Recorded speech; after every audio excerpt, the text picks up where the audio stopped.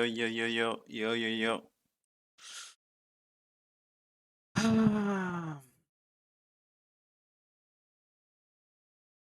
Today in 8 games, we have Cloud9 Furia, right?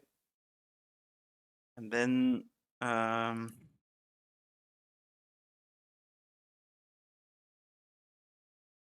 apresentar o nosso jogo de verdade no Bom. campeonato. Yeah, we're thinking more about the evolution, showing that we can develop and get better. I think we won just one map so far. So of course we want to go after this victory today, but what we want to show is really our potential to evolve. We can't wait to see it. Good luck today. Are you seriously considering? What? We all decided we're going to do predictions coming out of this, and I'm looking at him thinking mad hard. I only got my answer down. All of a sudden. You already have yours down? Yeah. And I can kind of, I'm cheating. I saw what you put on there. Yeah? Yeah. You got something to say? I'm not, I mean, something to say? I will once you reveal it to everyone. But you know what? Yeah, let's just jump into predictions. What do we think we're going to see today? Who's going to win?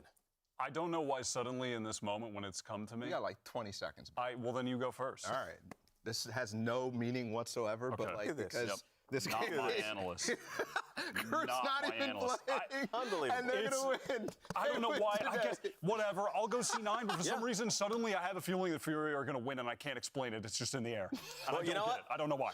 Well, let's get the day started. Cloud9 versus Furia, NRG versus Evil Geniuses. VCT America starts right now. okay.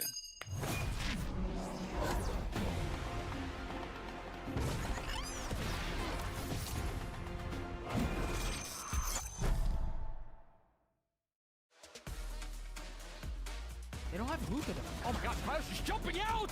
Right into his death! Spike agora é num X1, fez metade, solta agora, ele entendeu! Vai, manito! I think Furious looked pretty underwhelming so far, but I think they do have Yep. players that are capable of being very good. They have like nothing to They lose. do. That's like always the scariest teams to play, of course. NZR de novo, ele clica no Spike, agora é num X1, fez metade, solta agora, ele entendeu! NZR garante pontinho! A Cloud9 ela vem forte, né? Tá ganhando todos os confrontos aí dos times bons. He gets two! The satchel in the face as Rudy claims the third! A gente vai com certeza jogar para ganhar, porque a gente é um time muito competitivo e a gente vai trabalhar para isso, treinar bem. Caralho! estar na mesma página. I think NZR is really, really strong as a player. I believe he's their IGL now as well. Should be a good match, honestly. We haven't practiced them very much. In the scrims we have, they're very talented individually, so we need to have our guns ready, I guess. E o que eu espero do jogo é que a gente consiga fazer o nosso jogo, porque a gente ainda não conseguiu atingir o nosso nível dentro do campeonato, coletivamente e individualmente, e vai ser um bom jogo contra eles. Riot Games Arena, vamos dar início aos jogos desse domingo, e eles ainda seguem vivos, Fúria!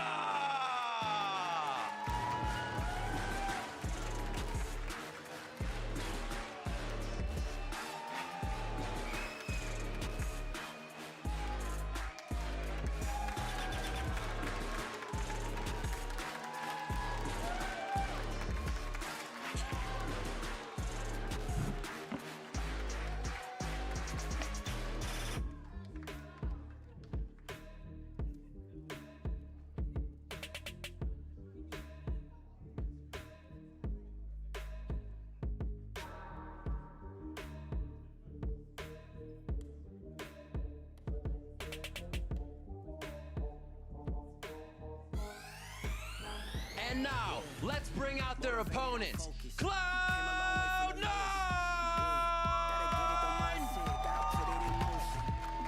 This is the moment. Got a one of my opponent. Back then they ain't noticed me, now they know it's me. I'm the chosen. It's my time, yeah. I put that on Bible. No excuses, gotta get to the final. Take all of my idols and turn them to rivals. It's all or nothing, man. The trophy is vital. Game time, bet I'm coming in clutch. No hang time, man. They can't keep up. The game's on the line, seconds on the time. Who can't fight? It's gotta be us. Better under pressure, go ahead and let it fall on me. I'm destined for it all. You better call on me. They say what doesn't kill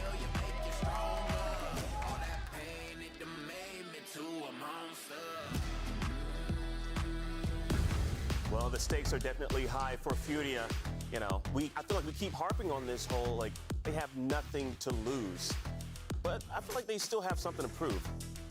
I mean, yeah, and realistically, they do have a lot to lose. But also, they should be playing like they have nothing to lose at this point because they have 2 games left. If they're trying to make playoffs right now, of course, like you said, Ball, as well, wins here, they do matter for stage 2 when we get there as well. These standings are going to be relevant then. They're going to carry over. So this does matter a lot, but I want to see them play like they have nothing to lose and have some more fun, to be honest, because in the previous weeks, it just seems like they're getting so down on themselves, so mentally boomed out of the game. Yeah, absolutely. And I think, too, this is a recent change still that they had going on, right, where they're bringing in some veteran leadership and trying to add some structure to the system that MW tried to build throughout the offseason. And I think, I think there is something to prove in that sense, right? It's the last 2 games of the season, first of which is Cloud9. So, yeah, they have an opportunity here to show the world what they've been working on in the past 2 weeks with Noswer coming in. Yeah, and Noswer, speaking of which, he said in a post-match interview how, like, you know, they really want to start playing without pressure. Like, there's pressure. They got to shift their mentality. So hopefully we'll be seeing some of that today against C9. Yeah, I totally agree. I was really excited to see Noswer come into this team way back when he was on Fury, when they were debuting on the international stage a couple of years ago. And I think his IGLing was one of the reasons that I was getting excited about that team way back when, and seeing him come in, I'm hoping for him to revitalize the structure of the team, bring in some leadership that they were lacking before. Hasn't panned out yet, but I do still trust him as a player in IGL. He's proved himself over the past couple of years. Yeah, I think, though, when you think about pressure, right, trying to get the pressure down on the team, that's a different story for Noswer, who's definitely a proven, veteran in the scene. Whereas everybody else, right, you were thinking 2 years in a row we've been on this team, 2 years in a row we failed to make results. And I think that is weighing on them hard because in the next split even, there's a possibility of them even going for more changes leading into champ. I mean, we keep talking about the pressure that's on Furia, but there's a lot on C9 right now, too. Yes, they have a good shot of making it into the playoffs. Yes, they are 3-1, and just by the strict numbers, not considering the teams they're playing against, they have a 56% chance right now. But in the minds of the viewers, in our minds, in their minds, they're going up against the 2 teams that are 0-3 right now to finish off their season, Furia, and then next week, MIBR. So they're coming into this with an expectation of this is ours to lose. And after a really bad game against 100 Thieves, I do think you have to question perhaps their mental resolve a bit. Or not question it, but rather it could be a detriment. I mean, this is a team that Cloud9, all the iterations of this team have gone down to it and choked down the line, right? So I don't expect it to happen before playoffs, but still it could. And when you frame it like that about Fury, about MIBR, about their upcoming opponents, definitely I think that's something that weighs heavy on the minds of the players. And we're going into Ascent right now, which is where Cloud9 just got smacked around by 100 Thieves last week. Of course, in that game, they started on attack, bad side on Ascent, and 100 Thieves got rolling. Now, because Furia picked it, trying to pick into a map they were bad on, C9 are going to have the opportunity to start on defense. The favorite side, maybe get things rolling early on. And to me, that's an interesting choice from Fury because every time you go against a team who just got battered on a map like that, that's one that you know that they're going to focus on to try to improve, to try to fix the mistakes. They have it fresh in their mind from last week. Absolutely, yeah. Well, you know what? It's time for our first map of the day. So let's send things over to your casters. Here's Doug and Baby Bay.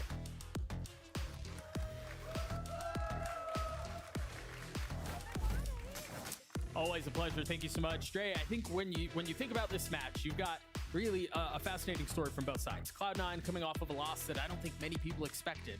Right? You have an opportunity to redeem yourself, to bounce back. But on the other side, you've got a team that hasn't won a series in almost a year. They've won one map, all split. I mean, there's not a whole lot to lose on one side, and it feels like there's a lot of pressure on the other side of the stage.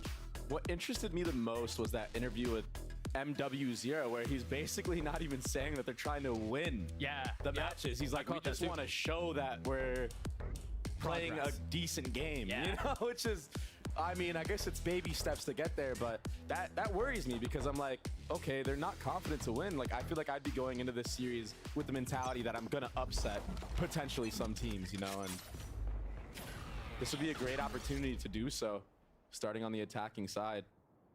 Such a tall order. Again, a team that has only won one map this year and have only won 2 maps since their last series win in May of 2023. I mean, it's been a while, bro. Yeah, that's tough. The Furia fans are desperate for any morsel or crumble of reason to be excited. So far, at least for this round, it seems like they've got a little bit of room. They've gotten out onto A, haven't committed onto the plant, but of course, Oxy gets the first. Conan has already fallen. I don't get it. I don't get why he's solo jumping up, but MW there with the trade onto Oxy to even things out, and Zeppa snuck in here. He slipped the net, now looking to find some space in the face of the members that are opposing him. Still has gone undetected with so much room to play around. Now as the smoke goes down, the kills go up. Khalil not able to hold the line as Vanity and Rooney keep him at bay. Nazwar weak, Havoc still healthy. He gets the first. There's a lot to do for Vanity, and it will not happen. Furia get the pistol. Wow. I got scared at first because Conan just looked like he just dry jumped up into heaven there. Yeah. Maybe he did a pop flash for himself. I just wasn't aware of it. But, I mean, that's a really risky play to be making, and really no need to do that. But Furia did a great job having a crossfire from Hell at main there. And once that main smoke went down, that was the opening for the players to get their kills. And Havoc hit a really nice shot on the Rooney there, who was, I think, the only one that was full in that scenario. So, I mean, this is really good for Furia to set the tempo, set the pace, and potentially get a map off of C9. Or at least one step closer. Cloud9 not choosing to buy up, not giving a weapon to the hands of Oxy, as we've seen a number of times in the past. But it looks like he still wants to try to play fast. He was holding that angle right at the beginning. Gets pushed off. And I already like the way that Furia is approaching this map in general. They're playing as a unit. Ascent is a balance map. The KJ control the other side of the map. Yeah. And Havoc got so aggro there. He actually peeked out of the main. It's also he still gets one. A very popular map for like the rest of the Fury members to speed up onto this A site. Latam and Brazilian teams. Brazilian really like Ascent. But the site once again wide open. Koning pushing forward, a quick hit of the switch, and a couple of warning shots onto Khalil. That was good damage there. Yeah, it from was. Zeppa. Now a brief moment of reset as Cloud9 thinks through how they want to approach this retake attempt. Moose is on the flank. Nobody's watching that flank though. Players on that side of sight. I don't think Nalswar knows there's a flank behind him. They have to go, what? Holy shit. He still turned on him with the Guardian. The Classic not able to really fight back there as Fury get their second. That could have been, honestly, If we can have a replay on Moose. So Cloud9 have a good read on how Fury likes to play those scenarios in the post plant, and had they had the gun advantage in that situation, maybe they win this one. But a nice 180 right here. Holy. 90-degree flick, I should say. That was beautiful. And if The flick and the adjustment. From C9, yeah, they're looking at a great half already then. But I don't like that NZR doesn't have a gun. I mean, the guy just popped off hitting shots like that. Wanting to get the snowball going. Furia creeping mid for the first time. You see Oxy playing in the smoke. Doesn't look like there's a flash setup or anything for him to peek on the other side of it. So if he does go, it would be dry. Yeah, and this is just an A fake. The bomb is already leaning towards the B side of the map. It was all a set play from the start. Vanity applying. Oxy is pressure. low. Joining in on it. Paranoia is traded. Now they reset. A rotation towards B. Moose is the only one here. Yeah, you've got Oxy and Rooney who are close by, but if it's a They're foot both race, they're winning like it. hurt. Smoke will keep him at bay. Oxy just walks out of the smoke and destroys Havoc. He solo ran out of that smoke with 1 HP. Holy Creeping onto shit. Vanity and not finding any success. Close that door. They're both weak. Flash. A wall bang kill. Spam. Yeah, flash in the face. Zeppa holding the Okay, line. good With one trade. number still in favor of Cloud9. Still Starting Oxy to very rotate low back for over. Oxy and Rooney Cloud9. both weak. And Dawn. MW with much to do. He's got the spike too, and he's tucked in hell. They're separated, thrown apart. Now 13 seconds left. Committing to the spike plant. Remember, you have two members who are very weak. The first one falls, the second is traded. Nazwar in a 1v2. Healthy. Didn't have a gun before, but has one He now. doesn't win those. He's taking a I little don't bit of believe. tag. They're just waiting for him to swing this out. I love how Cloud9 are playing this. They're forcing Noswar to make a mistake. And holy smokes, the first shots are clean. That was sick. Maybe. Rooney in a clutch situation. Okay, you 19 win HP. these. The narrowest of margins. Switch to the ghost. He trades it back. Lands a Holy shot on Rooney, shit. and the bonus goes away of Furia. Cloud9. They're setting themselves up for success right now. Winning that bonus, that's a huge snowball, and C9 look like they just can't get their footing yet in this map. And I wonder if they're starting to doubt themselves based off of how they played in the last match against Hunter Thieves. It's still really early on in this series, though. I would not be counting them out whatsoever. I really like how Furia have been approaching these rounds, even in that last round. But I'm still seeing a little bit of confusion amongst the team. Because even in that last round, the spacing, now Zira again alone.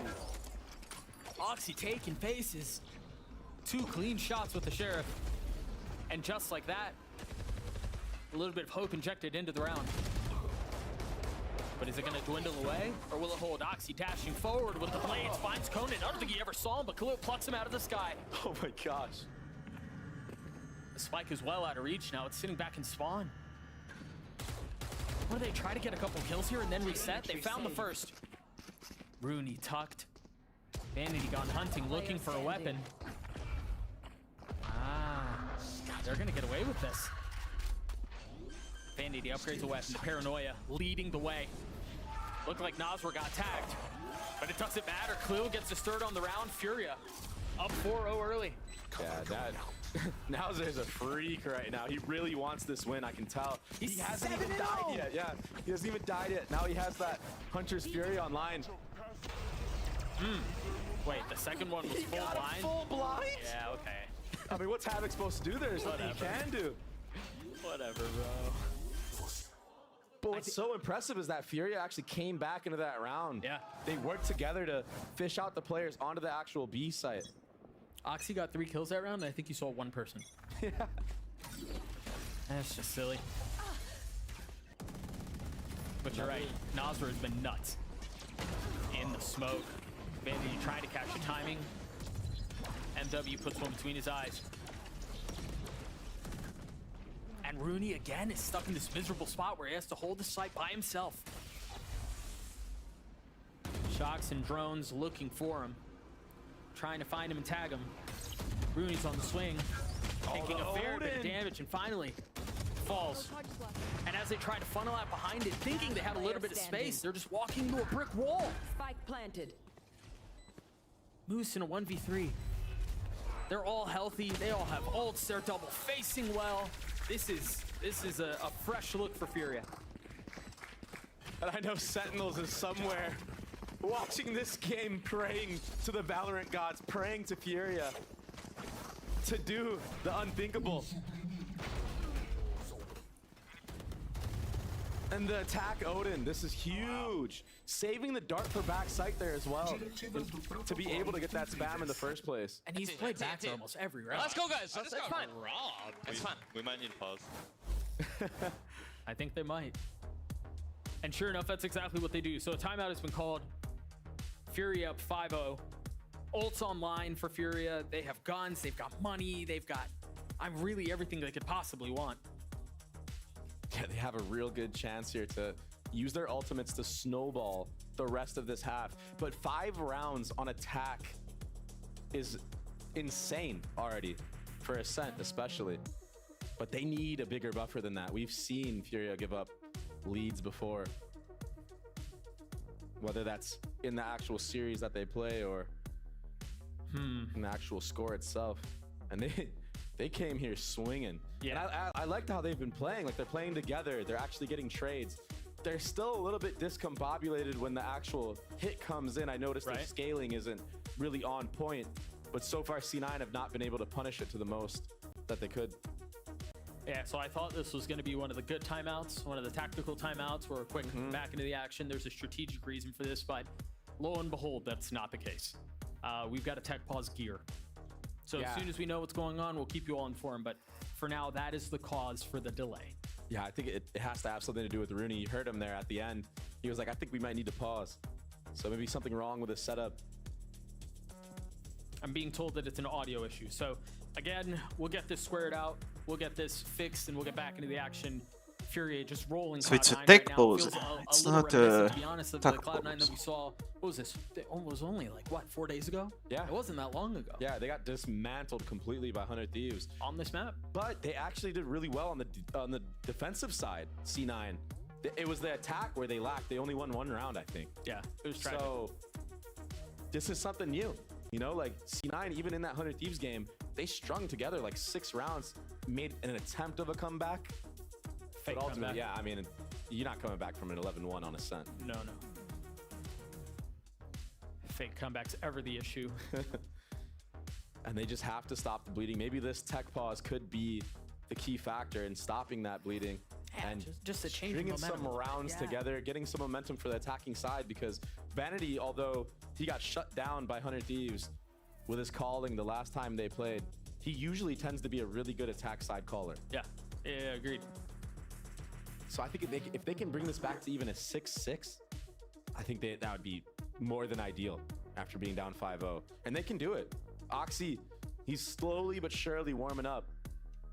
I mean, he started the map with the opener, right? He's landed a couple of pretty crispy shots with the Sheriff, so you're right. I would have to agree with that. I think, again, we've got to kind of set the stakes for what's going on here, because Sentinels are impacted by this. Fury obviously are impacted by this too. Like, things get a little bit hairier if Cloud9's not able to pull this off. The picture for the playoff race gets really muddy depending on how the series plays out. Yeah, and if you're Cloud9 going into this, you know, you really do feel like you played the stronger teams already. So, going into this, you might have been slacking off a little bit, underestimating Furia, perhaps. I mean, this team hasn't won a single game. And then after this, they have MIBR, another team who hasn't won a single game. Yeah. So, I mean, no team truly overlook anybody in this league, but you know that they went into this feeling really confident, and they probably didn't expect this. Well, no, absolutely. 5-0 to be happening. No, even given the nature of Ascent and how swingy it can be, or has been in the past. Obviously, as you all can tell on your screens, we're not really any closer to getting this issue rectified. Rooney doesn't even have his in-ears in, so yeah, still might be a bit, but alas, the best people in the world are on the job. We'll get it fixed, and we will continue this voyage. But for now, Furia up big, Cloud9 still struggling a little bit. Again, still showing signs of what we saw against 100 Thieves. Remember, you mentioned it, Bang teed off. Yeah, he went crazy on them, and really everything was going right. And it almost feels like just like a continuation of that last map. It feels like one beating that's just kind of been blurred together. Yeah, and they're playing the early rounds really well, in my opinion. I mean, other than, you know, Vanity getting outshot there in that previous round when he had the judge. He probably could have killed MW Zera in that scenario. Other than that, I feel like they've had a good read on the early rounds. It's just when the retake is coming in, they're missing key utility. Like, for example, that pistol round, it all went sideways once that A main smoke dropped. Right. And we had players just in the open for Cloud9 getting shot from the people in A main as they're looking hell. Right. So it's small little things like that, not being aware that that smoke is fading at the right time, not being aware that you're exposed to the players from A main, that made the difference so far in this series. Good news, my good people. I'm seeing fist bumps. That's often a good sign. I believe we're getting back into the action very, very shortly, unless I'm going to jinx us. And we're going to do this for a little bit longer. That's my job. That's true. That's true. I don't even have those powers. Beating the allegations of cursing. I am being told that now we're on a good timeout. We're on tactical timeout. So a little bit of a prolonged pause. But it seems like all the audio issues have been fixed. The teams are chatting once more. And the game is afoot. I think for Cloud9, Dre, what are your thoughts on some adjustments that you're looking for? What is there anything that has stood out that's like a #1 thing that needs to change? I would say just don't freak out. Don't let it slip away. Make sure the team mental is still good. And if they can get a read on the actual game plan of what Furia is doing, the first 3 rounds for Furia were all towards the A side. The next 2 were towards B. So it's kind of just, you know, they're going A, then they're going B. So if they do read into it, perhaps they play for A main control or take B main control and play retake on the other side. and just make sure that they have all the small utility dialed in on, and they do it together. They need to create chaos for Oxy to thrive in these retake scenarios. That's tough though, man, because they haven't thrived in any of the chaos. It's been Furia who've been able to kind of like rise above it, and keep a head on straight. As they should. I mean, they haven't won a match. They've only won one map. Yeah. In this entire stage, so they should be hungry, wanting to get their first win. And there's really no pressure on them either to do so. Yeah, nothing to lose. It's been dark days for Furia, but it seems like a ray of sunshine is starting to peek through. So again, since they went B the last 2 rounds, you're seeing the KO knife there to feint that they're there. And Havoc taking control of that B side as well. If there was a KJ turret there, he would have broken it. Take flight. Noswor's drone clearing the way. Havoc again, causing problems and attempting to manipulate rotations. Somebody needs to trade with MW0 here. Surely he's not entering with an off. But they're just feinting it. They're going to go back again. But they haven't really gotten any space anywhere else. It's not like they have a ton of advantage B, and this feels no safer, really. Are they going to go up cat right here? Yeah, they should have a good idea that the KJ is playing on the A side of the map, because Havoc did not see any KJ utility towards that B. And I think that's why you're seeing this mid to B split that's about to unfold right before our very eyes. Zeppo's jump spotting mid the entire time. The knife only tagging Havoc, so they have to know it's a split. The blade's online. MW looking to go forward. Still has an op in hand, by the way. Got to be cautious about that. Havoc getting the best of Oxy. And the kills continue to go away to the attack side. I can't believe he pushed the CT smoke. What a maniac. Vanity repositioning, playing back side, still has that judge in hand. Spam not going his way with 13 seconds left. Vanity with so much to do, and he just gets peppered. Spike planted. One enemy remaining. And everything going the way of Furia. Oh, MW, 1 HP to his name. I wanted him to swap off the op, but I didn't realize he would invest the jet knives into this round, but he was really good to do so. And pushing that CT smoke, that was such a risky play. Oh, wow. But when you're feeling it like this, you gotta feed the hot hand, right? Exactly. Yeah. 1 HP dashes into Moose. That's a statement right there. He's confident. Yeah. He had plenty of insurance around him too, so that certainly helps. Cloud9 back on guns. Oxy with an op in hand. It's so cool how Furia have played some of these rounds on attack. They had an attack Odin one of the times. Now you see the attack op for the second round in a row. And this makes it so hard for the defenders to want to peek for info. Wow. Why? That is not something that you're used to seeing. It's not something you'd expect. That was a super fast swing. But Havoc just walked straight into that smoke. You may be feeling it a little bit too much there. But they're gonna try to hit out onto this A site. Conan using his ult. Knife just got back online. Moose tucked in hell, looking to play spoiler. The first fall, spotting the barrel of the second, and Conan double steps on him and drops him. Khalil, ooh, Rooney's getting the best of him so there. close. Noswar once again with a lot to do. Rooney weak.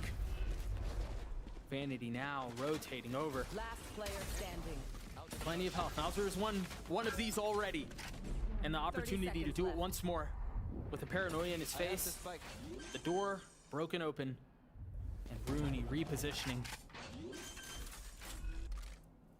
Just a bait, just a threat, just a swing. The first falls. Is he expecting the second to come from the same spot? The bullet betrays him. Now Noswar with 10 seconds left, still considering taking the fight. The dart to buy some time, and he takes a swing anyway. Doesn't commit to the play. Holy shit! Anyway, disaster once more in a Red Bull clutch for Furia. Vanity talked about it in his interview. Nothing to lose. Nauser is insane, he said. He said he's really mechanically talented. Nice 1v2. The spacing, not quite there for C9 on these retakes. And that peak from Havoc, the entry onto Oxy. Oxy was not ready, you were 100% correct. Oh my gosh. Nothing to lose. You're seeing it in the way they're playing. You're seeing the way Havoc is swinging. Nasr's playing a little bit more loose.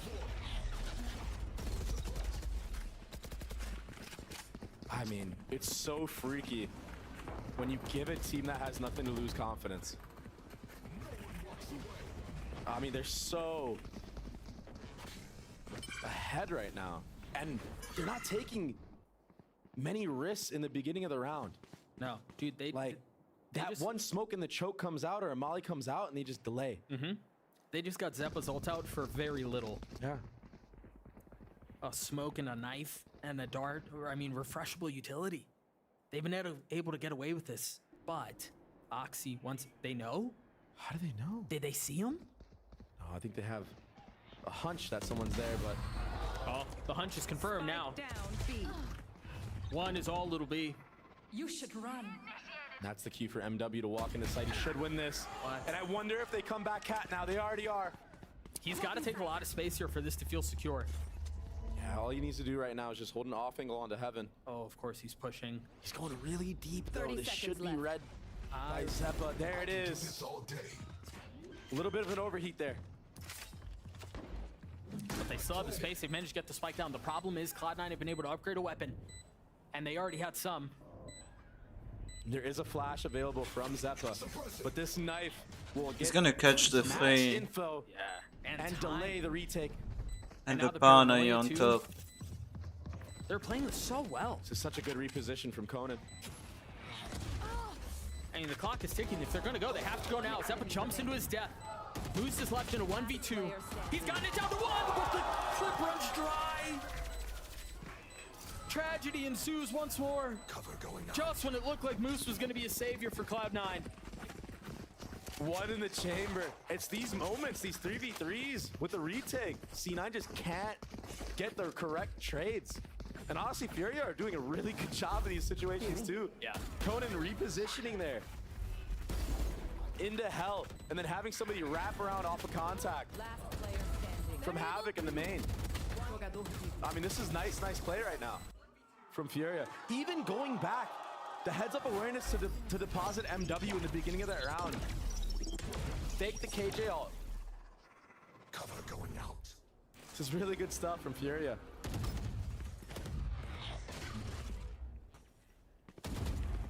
Trying to bait into this fight, not knowing that Zeppa's there with Vanity. They're opting not to re-one-way right away. We'll come out now, though. A knife tagging two. What do they use here? I mean, they've out of the side of Furia. Beautiful pop flash. And the molly to clear health. They know, though. They know. Oh, what? man. MW still gets one. This has gone so sideways for Cloud9 so quickly. MW was full blind there, but he understood that there's not many ways for Vanity to get out in that spot, so all he needed to do was just peek out and pre-fire. That's what you saw him doing there, and he got the kill for free. Oh, I love this play. C9 is good to stay off of that dagger. Most teams would rotate after that hit nobody. MW spotted. See the couple of cloud bursts. The flash is there. Oxy getting the kill under the jet. How much more can they find? Zeppa's playing up close with nothing but 2 HP. Chooses to take the fight. But Khalil on the trade, 10 HP. He's gotten up on the site. The spike not in hand. Havoc the only one close by. Spike? Spike? As the time runs lower and lower. There's still much to do here. Oh, that timing on Karin. Spike planted. Seeing if he can find anything with the op in his back pocket. Just creeping out right Karin? now. Hold it from right beneath him. Dude, not again. Another one. Khalil with 3.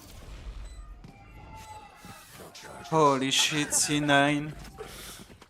It's the same things, these 2v2s, these weird scenarios that C9 are being put in. They just can't come out on top. Dude, you were right. Full blind. There's really not many places to go. Exactly. Finally, when we thought C9 was going to win a round. The trades are too good, and in this round, Khalil was so insane. Even before this, to have the gall to Omen TP back Gen while there's still players on site and offer in heaven. I mean, That's a crazy play. That's a crazy play. And that's the second timeout called by Cloud9. So from this point forward, they'll be going without their coach as they try to figure out how to stop this outrageous display from Furia. I mean, this feels just like the Hunter Thief series that we casted. It's Oxy at the top and everybody else is extremely quiet. It makes you wonder, maybe Oxy needs to be put in more spots where he's able to bait his team on these retakes. Maybe he can be the one that can close out a round in those scenarios. And in that last round, he did his job well. He posted up on that gen area the whole time, ended up getting a kill on the swing. Kalila with that reposition, it was just too strong. A lighter by here, 3 stingers. Placing swarm grenade. And they haven't been able to plug a single hole. I mean, Fury have just had their way with them. Maybe this is where they can do something, though. They feel like they have a decent read as to what's going on. Another KO on the B hit. And MW pushing aggressively. Moose waiting for him on the other side. Rooney separated by the door, having to wait things out for just a moment. They're not playing backside here. Remember, we've seen that a lot of rounds, but this time they just want to fight for the retake. Spike planted. And a confident Furia now. Khalil's gonna get flashed, surely. Yeah, there it is. The paranoia understanding there's probably somebody holding B main, but he sidesteps it. And Rooney has no shot at winning that fight there. Finally, Khalil falls. So Spike's been going off for a little bit here. You see all 3 members of Furia huddled out onto the site. Excuse me, Nazarus, the one who was up, and he gets 2. Gosh. I feel like we've had a couple of maps like this where it feels like the team is just getting absolutely dismantled. Complete obliteration from top to bottom, but Dre, had you told me that it was going to be happening on this map, I didn't think it'd be in favor of Furia. I thought it'd be the other way around. I don't want to speak. And you know why. Yep. And you know why. Don't. But this is a very confident Furia. And what amazed me in this actual site was they got the scaling down perfectly this time. Other rounds, there was no trade onto MW. This time they all flooded in. They understood what they should do. There's no doubt, no hesitation in their mind. Meanwhile, there's seemingly nothing but doubt and hesitation in the minds of Cloud9. The other side of the stage with so many questions and a staggering lack of answers. MW dashing up top. The flash is perfect. Oxy can't hold the line, and it's on MW to wreak havoc. This time, Moose playing backside, though, able to drop the duelist. The knife going to delay things so much more at the hands of Zeppa. But now, where do they go from here? Do they commit? There's your answer right there. They do not like what they see. Of course, just as I say, I thought they fixed their scaling. They sat in the main again. Yeah. Seems like MW's on an island and it's like, okay, buddy, good luck. Yeah, go get him. Good luck over there. I mean, he dashed over site and still nobody came out of the choke from Furia. Yeah. And he dashed over the site. He got all the way up to steps. He ran the stairs? Yeah. Where's the help? I mean, it's been working so far, though, so. If it ain't broke. And to be fair, Cloud9 did do a really good job of trying to keep that push at bay. And Havoc. Surely he knows. Every single fight has been going the way of Furia. Is this another instance? They brought the paranoia out. My goodness. Gosh. Again, a foot race towards A. But Furia seemed to be a step ahead. Oxy's going to be on the flank with an op. And there's no KJ utility on this flank. If Nazar plays off, he's got his ult online. He's going to peek right into Oxy. Again, another whiff shot from Oxy. Reckless abandon in these fights. Nothing to lose and everything to gain. 3 from Cloud9 playing up in heaven. You see the utility setup, the dart, the flash, Conan holding the line. The first found, the second. Holy shit. The last bullet. Nothing across. going the way of Cloud9. Sometimes you play Valorant, and other times Valorant plays you, man. It's tough. This is so hard for Cloud9. He's gonna lose his hope. Oh my fucking god, Feels Cloud9. Foxy right now. He's trying to get aggro. He's trying to find these early kills. Last round. In that round, he took control of all of mid to the point where he even flanked. But Furia, in these rounds, have been deathballing in the beginning, util bombing the choke. So if he is there, they get him off the angle, and that spray down was absolutely disgusting. The last bullet was a Absolutely headshot onto disgusting. Zeppa. He had been spraying the whole time. Again, man, sometimes things just go your way. And what a weird off angle. You don't expect that. No.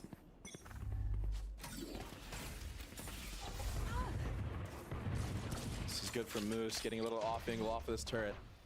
And Oxy again taking all of the mid real estate. This time with support from his team. But he looks away for a second, and he gets one tap. That felt like the first time. Oh! Not another. They continue to go aggressive. Moose and Rooney, they're going to be sitting on the other side of the map. Furia read into the fact that the majority of the aggression came from A.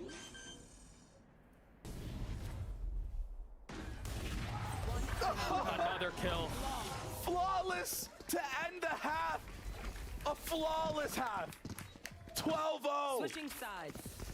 The first time this has happened this year. Their winter has come. Usually I jinx it around 9, 10 rounds. I mean, you might have just. We're getting somewhere. Are we the problem? This is crazy. I mean, you can't make it up. No. I'm gonna be honest, I was memeing backstage. A 2-0 for Furia. It's not that much of a meme anymore. No. How do you bounce back if you're Cloud9? I will let the desk answer that one. Akeem, take it away. OMG. The expected result. The expected result? Simply the expected Furia. result. Nothing crazy occurring. Cooking. Yeah. Cooking. This is unbelievable. Like Wyatt, I mean, like we saw so many pop-off moments, especially from Nazwar. What is going on? How do you break this down? They win the pistol round. I don't want to overreact, but I'm a little bit excited. But then when they win the bonus, all of a sudden, now we're kind of rolling. I mean, they were just winning out all of the crucial late rounds over and over, whether it was the Nazwar clutches. I mean, this was just madness. Like after this round as well, there was, this was the crucial bonus round that they won. Where, I mean, again, there was a decent amount of first kills for C9. And then in the late rounds, Nas was clutching up. They're winning 2v4s where C9 are throwing away little advantages. I mean, it's just the most ridiculous half. This is a tax side ascent that just got 12-0'd. Like, that is crazy. So yeah, credit to Furia. They are playing incredible. I mean, everybody's hitting the shots that they need to be. MW Zera included, even though in some instances, like, he's going a little way ahead of his team and this team needs to back him up. But, I mean, Cloud9 as well, they're kind of hitting these situations, especially in this clutch. I was very disappointed with the way Vanity played it, with the paranoia early before the plant is even going down, when he could have wasted so much time and bought the ability for him to 2v1 Nazwar pretty easily here. Instead, like, just ringing around the rosy, and it leads to this. Nazwar is killing them. Yeah, he's playing insane. I mean, everyone has had their moments stepping up. Khalil is stepping up. And again, it's just these late rounds. The way that the Furia players are playing off of each other in those situations, really nice. I mean, they're setting up great crossfires when the retakes are coming in. They're swinging off of each other at the right times. It's just so nice from them right now. I mean, they're doing nothing wrong. Yeah, well, there definitely was a mentality shift for all of Furia. We're going to send things back over to our casters, Doug and Baby Bay. Thank you so much, Akeem. Yeah, Cloud9 are flirting with the record here that it's not company they necessarily want to be a part of. The last time there was an 0-13, it was loud against EG. EG was on the receiving end of it, and of course they went on to become world champs. So ultimately, you know, whatever. But it is interesting to note, Furia have been on the receiving end of every single, like, really bad stomp this split. They're the ones who are getting 13-3, 13-2, and now, I mean, everyone's stepping up. Yeah, and you scoreline. You see it. It's there. It's brutal. Cloud9 must win pistol. This stage has been so ridiculous. They've gotten out onto the site. A 5v5 retake to keep the 13-0 dream alive. And they've already gotten an opener. That helps. And they, All you need to do is win one. And Oxy might get timing to the max. Spotting the first. MW has Ghost and half armor. Oh, there's nowhere to go. He falls, but MW weak. Conan not much better off. This dart. Revealing area. No one there to break it right away. Attacks 4. He's just not really able to do any damage with Classic from that distance. They know where he is. 3v3. Time is so short. I don't think it's gonna happen. Okay, holy shit. Feels good, man, if you're Cloud9. But still, man, we wanted the 13-0. Everyone wanted it. Not happening yet. The Cloud9 fans in the crowd went wild after that one. Just brutal. Yeah. They were so decisive in their hit. I mean, the truth is, they played the pistol well, right? They were super decisive in it. Zappa scaled out. They applied pressure into spawn. It was great. Let me grab a pistol real quick. What's funny is we normally see that when Oxy's like dropping 30 and you know he's getting 3K after 3K. Sometimes it's just like that when you're down 12-0. Yeah. I mean, the feeling you get from not being 13-0 is great. Oxy actually gets tagged up through the drone. Oh, Khalil's gone unchecked. Oh, no. My brother. Not like this. Oh, no. Not like this. Traded back. 3 sheriffs left. For the defense. This would be, if you're able to pull this off, the largest margin win we've had this stage. Yeah. And they're gambling that it's not going to be an A hit. And they're wise to do so. No one from Furia is here to see that the door is smoked. And that is so important because had somebody been playing Garden and seen that, they'd be worried about people walking out into A site. But nobody's there, and instead you have a B main trap. And when you're up 12-1 like this, you can afford to gamble just like they did on Pistol Round. Had C9 ran into that 4-man A stack, they probably would have lost the round. Oh gosh, they're gonna walk into this, aren't 30 they? seconds left. Yeah. It's gonna happen, isn't it? Advantage. No, it's not. That's a big one. MW falling, Nazar having to give the space up. Holy shit. Okay. What a costly anti-eco. Yeah. Okay. Sure. And like I was speaking about earlier, like Furia can afford to, in this half, gamble a site every single round if they want to, because all they need is one round. Yeah. And if that doesn't work, all you need to do is use your ults to win a round. There's just so many win cons for them in this series. Or in this map, I should say. All right. Really risky there. Yeah. And Cloud9 will pounce. They will punish.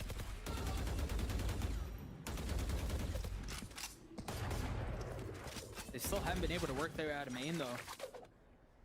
That smoke proving to be a problem. This fan coming through. Not connecting yet. What? Whoa, that was bold.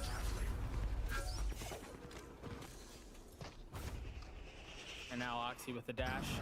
Primed and at the ready. Lets it expire. Investing with the ult. I guess when you want to be sure, you gotta be sure. Having left in what will presumably become a 1v3. He has no utility. They know where he is. Light armor. He's gotten it down to 2. Spike planted. Havoc has gotten it down. Why did they pick one by one? Of the turret. Vanity on the other side played spoiler before, but not this time. Holy shit. Oh, that is something else. Furia destroy Cloud9. 13-2. Yeah. The So Valorant gods are blessing Sen City on top, bro. playing with the hearts of Sen City. We'll find out here in a moment. That might have been the fastest game we've had so far. Currently, the record in stage 1 is 86 minutes, and this may have broken that. 56 minutes, Doug. Oh yeah, you're right. It couldn't be 86. That's way too long. Oxy, I'm finding out. Oxy did his thing. 5 first bloods. Yeah, he went -2, but this was just like the 100 Thieves game lost. It was so similar this time, though starting on the defensive side, which shocked me. But NZR had some really, really big moments in these clutch scenarios. And Cloud9 just could not close out any of these retakes, whether it was the 2v2s, the 3v3s. Havoc had insane moments. Everybody from Furia contributing. We're going to throw it to a break and let that become a distant memory. Lotus on the other side. We'll be right back.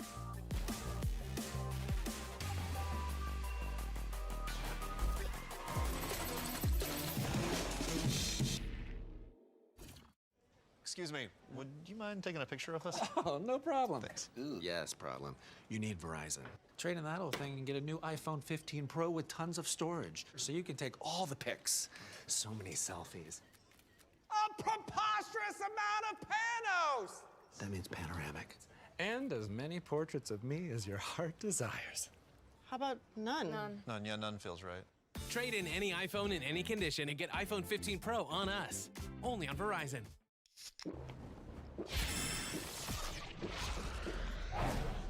Red Bull gives you wings.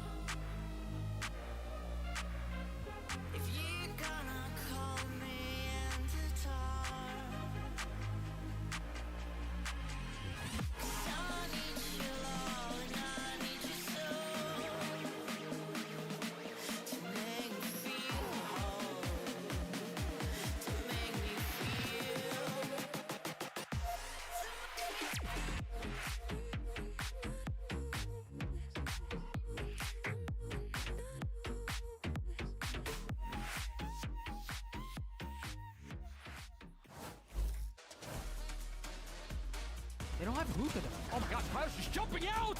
Right into his death! Spike, agora é num X1, fez metade, solta agora, ele entendeu! Vai, Manito! I'm joined by Koi here on stage after a fantastic Game 1 win over Cloud9. Now, Koi, I got to know, is there a specific focus coming in for this game today? Or is Furia just playing their own game no matter what they see? Cara, isso foi basicamente a gente jogando sem pressão. A gente estava jogando muito pressionado nos últimos jogos. O foco dessa semana simplesmente foi, por incrível que pareça, a gente treinou menos e focou muito mais na saúde mental dos jogadores, deu um espaço para eles ficarem mais tranquilos no individual deles e deu certo. Was basically us playing with no pressure. We have been playing with a lot of pressure, so actually this week we trained a little bit less, we practiced a little bit less, and focused more on their mental health state for, to come here today and play what they can play. Well, that pressure is now on Cloud9 from all that focus you guys brought to today. So best of luck in the series. Back to you. Yeah, well, like Rev said, the pressure is on for C9. Furia playing like there is no pressure. That was definitely not a fluke. That was just some sound gameplay from Furia's side, for sure. Yeah, I don't think you could go 12-0 and a half and call it by any means something like they were cheating. Yeah, they are like playing. They had aim hacked. They are playing so well, and on the other side too, I think definitely Cloud9 are playing a little bit more poorly. Even then, that 100 Thieves game that we've been criticizing a little bit. It's really just Oxy kind of doing anything for the team right now. Other than that, it feels very disjointed. I thought maybe that tech pause was going to clarify things a little bit and make Cloud9 more cohesive, but it just kept getting worse and worse for me. For sure. I mean, when we're talking about the pressure difference and what Koya just said as well, for C9, again, this is a game where they're going into this, we should be winning. Fury are 0-3. We're on the cusp of qualifying for playoffs, pretty much no doubt, as long as we can lock these games up. And losing that many clutches, so many rounds where they were favored. I mean, in this game, you wouldn't believe it, but C9 had more first kills than Furia. Yes. They had 8 to 7, and Furia won 7 4v5s. That's absurd. That is a mental booming for C9. They need a serious recovery going into this next map. And again, I mean, yeah, just looking at these highlights, like, these guys could do no wrong. Every bullet that was being fired through a smoke or a wall was hitting a head. It was crazy. And every time they had, like, any sort of hesitation on the idea or the strat that they were going up against, they get stopped at B. Yeah. They end up just walking into another side where Cloud9 is not ready for the pivot at all. And every time, Fury was doing great in those mid-rounds. And I loved seeing at the very end, Havoc, I mean, again, of course they win with another clutch, but Havoc wins in that 1v3. And for him especially, he's a guy that notably has struggled with the stress of playing professionally and feeling, getting down on himself with the pressure. And to win out in that form with a moment like that after destroying C9, like, you have to imagine that, maybe this could be a turning point for him, or at very least, like, for the rest of the series, he's going to be feeling so good. Yeah, I'm always curious, though, like, why did it take this long to get to this point with Furia? We're talking about the pressure and all that. Yeah. Right? Like, it leads to that. That's the point, right? Where there's no pressure. That's why it takes so long. I mean, it's not even that. It's at this point in the season where it all, there's nothing you heard from Koi in that one. Like, there's nothing else to do other than just play your game. Yeah, just need to pull things together. Well, you know what? Let's hear what the C9 coach has to say just ahead of Map 2. I'm joined by Emu before their second game here on stage. A rough one as the history of Game 1 rears its head again for Cloud9 with that loss coming in from Furia, a devastating manner. I gotta ask, a lot of the weeks it's moving slow or kind of the same things plaguing the team. What is blocking the team from fixing those same things? I have no idea what's just went up in that game. Like, I couldn't tell you. It's just the same stuff. We're losing 2v1, 2v1, 2v1, but the 2v1s aren't even 2v1s. They're 1v1s constantly, 4v2. I don't know. We just have to get it back together. I had a word with them, bring them back up, and let's see what goes. All right, good luck with that Game 2 momentum, maybe. Well, you know what? I know exactly what happened. Furia happened. That's exactly what happened there. And C9, they definitely need to get it back together. They need to be in, hopefully, rare form going into Map 2. Well, I think something that was clear there from Emmy is, he was talking about 2v1 situations, and he said most of the time they're not 2v1 situations, though. They're actually 1v1s. And what he means by that is that their players were playing like they were 1v1 situations, often solo peeking, often not waiting for the util. They're like trying to make the right idea, like grouping up, but then it gets disjointed, and from there it falls apart. And that is something that is very difficult to fix without, I mean, I hate to say this word, but it's about the vibes in that instance. It's about being able to communicate with your teammates and be happy, excited about what the call is, and not overstep, not go before everybody's ready and on the same page. Yeah, absolutely. I mean, and also just a quick point I wanted to say too is, as to Furia's success and you know, the pressure being an aspect, another one is they just start having more time with Nosworth too, integrating him into the team. I mean, that helps as well. That was a huge roster move for them, and seeing the benefits for them as time has gone on here. But yeah, we are going to be heading on to Lotus next, which is Cloud9's pick, a chance to get back into the game.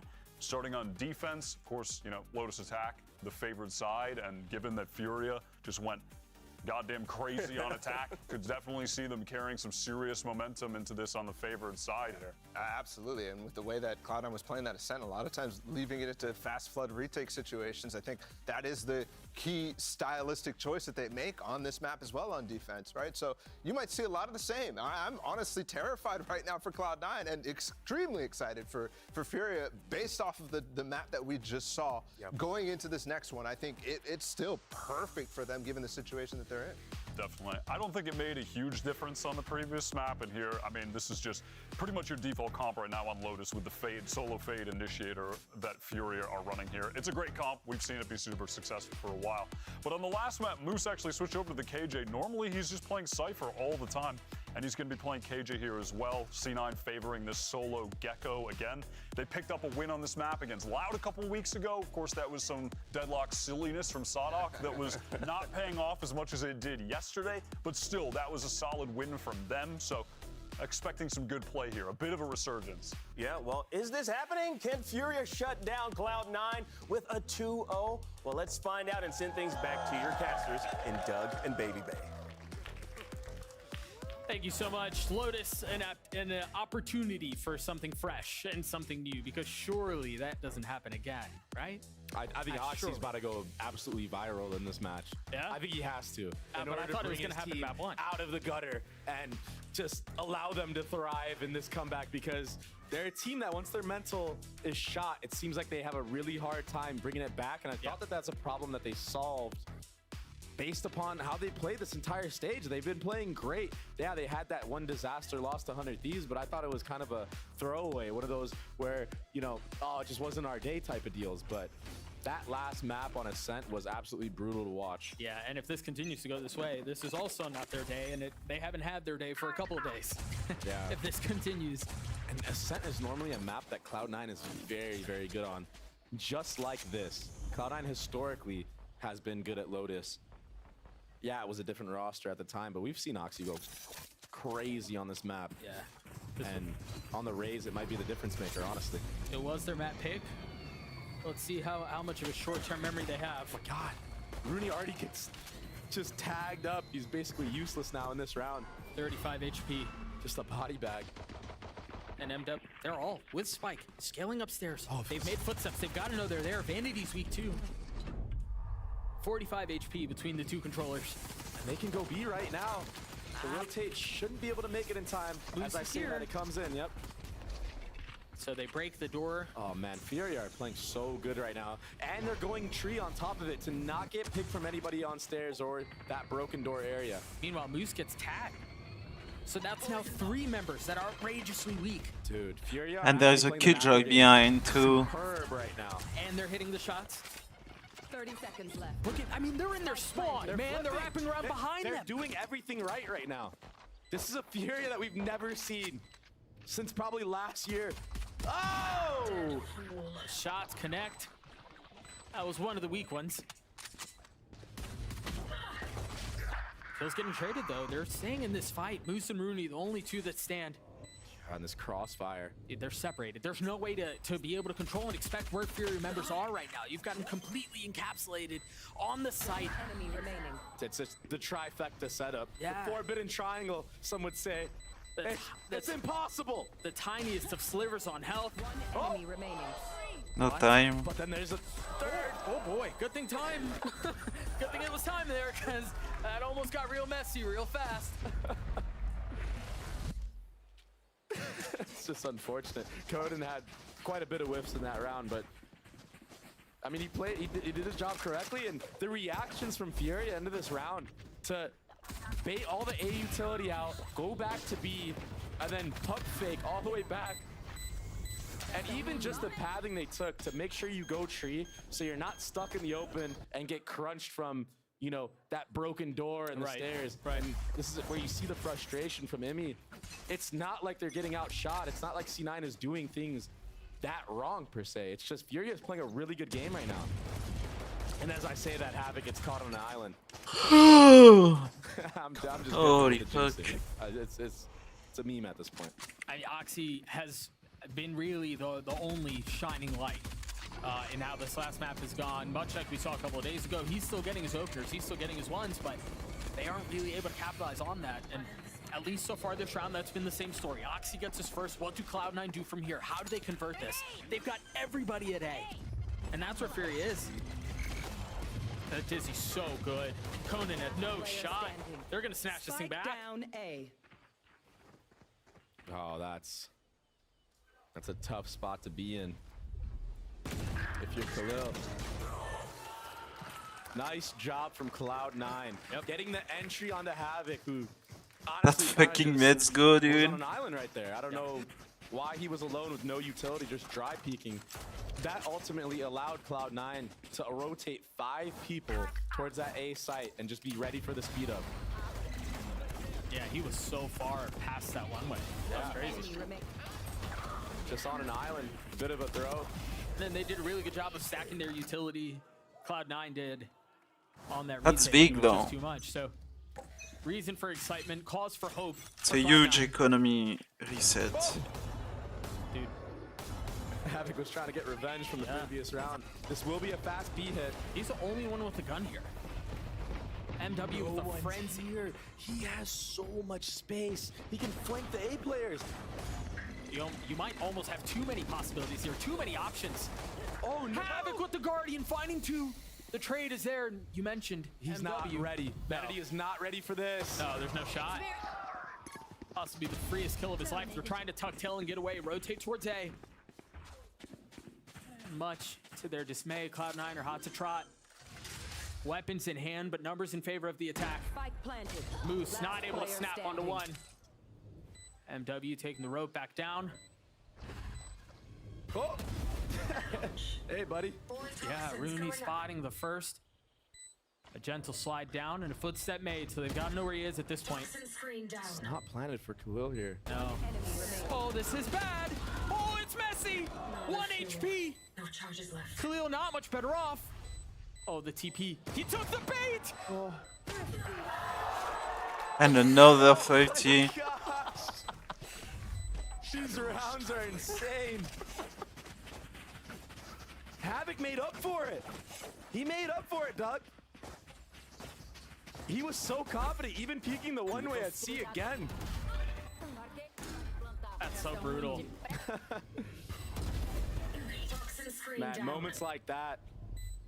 Rudy was so close to getting that kill. Yeah, he was. One bullet would have gotten the job done. I mean, a funny look would have gotten the job done. He had 1 HP. Yeah. It wasn't planted for him either. I wonder why Rooney just opted to go for the fight there, not just try to force the issue. Make Khalil have to expose his body by tapping the bomb, and another quick B hit here. Rooney Furia. Rooney forced to take a step back. Oh, and look at that. They feinted that they were going to fight that broken door, and it baited out Vanity's Omenal. Oxy swinging out, trying to get the timing, and he does. 2 kills found. Zappa from up top, but MW on the counter. They're just freezing the round right here. They do not have the bomb. Yeah, that's part of the problem here. I don't know that they have much of a choice. Spam this time goes the way of Cloud9. This is so crazy. I mean, this is blow for blow again. This feels like the messy jail Valorant that we've heard of. Yeah. This is good for Cloud9, though, to get the better of these exchanges because, I mean, you want as many rounds as you can on the defensive side. Lotus is known to be an attack-sided map. with the changes, it has helped a little bit for the defense, but just in general, it's tough. And this time, the deal breaker was nobody was actually watching that broken door area. Right.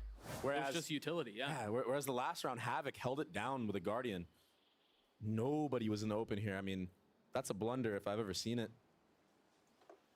And as you were just running towards site. Oh, and as you mentioned, Cloud9 capitalizing on it. Mm-hmm. And they've done a good job of navigating this mess that's been the first 4 rounds of Lotus. And they're going to slowly keep building confidence because of these scrappy rounds they're winning. Like these eco weird buys. These are not the rounds that you want to give Cloud9 if you're Furia. Now they're going to feel better going into this entire half. And a confident Cloud9 is one that can definitely get a reverse sweep. Yeah, it's a takeover type beat. And the thing is, we mentioned it earlier in the split. This is not new territory for Cloud9. Yeah, you don't often find yourselves down in a series after losing 2-13, but they lose their first maps a lot, and then they come back and pull off the next 2 maps. So this isn't necessarily new for them. No guns online for Furia, just a Stinger and some Sheriffs.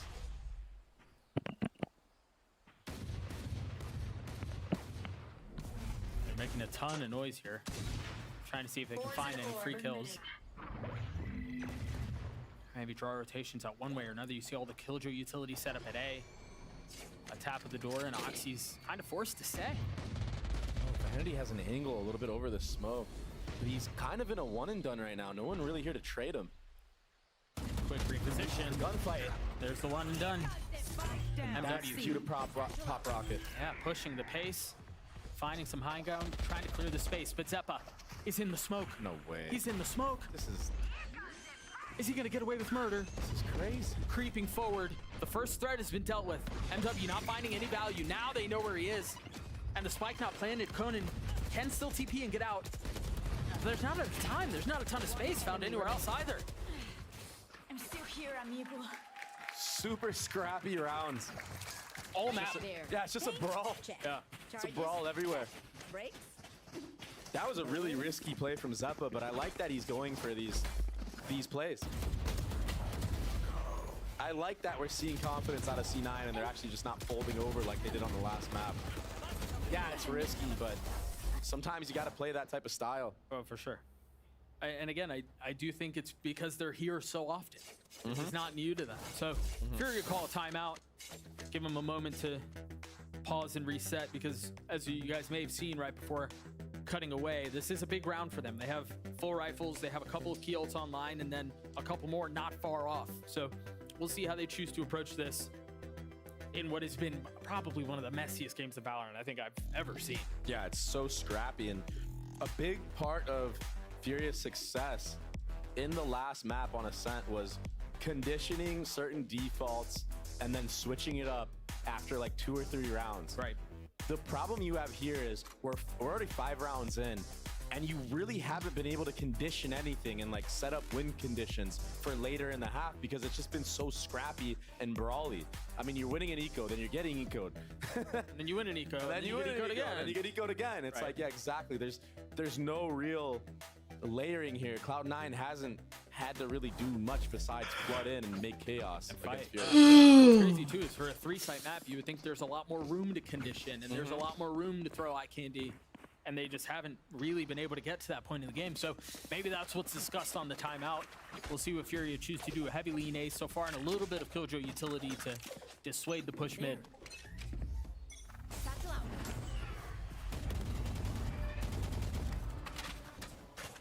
Should be known from Furia that Cloud9 are geared towards the C side, especially with the one-way, but as I say that, Havoc might get caught lacking. This push coming through. I mean, they've taken so much space, C-Mound already. They're forced to turn their attention towards A. MW satcheling forward, Bruni just barely trying to get away. Meanwhile, Havoc dies, trying to contain the flank. Oh! Both members of Cloud9 that were sitting on the site trying to keep them back fall. And this stairs position from MW0. This is huge that he snuck into here. They know that there's at least one on the flank. I don't know that they're expecting all the other ones. Now the Paranoia's out. Oxy looking for anything that he can find while the Thrash has been invested. That's a great nade from Oxy. Isolating the 1v1, but Conan swings out. What a swing. MW and Noswer left into 2v2 with the spike being tapped. MW with 3 on the round. Vanity a 1v2. Time not on his side. We're tied at 3. I mean, when Furia do get the bomb down on this A site, they've had really good calling in the post plants. I mean, to flip Heaven there and just hold everything and have these crossfires. And there was a big reason why Furia won this round was there was a Gecko Molly that was thrown from Zeppa into that back pit A area that actually didn't clear all of it. So that's why Vanity thought it was absolutely clean and didn't have to watch his back. And it's honestly, it's a lot of the same successes that we found on Ascent. 12 for 12 on post plants. Here, a lot of the same story. They get the spike down, there's a good chance they're winning the round. Yeah. Another early A default side of Furia. But this will be a reclear. They're gonna want to fight this. Aggressive in it. A Roomba, a nade, everything. As Vanity pushes forward, gets 2, tries to get the 3rd, but Zeppa's there to clean it up.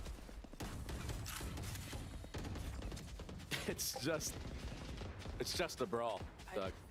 Yeah, it's interesting that Furia continue to want to fight for the same main control, because I think we've seen teams kind of move away from that and become much more interested in controlling mound control at the beginning of the rounds from the attack side. So yeah, it's curious that it almost feels like they're playing the older style, the older brand of Lotus, and they feel maybe a little behind on the read on the map.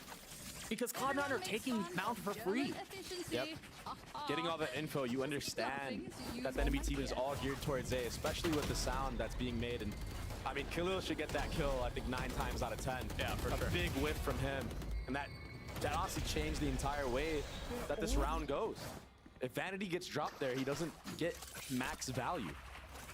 Swinging that back A area. Now you're right. Finally, we're seeing more of a C side default, and this is very, very popular amongst teams to just take control of this entire spot, and then you can go back. Kalila just gets spammed right here, and it's already falling apart for Fury. Yeah, I think there are a couple things that are going on here. Number one, they don't have the guns to fight back, and that obviously makes things messy more often than not. But then also, there was nothing really to convince that it was going to be the same A default they've been running. Yep. There was no utility invested towards root. There was nothing to suggest that, okay, they're still here. And then Rooney is able to get the pick on the guy mound. The sites, I mean, the map is opened up. One enemy remaining. Nice reposition from Moose. It should be easy pick'ems, but you were saying. I'm not talking anymore. You shouldn't say anything declarative. So Conan upgrades a weapon with 45 seconds left, a 1v3. He does have the spike. If he gets one more kill, there's a solid opportunity to drop the Viper's Pit and play Molly's potentially. That's just so tough on B, man. There's so many angles that you have to be concerned about. So many ways in which you can get pushed. 30 seconds left. Oh, he just got a lot of info off of that, right? Saw the Gecko, but the flash. Damn. The flash from Vanity was perfect. Could not have been at a better time, and Cloud9 get their 5th. I'm glad that Cloud9 is starting to play together in these retake scenarios and use utility and swing together. It felt like their timing on their double peaks in that last map were completely off, not even close. There's just something about this close C smoke that I'm not a fan of.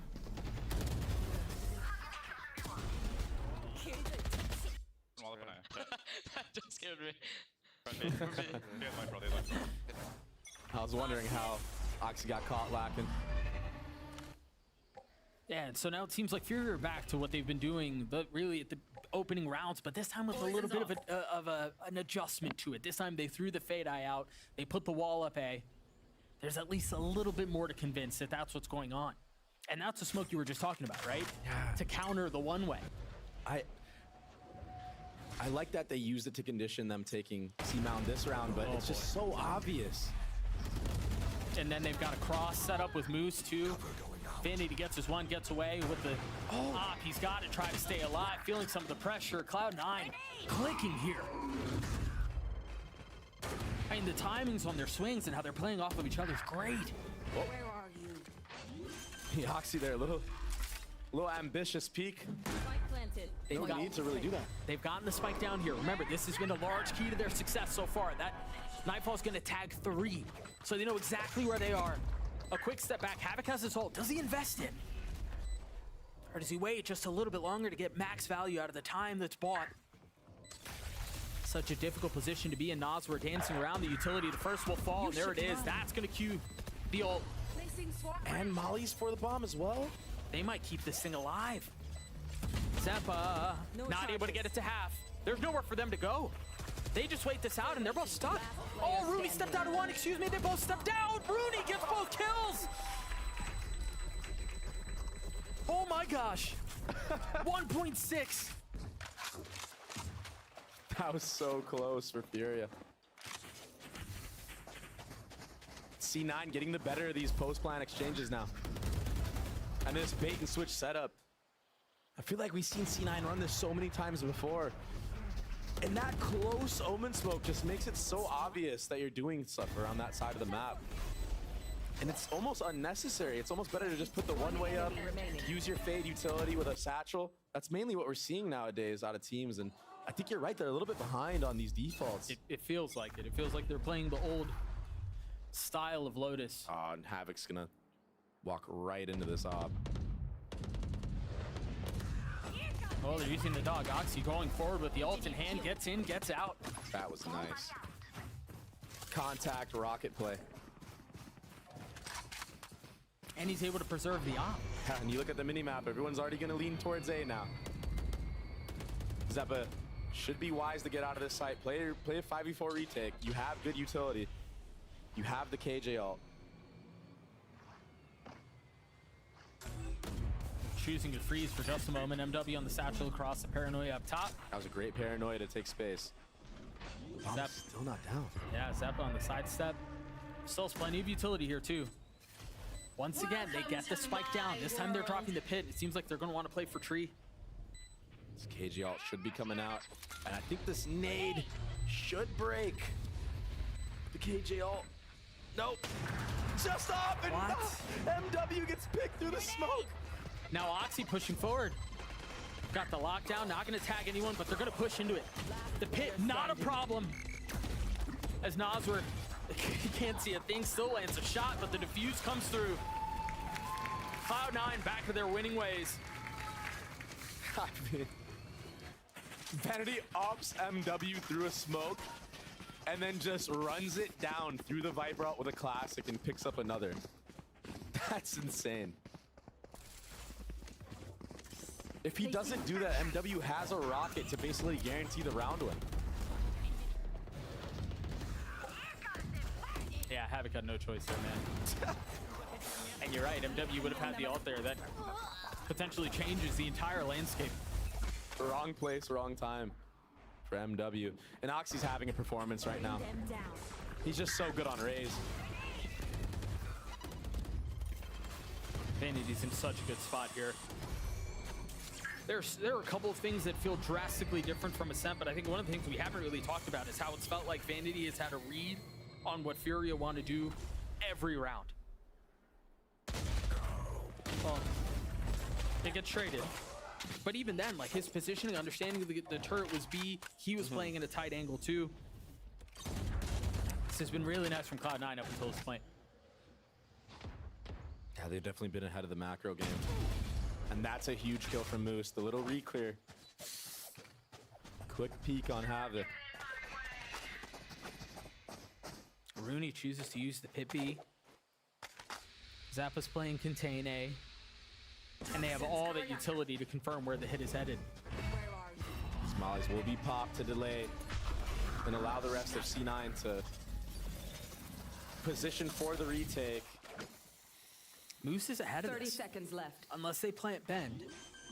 Moose can cause problems. He sees the TP, but it doesn't appear in his sight. They still don't, I don't think they know where he is. Oh, they know now. The spam through, almost connecting on the Khalil. Just enough of a threat. A shiver sent down his spine. Moose now pushing forward off the flash. Zeppa gets one of his own as well. And Conan will not be along anymore. You see the difference. It's night and day with these retakes. Yeah. They're actually playing as a unit, playing together. And Moose, all he needs to do in that position is just live and delay. Not get picked off like, honestly, like C9 was in the last map. Yeah. They're getting the better of these retakes. Every time. It's been crazy.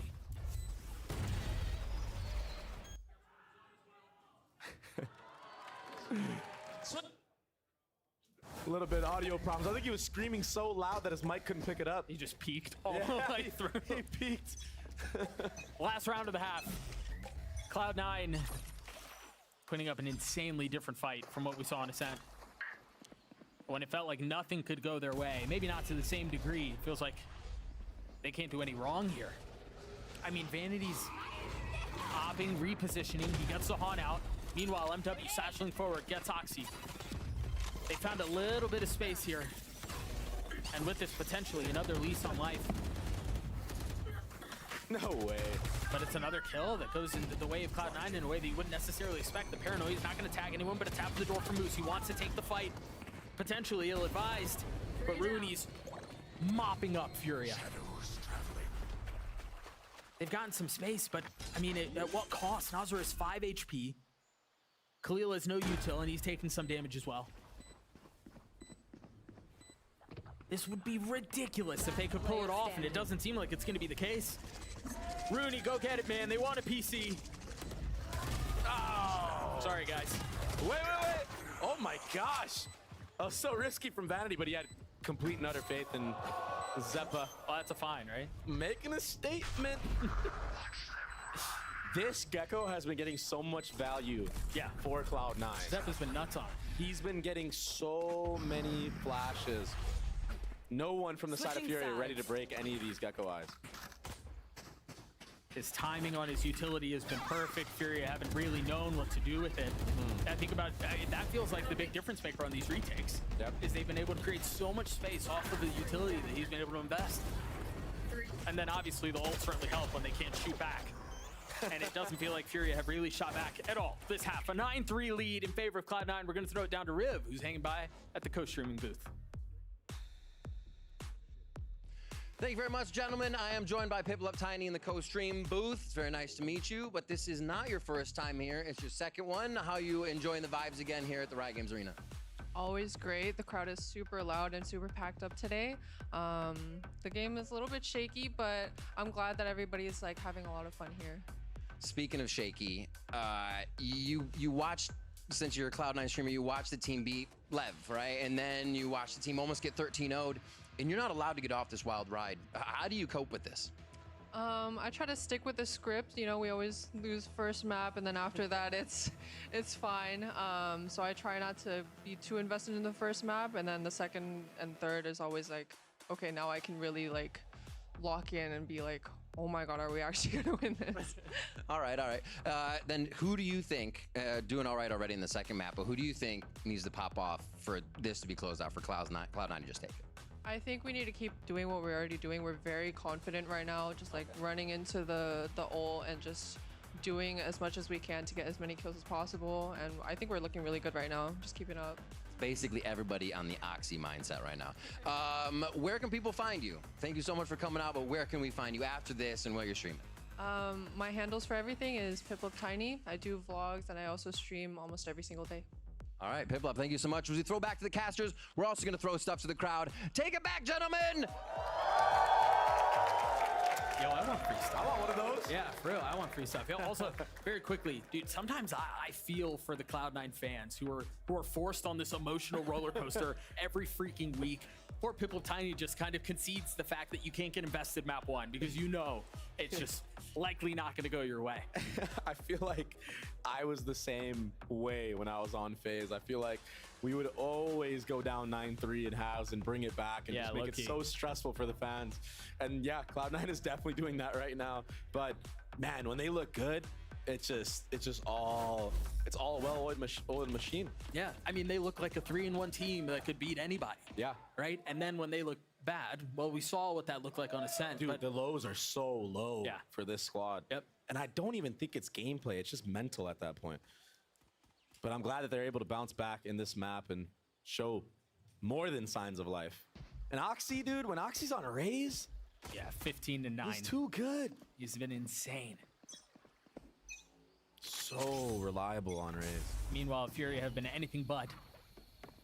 Just 3 rounds, and really looking nothing like the team we saw on Ascent. And here we go. Any sort of spark just feels like it's been missing.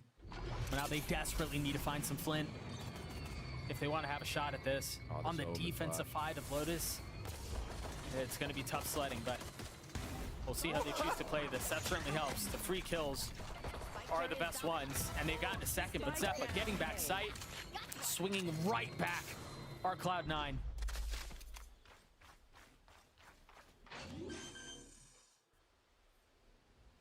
Yeah, they're setting up in really good post-plan positions here. Zeppa's going to be able to take some contact and then reposition. No damage taken. No harm done. The C's with just a threat as Oxy swings back. I mean, this has to go the way of Fury if they want a shot at this, and it doesn't seem like they'll be able to pull this off. However, Zeppa's weak. Moose is 2, and it's all traded. A 1-for-1. Khalil 20 HP. Playing up close. Moose is waiting on the other side of smoke as Cloud9 get 10. It's a great pinch onto the player that was playing in that A door area. Onto Conan, who's been having a rough map. And Cloud9 just looks so good. They're doing their rehearsed takes. They walked all the way up. Yeah, unfortunate kill onto Rooney there, but the actual pinch on the site was beautiful. And then Oxy in this post-plant mid-round. Doing his job and some. What we saw in the last round was Zeppa with the same flash. It bounces back to him, so he's able to pick it up. And that'll give them the free real estate on the C-Mound area that was honestly lacking for Furia. This is what we were talking about earlier, right? This is how it feels like teams are playing the map now, and we didn't really see that from Furia at all. Yeah, and you have Rooney on the other side to just spot if any A type of pressure comes through. So now you're going to see off a contact here from Cloud9, if they see more than one member, you might see Rooney just walk all the way up on the A site and call his team back. Gecko utility, Omen utility, you've got to know. And they have reinforcements here, so they take a step back. This is really nicely done. Yeah, but Furia might be ahead of this. They just don't really have the guns. It's interesting they didn't choose to invest into this at all, given the deficit they're staring at. Ooh, Rooney gets tagged down to 25 HP. It's like last round. He gets one tap through a wall, this time getting tagged. It's just not his day. I wonder if, yeah, C9 should be reading into this and transitioning over to that B, off of that door tap. They're playing this macro game so well right now. 30 seconds They left. understand that they didn't have the timing to truly make it towards that A site. And again, you got to give Vanity his flowers, man. This felt a lot like the first half where Vanity was just a step ahead of what Fury were trying to do. This half seems no different. And obviously that looks notably worse when you don't really have guns to fight back with, but the way they're playing the macro is beautiful. Enemy remaining. Not today, NZR, not today. Yeah, that was really good from Vanity. Oh, it was perfect. I mean, he draws out all of the utility C, rotates back A, and inserts Rooney, leaves him there, and then they push B, knowing where the utility's coming from. I mean, he was reading the book the entire way. Time is truly a problem here. Conan gets his couple of kills. Only an outlaw carried over. Yeah, that's as costly as it can get, honestly. And it's just Rooney with a lot of credits here for Cloud9. But it's just too late. It's too late. Yeah, it probably is. 11-3, I mean, what an answer back from Cloud9. They really haven't had to do much. What? One enemy remaining. I know that this map isn't going the way of Furia at all, but Noswer's still, I mean, Noswer's good, man. Yeah, he was definitely a great addition to this team. He's been putting up big numbers, and he's coming into this team, creating a new system, and that's not easy to do. No, not at all. I don't know what his IGL experience has been in the past. This might be one of the first times he's ever IGL'd. He's doing it, he's making the best of what he can with what he's got. Yeah. And we saw that on Ascent. Obviously, not the same case here on Lotus, but you see him on the screen, very vocal, trying to rally the troops back together. it was tough to see what the game plan was for Furia on their attacking side. And I wonder if that's because of how the rounds went early on. I wonder if it's because it was that scrappy back and forth exchange that they didn't come out the good side of being on. And you got to think, had it gone their way, had they not gotten ecoed twice, maybe they would have snowballed like they did in the last map, and we wouldn't even be here. Yeah, it's very possible. You cannot be doing that against a team like Cloud9. So on the other side of the timeout, Furia with rifles, light armor on 4 out of 5 members. Really no ults within reaching distance either. Meanwhile, Zeppo's 1 point away from having a thrash online, and you just get so much value out of that thing. It's crazy. There's a lurk smoke from Vanity onto C, and they will hear spam, so they know someone's trying to play that area. Oh, that thing went crazy. Oh, Rooney got all the way up here in the first 30 seconds of the round. He slid past the enemy defenses. There's no way they know where he is. Oh, poor Ox, he only has a classic in that situation. Rooney wins the round right here. He has every single chance to. Havoc almost styles on him, makes a fool of him, but the shots are settled. Now Cloud9 choosing to go B off of this, or at least threaten it. But they have, once again, Rooney is so far up, and he still hasn't been dealt with. A shot at a second. It was a little delayed, but you're right, Rooney might win this round himself. On this slider by Conan, trying to play up in heaven. Rooney with 3. When Rooney's online, it's a sight to see. Yeah. He's got some of the most crisp aim. Just steady. In this league, yeah. It almost looks effortless when he's on. His one taps. They know him for his one taps. They be talking about him sometimes. Well, Khalil getting the best of Zeppa there. Keeping things interesting, because we wouldn't have it any other way. But you see Furia, they've kind of cut their losses here. They're trying to save the weapons they can to go into the next, as Furia will be inevitably getting to map point. With Bind just a few moments away, there goes the ace. Sorry, guys. It's just not a good feeling if you're Furia to have to save and allow C9 to get on match point. I mean, they haven't had good feelings for the last 40 minutes, man. Yeah, I know he spoke about a speed run against Cloud9. Match point. I wonder if C9 might break the record because there was no tech timeout this time. And this was off of like a very scrappy buy. Rooney had the only gun because he had so much money from that previous round. And I mean, he carried it. He did exactly what he needed to do. Yeah, the investment paid dividends. And when you see somebody just run all the way up, any type of spot like that and find the timing like that, that is vicious. That's 9 rounds in a row for Cloud9, man. Oh, a little aggressive, eh, from both teams. Make it 10. Why not? Yeah, I mean, when you decide that this is the space you want to fight for, you invest everything into it, and Cloud9 have done that well. This is a free ace site. They get the thrash back too.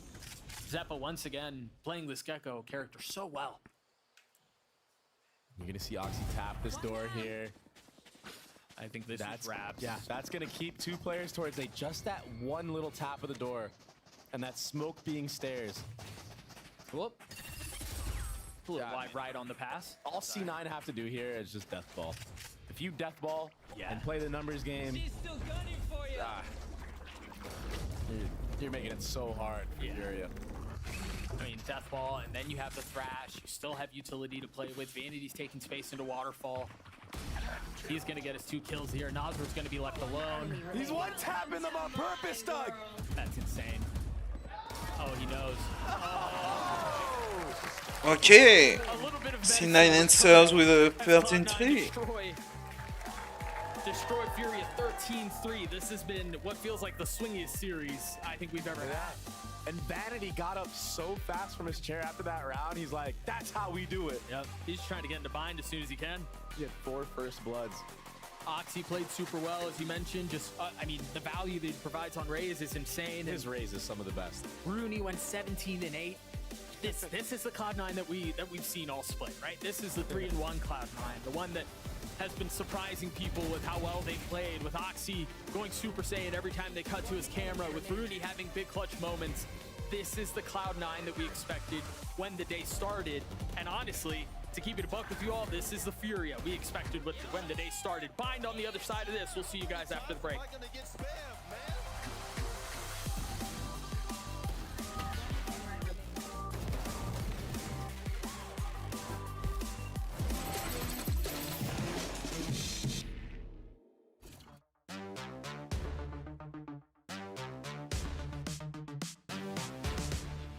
Step into the ring.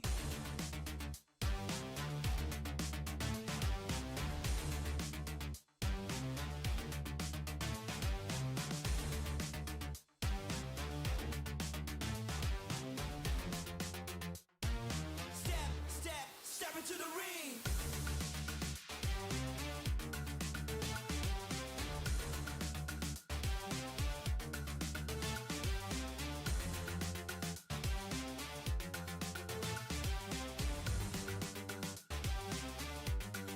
Step into the ring.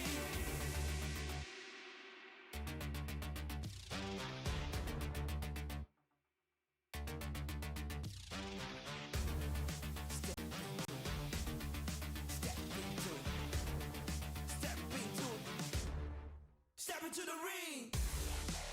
Come on, come on, come on.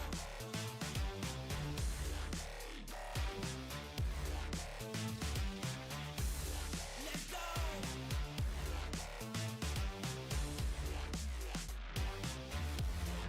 Step into the ring.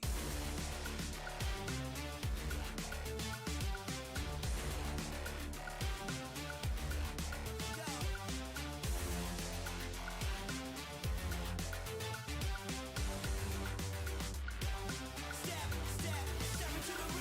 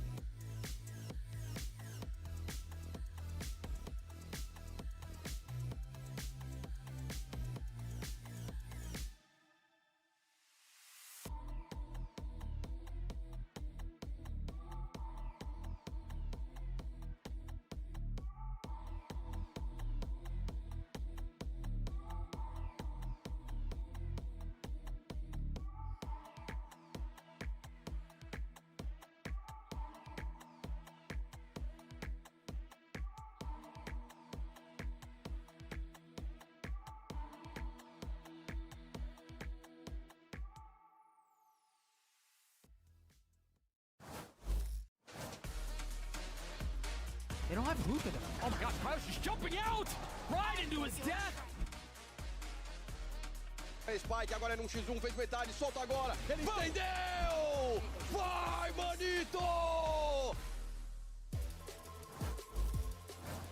Furia may have won map 1, but Cloud9 served it right back to them on map 2, taking the win. Now, I feel like this is probably the C9 people were expecting to see on map 1. Oh, absolutely. I mean, we were completely expecting the reverse on map 1. Right. This is more what we were expecting. It's crazy, though, because I think Fury is still fighting. I mean, especially early in that game, those first 3 rounds they got was with eco, you know, that sort of thing. But eventually, Oxy goes crazy, Rooney goes crazy. I think all of Cloud9 really found their footing, and we're up to the level of Oxy instead of what we saw in Ascent, where it was just Oxy.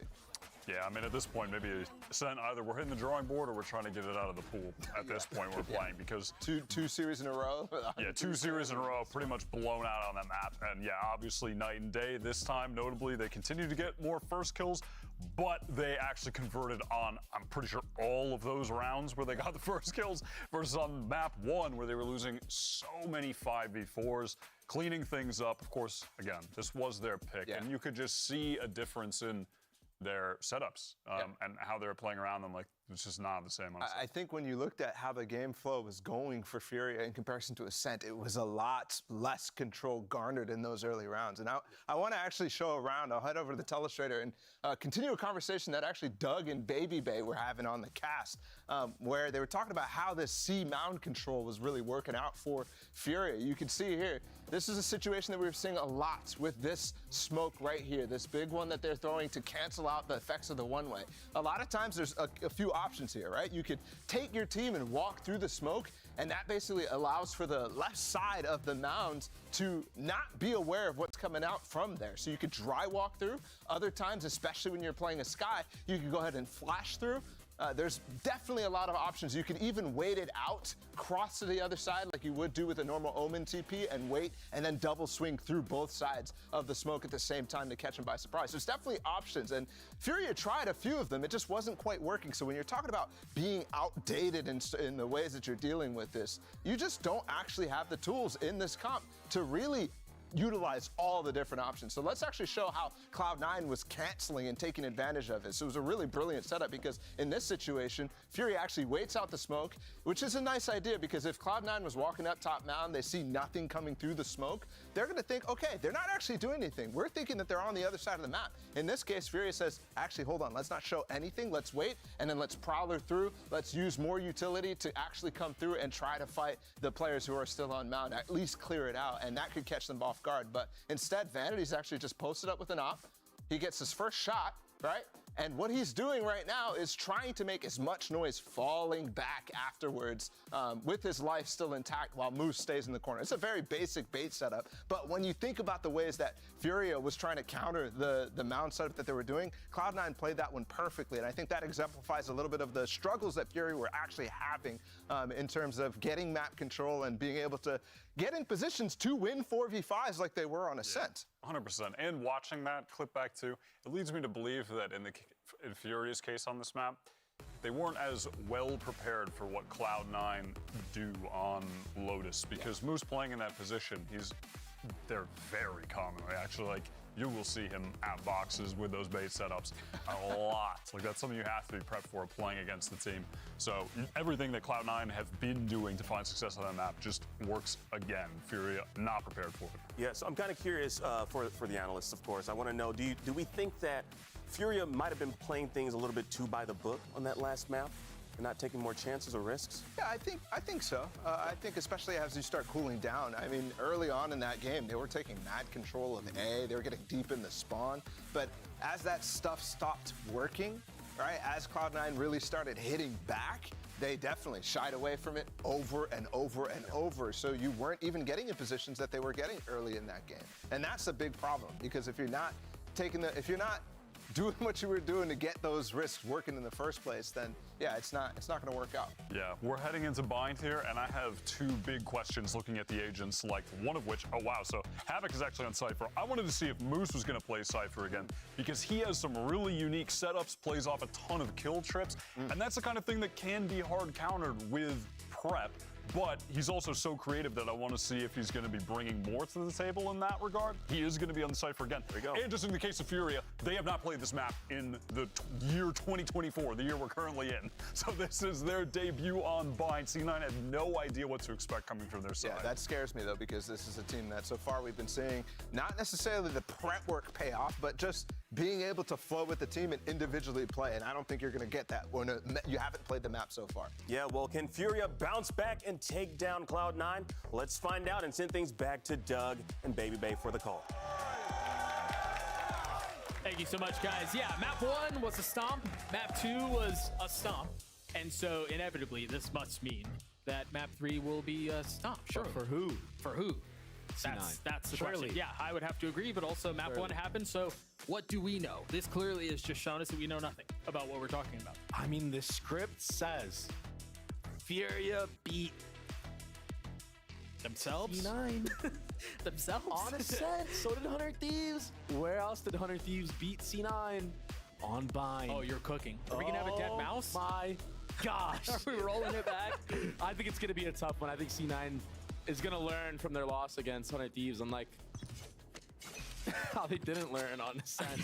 I don't know much to say right now. These games have been so insane. Furia on the attack. An early split here too. You see the little passive concern about the pressure that may be coming showers, and they were wise to it as Cloud9 is sent 3. And now the death ball move stays short. And if they continue, they'll inevitably end up hookah and then more. Or they'll die here short.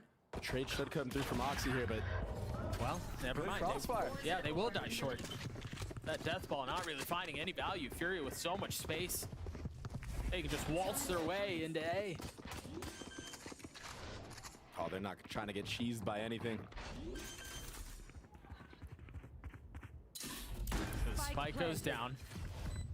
No little bro on this map. Pretty rare sight to see. Yeah, you're right. You see the cages go up. Havoc trying to keep them back. As Moose is looking for any free when he can find. The double swing there, so pretty. From up top and down low, Havoc with nowhere to go. And now Moose and Rooney, the only two that remain. A push forward towards Showers. MW taking a step back, trying to find the fight, and once again it goes in favor of Moose. That's 3 1v1s. They're getting away with this in a way that they shouldn't, as Moose has gotten 3. Conan, 92 HP. Can he land the shots? The time is short, and it just will not work out. Oh, he's even robbed of the opportunity of getting the kill. That's tragic. Wait, and Moose lives. Yeah. That's not good. Nope. A big blunder from Moose.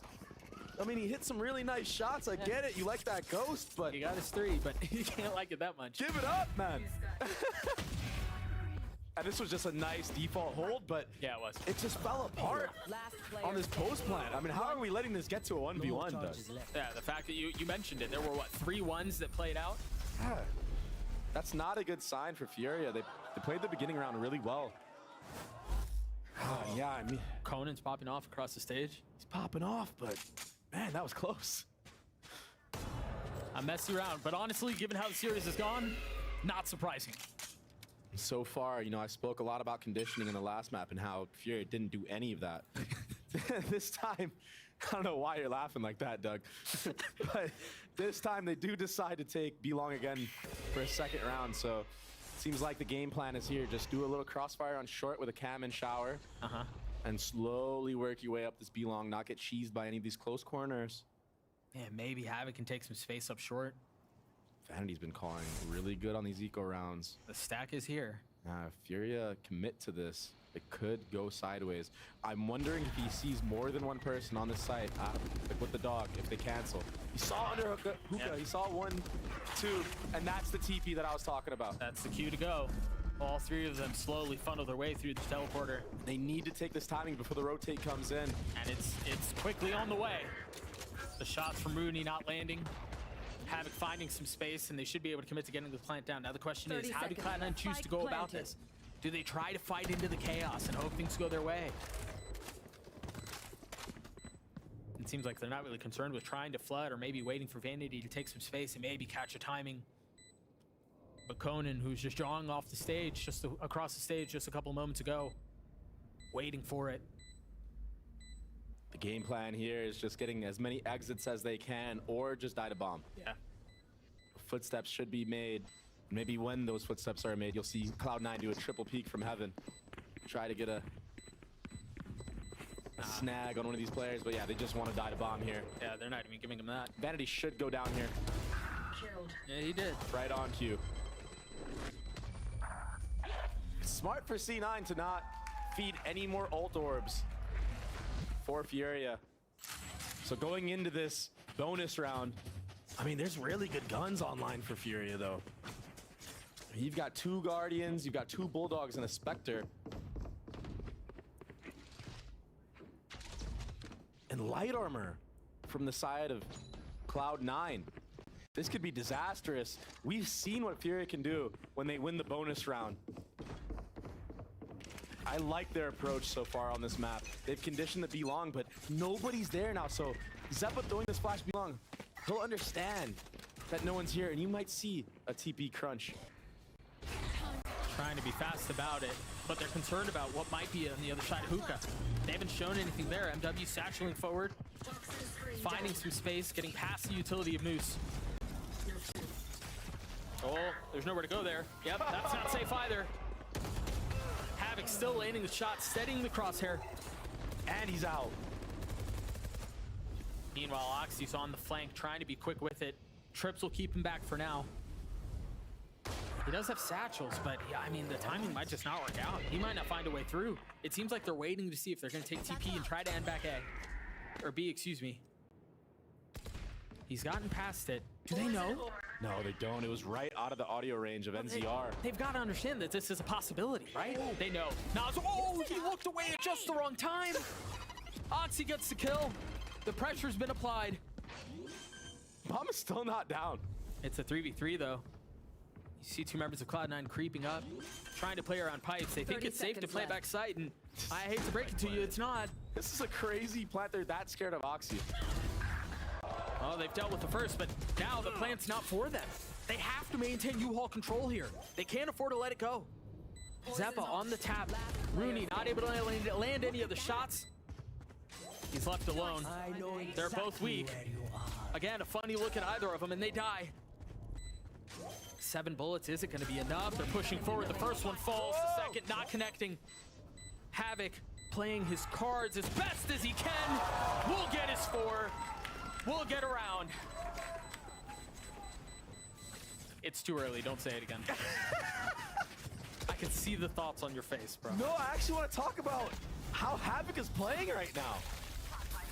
He brought them back into this round solo off of this kill on Moose and then proceeded to just go crazy. Oh. Yeah, you jinxed him. I did. I'm gonna keep it above. But he played this round so well. Yeah, he really got did. that kill running out of showers and then fell all the way back after he got dogged by Zeppa, held an off angle for the reclear. That's a bonus. As well. He got 4 into that round. Oh, Furious coach on screen, very emotive. And for good reason. They somehow find themselves up on Cloud9 with the bonus. And now you're going to see some of these ults potentially hit. Conan's not far from his. And they've got a lot of good money here too. And they heard this reclear utility, so they only have 2 options here. You either speed up A or you double back, and it looks like speed up A is the option they're going to take. And we've seen this Daz in their setup before, this time with a Bucky. Moose is so good here. Oh, they're not letting him get anything. Nothing. Just denying even the possibility. Havoc swinging out, finding value again. But, lo and behold, it's Oxy. 2 kills found with the Sheriff. The spike's still not committed. They have a lot of space and a lot of time to play this out. They can slow this down, but not wanting to. And Oxy tees off. Oh, the ace for Oxy. Holy shit. Give me the react cam. It's got to be good. Whoa. We got to see that over. Surely. Sometimes it's Rooney, sometimes it's Oxy. The Sheriff for Cloud9 is just too damn good. The second, the third, and I mean, they were all under duress. There it is. The I by Power ace coming through. Follow at I by Power on socials. They'll be giving away a PC every single time an ace comes through. Use hashtag unlock your ace. Back into the action we go. As it seemed like it was Furia who were poised to run away with this thing, but the heroics of Oxy once again for Cloud9, keeping things interesting. I mean, that's been the name of the game this entire series. Dude, another eco thrifty. It's just too obvious that you're going A there. Even if Oxy didn't get an ace, it's just, you're showing one layer. Yeah, you pressure B long and then you leave. But Zeppa is re-clearing this so well that it allows them to stack 4 players on A. Oh, and we talked about it too. They froze, but they didn't freeze for very long. They didn't cut noise, really. They didn't show any utility anywhere else. There was nothing to suggest they may not be staying. And that allows Oxy to just style on him. And this rocket should get mad value, but that Sky Flash was really, really well timed from NZR. He got that one by accident. Better lucky than good, I guess. Oh, they're just on the other side. He gets 2. Again, better lucky than good. They all fall apart. You cannot be giving a player like Oxy an ace. It fuels his entire team. You're not only feeding one of the best duelists in the league, an ace, but when his team sees this happen and hears the pop-off, I mean, stuff like this happens. All of a sudden, Moose is sitting at the top of the scoreboard. And I'm pretty sure that was all off of the cue of hearing a reload. Yep. That's all it took. I didn't see who it was who did it or how many bullets they had, but you got to give the credit to Moose for pouncing on that. This is a good timeout from Furia. Off the back of 2 rounds that weren't even close. Oxy holding down that U-Haul. And again, Furia is just missing a big step in keeping somebody B long. It honestly reminds me of the blowout game that we saw NRG have, where it was very much, we're gonna default B long, throw a KO knife, not leave anybody, not insert anybody to stop the re-clear or even show any more type of presence there to keep members of Cloud9 there. And instead just doing the basic reaction that everybody knows. Okay, you're gonna take B long control and then just hit A. Yeah. I mean, this is obvious stuff right now. You gotta have more layers when you're playing at a level like this, when you want to get your first win. Yeah. And they had those layers on Ascent. That's the thing. And it's so weird to me. There's just been no depth here. You're absolutely right. And of course now, if you're C9, you're gonna set up your Cypher on the B. You played Cypher on A every single round so far. A light bite for Fury on the other side of this timeout. They have a Judge and a Stinger. Surrounded by Sheriffs. Oxy perched up like a watchman, seeing if anyone dare challenge. Roomba not getting any info at all. But suspicions confirmed. They hear the utility. The nade is good. That's going to keep them back a little bit, but they've lost U-Haul control. A solid understanding of that as Vanity swings, tries to get a kill, and does onto Havoc. They're thrown apart. Whoa! Conan's got through the TP, but do they flip the map? They still have all of Moose's utility if they do decide to go B. It's just a death trap here. Zeppa's just going to jiggle and then delay with this orb coming up. One spotted, he hears the Stinger, understands there's not much threat behind that fight. And it's getting closer. This trip is going to get a lot of value. Yeah.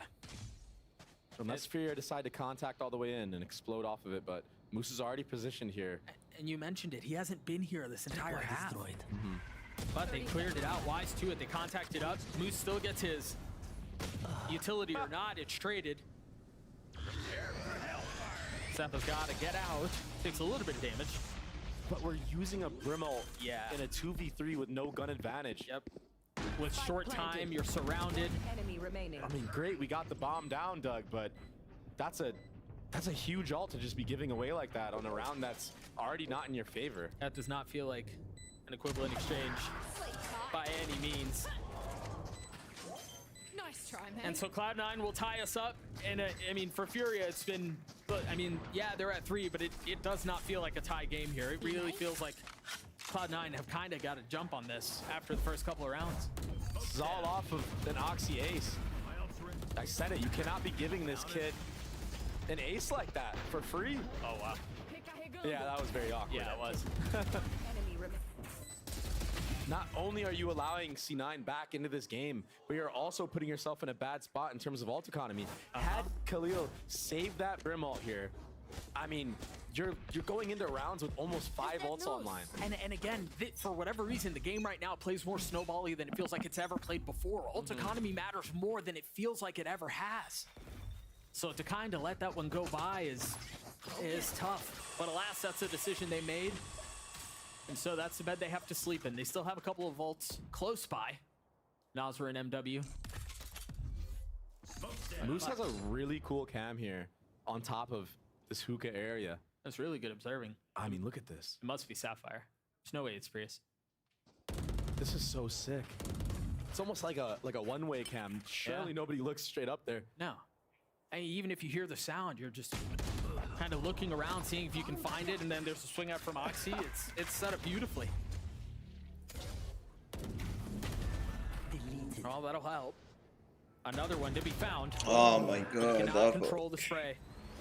What a good peek from Rooney. The little bait and then wide swing. actually owned Havoc's crosshair positioning. And now you just have to play this delay game on A. You can give them plant even if you need to. But there is no dog 30 seconds online. left. Or flashes for C9, so. Yeah, but they do have numbers. Oh, Rooney's so quick and decisive on this. Yeah, he's playing this so well. But Noswer. Oh, they're not ready. Nope. He hears him drop.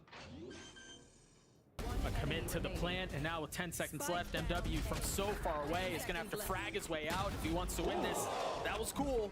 That looked good. But again, Cloud9 with a massive lead. It was 4-2. There was really no way for Furia to settle things. Every single round feels like there's this massive gap between the two teams. Yeah. There was a nice, cheeky little like play there for Oxy in that hookah area. Yeah, off the cam. Yeah, I think Moose made sure that if there was anybody outside of hookah, they heard him maybe toggle it on and off. And that's why we saw Khalil kind of looking up towards the sky there. Yeah. And his gun model actually blocked the peek from Oxy. Well, that's what we were talking about, right? Oh, if you're hearing it toggled, you're looking for it. Right? You want to get rid of that as best as you can, and Oxy opportunistic with the timing. Khalil right now is wishing he played on left-hand view model because he could not see that peek. His gun was just in the way. Yeah. B long control again for Furia. And they haven't hit off of this ever. So maybe we're going to see the first time they decide to do this on a gun round. Dude, look at those trips. They know the one that's outside of Octagon has been used before. Oh, but of course, you get a trip on it anyway. MW satchering forward, getting the kill on Zeppa, but the Seekers were invested. So they've gotten some space here, but Moose trying to hold it down, gets two. Not able to control onto the third, but plenty of damage has been dealt. As MW perched up on top of the boxes. So much info about to come through off of Havoc's ult. Vanity on the rotate. He still has a smoke to play with and his molly. Trying to fight their way out of elbow, and it's a 1-for-1. So close. I don't know if he meant to drop there. It was close. Either way, Vanity, position given away. Noswer looking to take the fight. He wants to swing. He wants to take it to him, and he does, but it's ill-advised. Rooney stuck in the 1v1. MW trying to tie us up again, and he will not. The shots from Rooney are too clean. Nice retake from C9. Stuff got scary. I thought that there was going to be a collat kill there onto Rooney through Oxy. Yeah, it was close. And this rocket was actually really, really good. This was a hard read on how Zeppa likes to play this side of the map. Oftentimes when he gives up that octagon control and he's not jump spotting it, he falls back into elbow. So that was a really good play from MW to punish him with that rocket, but the post plant not going the way of Furia. No, not at all. I also think it's worth mentioning. I mean, the trips caught Conan. They could have easily caught MW. So, fortunately, it goes their way, I guess, but nothing else in the round did. And so Cloud9 starting to balloon this lead. Up to 2 now. Vanity's close to his ult. You're starting to see the snowball begin to amass on the other side. Oh, and Zeppa's here to kill. If anybody gets in the crosshairs of Rooney, he's gonna pop flash and swing wide as ever. But instead, they're feeling the pressure coming in from Hookah. The dog cleared out. And do they dare try this? This is good so far for Furia. They baited out. Yeah. One of the brim smokes. Rooney's not helping anymore. A little bit of damage, but it's a flash and then a step back. This feels like the first time they're passively taking info and taking space elsewhere on the map. Oh, he spotted him. The gun barrel, giving him away. Vanity not able to land the shots, but rotations coming through back A. Cloud9 with showers control. They have backside control too, but off of the camera tag. They try to swing on him, and Oxy once again playing his timing beautifully. He still has nade for the delay. This bomb is not going to go down, and time is running low. But they have to flip. They've managed to take a little bit of space. Noswer with 3. Vanity again stopping it. Is all going to be on time. Not enough to keep the spike back, but it is enough to get the kill. And now 2's up for grabs. Khalil with 1 smoke, no molly or anything like that. They invest the pit. And it's all just a matter of time now. They're so patient. MW creeping forward, concealed by the ult. The spam coming through, not connecting, and look again at MW's positioning. He's wrapped all the way around. It's just a 1-for-1, and the pin is still up. Rooney's got to get it to half here and then maybe take the fight. Oh, he tried sticking it all the way, and Khalil was there to punish. This time, Furia winning the post plant, the 2v2, which it looked like in general in this map, C9 has gotten the upper hand in. Yeah. 1000%. I mean, just barely. NZR went absolutely massive here, holding the spawn area. Had he not gone for those kills, this bomb would have never gotten down. The delay game would have been impeccable for C9. Quickly into the action we go. Oxy's getting his orb, now with the ult on mine. Cloud9 have gotten what they were looking for. Now they can reset things as best as they can. They were initially playing so soft on A, but now Rooney rotating over. Vanity and U-Haul with the judge. This time, C9 opting not to re-clear all of B-Long right away. It's an awkward fight coming here for Rooney. And from Rooney, I'm frustrated. Where'd those bullets go? Looked like they were right on target. But no time to think about that. It's not a Cloud9 series without Vanity getting a judge kill. How much more can they get, though? Rooney's so weak. Healed up a little bit here. No armor to speak of. And Oxy choosing to go off of the flash. The rocket forward, Havoc dead. MW looking to do a bit of the same on the other side as he's got high ground, but no, instantly dropped by Moose. What a shot. And Khalil is so far away from this. They're going to triple face him. Oh, that was a little dangerous for a moment, but he's going to get the defuse, and the kill comes through. This post plant is where it all falls apart for Furia. They have too many isolated players. They're not positioning good enough. I mean, Havoc in that scenario, he just got caught lacking around that triple box. And there's just no need to do that. You have the bomb down. You know that the enemy team has rocket for the retake.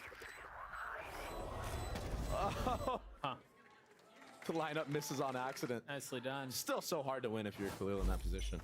But yeah, on this post plant, they need to make more crossfires. They need to be able to trade off of each other if you're Furia. They're just giving too many isolated 1v1s. Moose now just sitting on top site. He has to fall back after Khalil jumps across and spots him. But they're going to commit on this. They may, but I mean, if Havoc gets some space showers, maybe they can flip the map. But MW, you're right, going forward with the Seekers, trying to get the kill. And Zeppa, up close and personal, takes care of him. The Trips finding value. Pesky things that they are. They flip the map. They've lost their duelist. They've lost one of their controllers too. Havoc creeping forward. And look at the spacing out of Rooney and Vanity right now. Havoc just getting up to heaven. Off of this, you imagine they're going to want to swing together, right, Khalil? They're on the first. That's enough to cause problems. But the timing's not great. It's another ult that was invested. And now left in a 1v5. Jesus. Havoc's got good night. But again, the defuse is going to come through. Only has one bullet, too. The clips have been good, but the round's going the way of Cloud9. And I mean, everyone hears me do a deep sigh here. We're on a scrappy buy, and again, we invested another Brimall. We invested the Skyall. We do not have the advantage in these rounds. And MW is just on an island right there. Yeah, he beats the trip, but he doesn't win the 1v1, and I mean, you leave Havoc in a 1v5. I mean, they've lost the plot. Yeah. They need this round. They need this round if they want to win this map. And so they decide they both want to try to fight for showers. And Cloud9 win that duel out. Not just the one showers, but the one U-Haul too. That's the Viper's Pit from Conan. Vanity has a Brimall. Yeah, he just got it off of the showers scrap. Oxy's been so good from this position. MW has to satchel out. They've got to be careful. They've gotten some space here, but again, Vanity and Oxy are set up so well. This cross they have, they don't like what they're seeing, and they're going to push their way into what? All of the Cypher util, where Moose is waiting on the other side. The spam's going to connect, and of course, it's a shorty with three. Down B. Where is everyone hiding? No way for them to get in. I mean, the only real way to trade in that scenario is to just spray and pray. Yeah. Hope that you get him, but Moose is having a heck of a game right now. 14-5. And they're able to have him be on an island here towards that B side of the map because, I mean, when he's played here, the trips are usually never broken, especially the one in Hookah. Yeah. This was just so well handled by Moose. And honestly, it's a good job the entire way because they deny all of the space A. They funnel them into B, right into the teeth of the defense. It's just so impressive. An 8-4 half in favor of Cloud9. Both Cyphers top fragging on either side. That's how you know this map has been a wild one. Let's hear from the IGL Vanity and get his thoughts on Oxy's rookie year. And guys, it's been a good one. I think the biggest thing with Oxy is just needs time. It's kind of similar to how I feel like a lot of people viewed Zekken last year, where you could tell this kid has like superstar potential, but it's going to take like a little bit to get there. I think he's improving at an incredible rate, especially in the 6-7 months I've been playing with him. He's absorbed so much information, he's grown so much as a player and like a human, and it's really awesome to watch. He does seem to get better every single week. The Scrim Oxy continues to come out, and you know, like Vanity mentioned, it does feel like he's absorbing a lot, he's learning a lot on the fly, and you see why people were excited about this kid. Yeah, and he does have a tendency sometimes to overheat, and when he has those moments and it doesn't go C9's way, that's when you see them tend to lose series. But I can tell he's already getting better and finding the times when he's supposed to overheat, when he's supposed to relax. Yeah. I mean, the way that the last half just played out at the end is insane. They were, won 8 rounds of the last 9 in favor of Cloud9. Like, Furia won the pistol, they won the eco, and then they bonus, and we thought, oh, snowball, potentially. No. I mean, they just get rolled by Cloud9, and again, I know it feels like 8-4 half, it's competitive, it's close, but this really doesn't feel like an 8-4 half, given what we saw there. I feel like Furia could have easily had upper hand in this half, maybe even a 7-5, but they wasted so many of their ults. They allowed Oxy to get into the game and enable his entire team after he got that ace. I mean, all momentum was showing that Furia was gonna have a stellar half. They went up 4-0, they won the bonus, and then they're getting ecoed. And the way that they got ecoed as well was just unreal. The ace happened, and it really feels like Cloud9 hadn't looked back. If you give Oxy the time of day, he will punish your team like that. I mean, that was just an Oxy ace. And again, as I mentioned before the break, it's not really primarily been him. Hold on, there's a fight, a short again. The spam coming through, Oxy gets his kill, but can Cloud9 emerge on the other side of this victorious? Whoa! It's gotten so messy. Oh my goodness. Again, that's been the name of the game this entire series. What felt like a Hail Mary attempt to snatch this thing back, to lean into the chaos and hope that as the dust settles, they're the ones who are standing on top have gone sideways once more. Cloud9 managing it beautifully. In the face of heroic efforts from Nas, where he got, what, 2 that round, maybe even 3 with the Ghost? Conan had no ammo, he just had to... Oh, he did it again? Run him down. Ooh. That's the second time we've seen that headbutt play out. Havoc's gotten it to half. But Moose and Rooney saved the day. Cloud9 get to 9, and this could potentially be over. It's impossible. 1v3, there's too many angles to look at. Even with half on the bomb. Oh, what a great dog. Yeah, I didn't realize they got 2 players.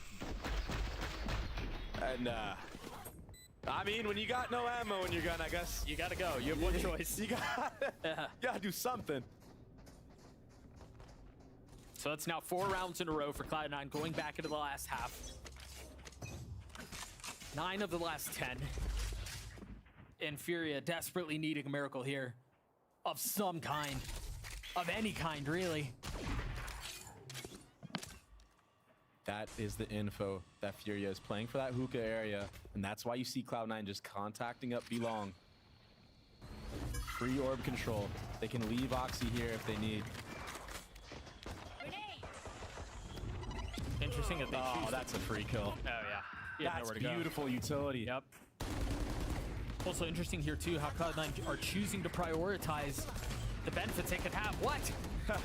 Yeah. It's hard. It's hard to hit shots like that. Oh, absolutely. Satcheling all over the place. With a Bulldog staring you down. Cloud9 trampling forward, looking to put the finishing touches on this. The Shorty's going to get a couple of kills, but that's all it'll be. Cloud9 get to 10. They're starting to stack all of the ult orbs they can into Vanity's hands, no less. Who's now halfway to having his orbital strike online. Imi did tell me before this series started, before they even played Ascent, which was, I mean, a distant memory now. It feels like But he forever told me, we're going to run these guys down. And now we're finally seeing it. Map 3, full confidence in effect.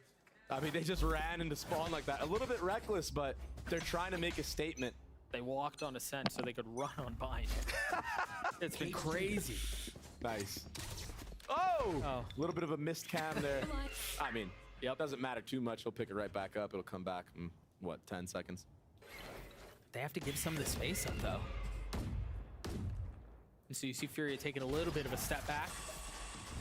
Yeah, they've gotten punished with any aggressive plays they've done so far, so I don't blame them for trying to play a passive hold, but the scaling right now from Oxy on these hits are too strong. It's so clean. I mean, they use the dog to find where the trip is, and then they send Oxy to dance around it, but they're still trying to fight for the site. Havoc is still here.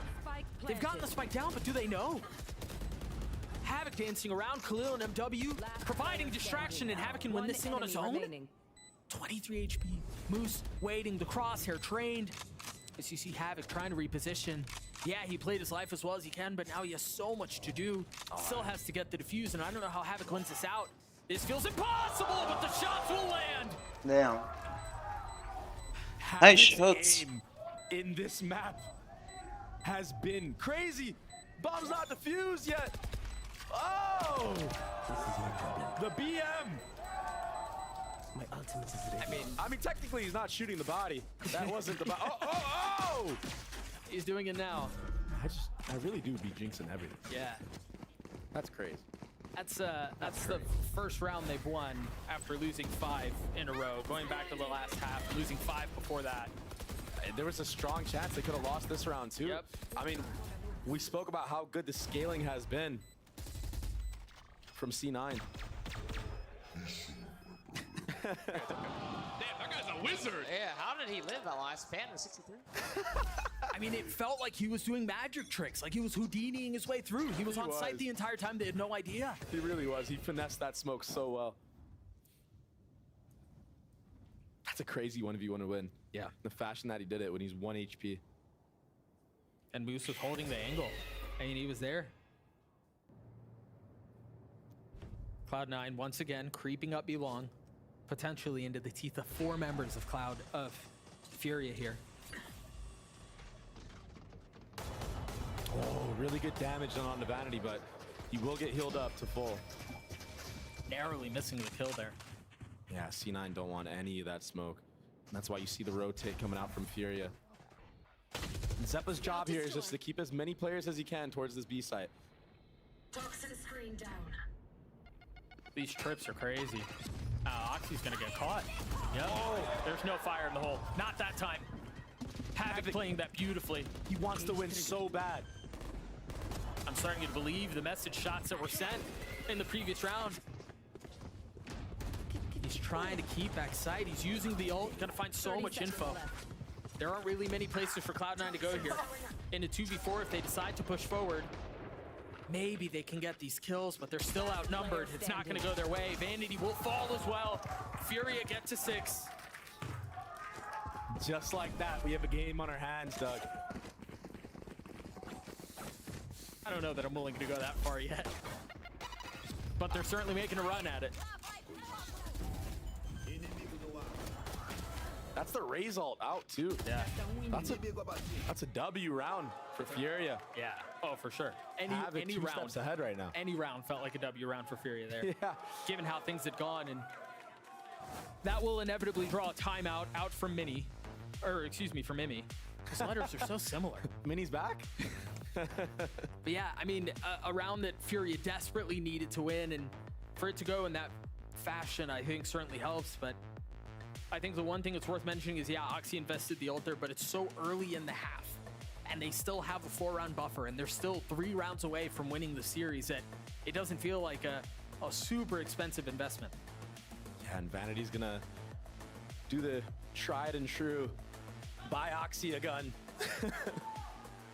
These are the scariest rounds, especially for Furia, who's gotten thriftied so many times in this series. Oxy and Moose with weapons to their name. A stinger for Moose. Where does Oxy decide to go to get these entries? He's gonna peek into the A site from short, maybe after a little bit of a default. Zeppa's job here is to get hit by the Sky Flash. Let Furia know that somebody is sitting outside of B. I mean, they could choose to crunch showers really hard if they wanted to here. Furia, depending on what they see. Yeah, with the Brimalt as well. But are they dynamic enough in these calls to make something like that happen? They've gotten B long, so that's step 1. Yeah. And then they're once again being funneled into all of this Cypher util. Not gonna get caught by that trip this time. Flash into U-Haul, nobody will be found. But they've got to hear this at this point. The dog clearing out, making sure there's no one there, so they can fully commit to the showers push. Oh, that nade is right on target. Havoc is so weak too. And now Oxy's in spawn. He's gonna continue to push forward, the orbital strike to keep them back. Oh, they have so much space right now. Oh, that's a really good Brimble. He's got the spike down though. And they're gonna tie things up as far as numbers go, but I think Cloud9 have so much control on this site right now. It's gonna take heroics from Fury to snatch it back. And the first could go their way, but no. Oxy getting the kill, a second nade online. He spots Nosworth, peeks back in, 3 on the round. Khalil with so much to do, and it will not be found. Oxy gets 4, Cloud9 get to 11. And the timing on that A hit was perfect. Furia stayed B long for a little bit too long. That causes the second timeout. Right away, back-to-back rounds. Oxy got so much value this entire round with his nade. Yeah. Not only did he get the kill onto Havoc, but he forced NZR to have to go wide. He either has to stay in spawn and give Oxy that angle the entire time in heaven, or he has to just run through it. And this time Oxy just punishing him, taking things into his own hands, pushing spawn there. We've seen him do that before as well. Well, I think we've got to mention too, the second half that Oxy has had is insane. Yeah. He's currently sitting at what, 20 and 13, and I believe at halftime he was at like maybe 10 kills, 11 maybe. So for him to have nearly doubled his output here in the second half is insane. Once he gets going, it's just, there's no stopping it. It's so hard to stop him. You have to play in spots where you're double swinging him and hope you get the trade. 100 Thieves did a really good job doing that against him, and that's why he got shut down so hard. But if you're not peeking Oxy together, he's almost always good for 1. Yeah. And then honestly, sometimes you double face him and he still gets 2. Yeah. Yeah, 20 and 13 right now. Just such a ridiculous performance. Cloud9 just a couple of rounds away from putting Furia down. It's a must-win round for Furia. They do have the rocket online, and they're going to be doing a short walk. They got punished on the pistol round doing this. Do they try to go fast here? Surely not, I think right? MW is going to get in a corner here, and it's going to be a rocket satchel off of the cam. But Oxy might be able to blast pack through this. They know something's up. It feels a little weird. There's the jump spot. He tries to get up top. Oxy joins him and falls. An attempt at trying to get away is just futility. And now Havoc trying to play on the site with Khalil close by, trying to lock things down, and there you go. He's finding success, but Vanity on the trade. They've been torn apart. You've lost showers. You don't have short. Cloud9 have been able to carefully but effectively push their way forward. But alas, Furious rotations arrive at just the right time. Can Vanity win this thing out of 1v3? Finding a timing on the dog, or at least attempting to. But now vulnerable, tagged up. Repositioning, and he's gonna get away, but Furia already rotating over. No utility to his name either. An attempt to maybe get the spike down? No, not even that. He wants to take these fights. 30 seconds left. There is a world. This would be a back-breaking round. If it goes the way of Vanity, if it goes the way of Cloud9. The most demoralizing thing you could think of. Shot. But it does not happen. Furia gets a 7. Havoc again. A thorn in the side of Cloud9. He wants to win so bad, but the problem is when he's getting these kills, he's overheating. Oxy did his best. I mean, that's just a hard spot to be in. Even if he gets out of that, Havoc's gonna just swing him right back and get the trade. I mean, 5 HP. There was a world. Probably closer than it should have been. The gap now down to 4 rounds between these two squads. And a different setup from Havoc.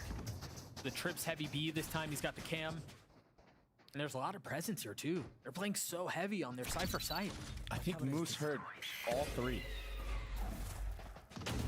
And again, the call on the other side of the map, Zeppa's job at A is to just be a fake. Try to keep players there. They have to commit to be here. They don't have any showers control. It's such a big gap though for Furia. They're not aware of short either, and that's why you see MW sitting in CT spawn. And they now still he's have, able to flood out. I mean, they still have a couple of trips. They still have the trip outside hookah. But if Havoc dies, it's all for naught. And there he goes. He falls. MW's there on the trade, but they have so much more room to breathe now. The timing on this has to be fast. If Conan wants to show up to apply some value, to apply some pressure, it's got to be quick, or Nosworth just wins it on his own. 3 for the leaders. Furia gets 8. Conan is a maniac right now. He just ran through like 4 set pieces of utility. Still made his way under hookah. He's playing like a madman. And he's getting punished for it. But it's just funny to watch. Those are really nice shots from NZR. The little side steps that he does. Makes it so the crosshair of the C9 players are constantly having to be moved. And another 3B long setup, this time looking to punish. Eyes turn towards Cloud9, and of course it's Oxy with ult online. That's crazy. If they stay in Octagon for too long, they might get wrapped with this rocket. And I think they're aware of that, and that's why they're backing up. That flash from NZR B-Long should allow MW and himself to lean. That's why you see MW already here. And he's gonna go heaven. Maybe get some tag damage onto somebody, but his timing might be terrible here. And again, Cloud9 not really invested in trying to fight for showers. And they've got somebody watching it. They've got Moose watching it. But not really concerned in taking the space. Conan continuing to try to sidestep. That would have been huge if Moose had pulled that off, but Khalil there to keep them back. What? He won that? He shouldn't get away with it. And now Oxy with his ult, dropping Khalil 3 up for the rest of the half, for the rest of the round. Rooney on the spam seekers invested. Nosworth continuing to fire. Oxy's gonna have to do it on his own. The nade as he tries to satchel, and it's turn apart! It's Oxy Holy again! shit. The Red Bull clutch for Cloud9! He's unstoppable right now. I mean, I said eyes turn towards Oxy, but I thought it'd be with his ult that he'd find most of the value. I didn't think it'd be like that. It's heartbreaking for Furia. They played everything so well up to that point. This satchel knocking it in. Hey, let's go, let's go. He doesn't even talk this time, but you know what he's saying. Oh, yeah. I'm the best. Yep. And when he makes plays like that, it's hard to argue. Here we go. A set play with Brimalt. Fury on their last leg. Oh, Oxy's gonna satchel in while this Brimalt comes, if need be. The dog clearing out showers. Now the space is found, and there it is. So dead here. Khalil had nowhere to go. He had to go forward and right into the attack from Cloud9. It's too good for Cloud9. MW has ult, and that could counter this pit. If he finds the right target, Nosworth with no dog, it's just gonna be a flash.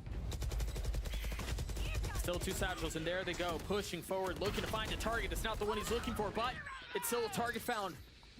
Pit still in play.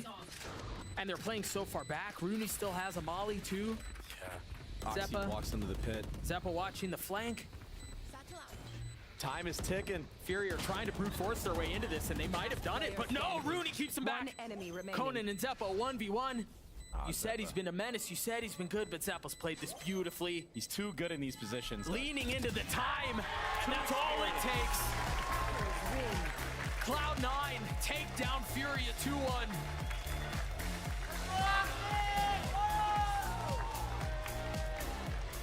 That is Furia's last hope, I believe, of trying to make a miracle playoff run. And Cloud9, the mental resilience to bounce back after a disastrous first map and bring it back. Answer with a 13-3 on Lotus, and then to close things out on Vine, which was a tough fight. It was at the end. Oxy had a lot of big rounds that bailed C9 out. Again, I think he had 10 kills at halftime. Finished with 27. Damn. 7 first bloods on top of that. He had an outrageous... Sure, yeah, like one good half.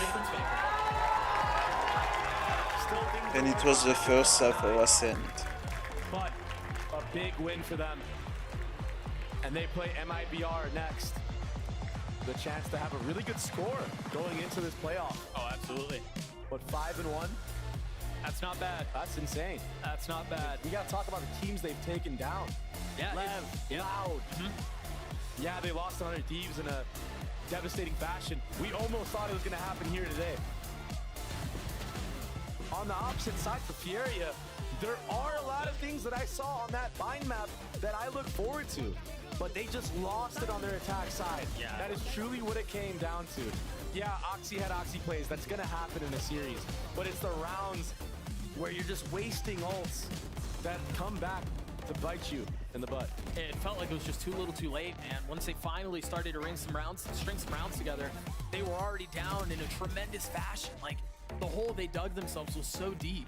There was no way for them to really pull themselves out of it. And then you add Oxy being Oxy into the mix, and it's just way too much for them to overcome. Yeah, you can't afford to let this kid get any type of momentum going. Because if you do, he's just an absolute menace on the server. And he had plenty of it. It felt like Vanity was calling really well again. The Ascent map, that doesn't feel like that happened today. Man, that doesn't feel like that was in the series that we just watched. That was insane. I don't even know how that happened. Furia had probably one of the greatest Ascent attack halves of all time. I mean, it very well may have been, yeah. Probably the best of all time. Yeah. 12-0, that'll do it. We're going to throw it down to Riv, who's standing by on the stage for the Verizon post-match interview. Thank you, gentlemen. I am joined by Vanity of Cloud9 after their victory over Furia. And we start back at map 1. Back at map 1, this is the calibration game, the warm-up game. Cloud9 just cannot seem to find their footing there. Vanity, what's going on? What are the talks? What was the focus for the first game? Honestly, I have no clue. It's a handicap, I guess. Okay. I know we have a chance to win if we give them a map, so make it entertaining, but I don't know. We just suck at first map, like, the entire time. I think we've been a team, like, we've been really poor on first maps, and we definitely need to fix it, but we've tried a lot of things and nothing's worked so far, so. Is it coming in too loose and feeling like the looseness will help, or just being able to find your footing halfway through that first map? Honestly, I have... Okay. No idea. We've tried a lot of different things. We tried a warm-up scrim, we tried no warm-up scrim. Yeah, I have no clue, to be honest. Well, there is one thing that brings back the vibes to the team, and that's Oxy. I gotta ask, how much does he juice the team up when you guys are looking for gas? A lot. Kid's incredible. I love playing with him. Talk to me about what you feel like as a veteran, seeing this young kid come in, and everybody on the team saying, we're in Oxy's backpack. It doesn't affect him. He wants more. He just keeps going. What is the ceiling for this kid, and how impressed are you by him? I mean, he averages 30 kills in scrims. Like, it's not an exaggeration. 30 kills is probably his average, so I guess this guy, he's incredible. He's a great teammate. He's an incredible learner. I'm very proud of him.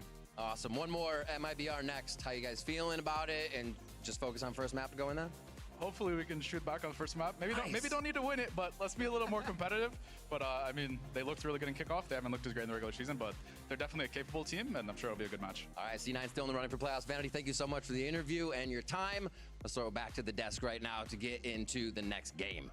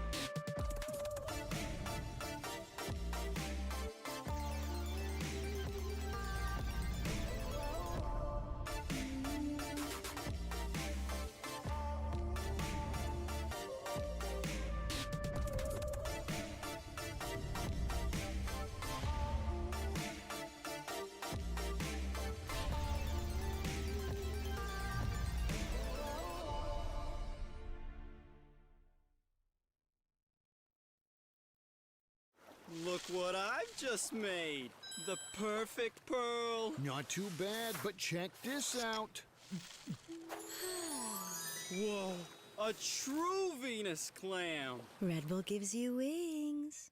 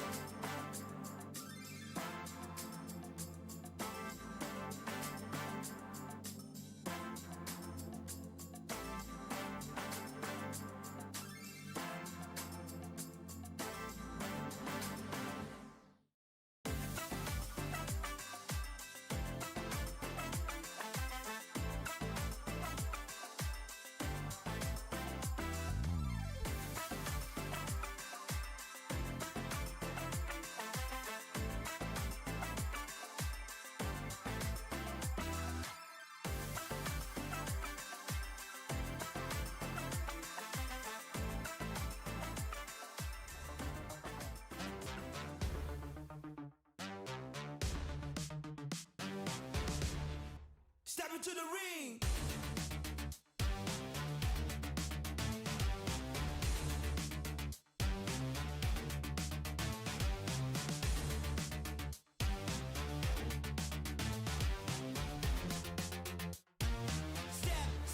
Step into the ring.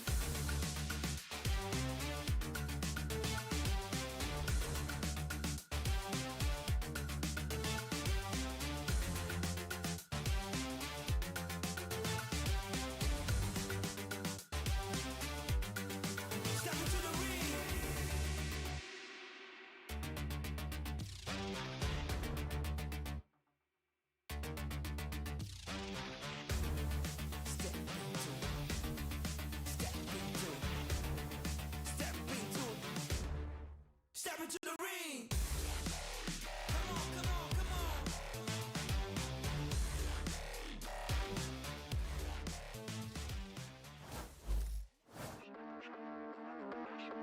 I mean, I really played against my boy Max. Like, you know, yeah, like a long year. Me, Ethan as well. To be able to take down these two last giants, I think it's gonna be sick. I think it's gonna be all fun. Once the stage hits, like we're shooting back. That's all that matters. Cutting up these appropriate angles. Paranoia on top of it. Now being offloaded and let rip. But it's a rocket for a rocket and a kill for a kill. Drawing down. Chocobo! How are you doing that? Ripping away the hopes and dreams. It's nice to see Ethan on the stage again against him too, because the last iteration of NRG is when I played him, and that was like the first year of pro Valorant for me. Ethan is incredible. Max, they've had a brilliant start so far. Big pressure on this side now. Hunter's Fury going to start ringing out. But Ethan's there, right at the backside for three. And MIB are circling the drain here, folks. Never look back. Never think about what happened before. As long as the team knows that, I think that's the most confident thing we can do. We're going to put a lot of effort into this next match. It's going to be awesome. I'm excited.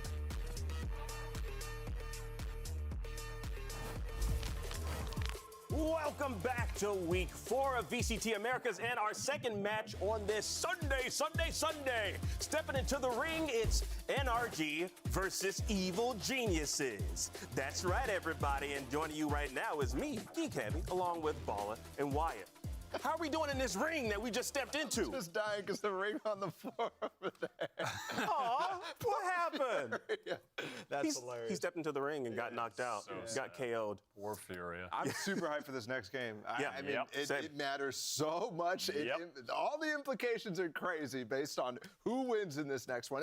And it's a gigabanger. I mean, the former teammate storyline that we heard a lot about in that little video we saw just then is so interesting to me. And also, given we just saw EG beat Sentinels, and they're on the crescendo, they're on the way up. I'm excited to see if they can upset NRG. Yeah, that's right. And this one is actually a bit of a twist because it is indeed a reunion. It's an Evil Geniuses reunion. I don't know if we should like blow confetti or like break out the sausages. I don't know what happens at reunions. I've never had one. Anyways. Well, except for this one, back at kickoffs, yes. Anyway, back to the proper. Yes. Now, this is the first time we'll see champions Ethan and Demon One face off against Giacomo and Coach Potter. It's pretty exciting. Yeah. Potter's been excited for it. She's been talking about going at Max, Demon One. I haven't heard much about what Demon One's thinking about it, but definitely I think those two on EG right now, and everybody on EG, honestly, are probably pretty excited for this opportunity, right? This is them stepping back into it, an opportunity to qualify for playoffs, an opportunity to ruin NRG's hopes at the same time, which I think is pretty exciting for them. For EG, it is just straight up win, you're through, lose, you're out, no? Yeah, I mean, that is essentially the situation, so this is do or die for EG right now. And again, after watching last week how impressive they were, I got a lot of confidence in this team. Yeah, well, let's see what Ethan has to say about all of this. Riv is standing by with him right now. I caught Ethan in the practice room. I had a few questions for him. I just want to get your thoughts on playing against your old teammates here in a battle for playoffs. Yeah, it's just, we're taking it one by one, and like you said, it's a battle for playoffs. So, every game is just another game for us right now. Back to you. Woo, okay. He doesn't even care. Short but sweet, yeah, He's like, former teammates, never heard of him. Again, I guess he's never had a reunion just like me. Yeah, he's had plenty of reunions. Bro. That guy's been on NRG like 3 times. Been on EG like 3 times too. Yeah. Well, on paper, this definitely is NRG's match to lose, but you can't ever count out Evil Geniuses. Now, we just saw Potter call her shot and take down Sentinels. Yeah. And so it is relatively possible that, something similar might happen here. I mean, we're saying it's theirs to lose, but honestly, this season, I'm not blown away by NRG. Their wins that they've gotten, they beat the fatigued Loud Week 1 that had just returned.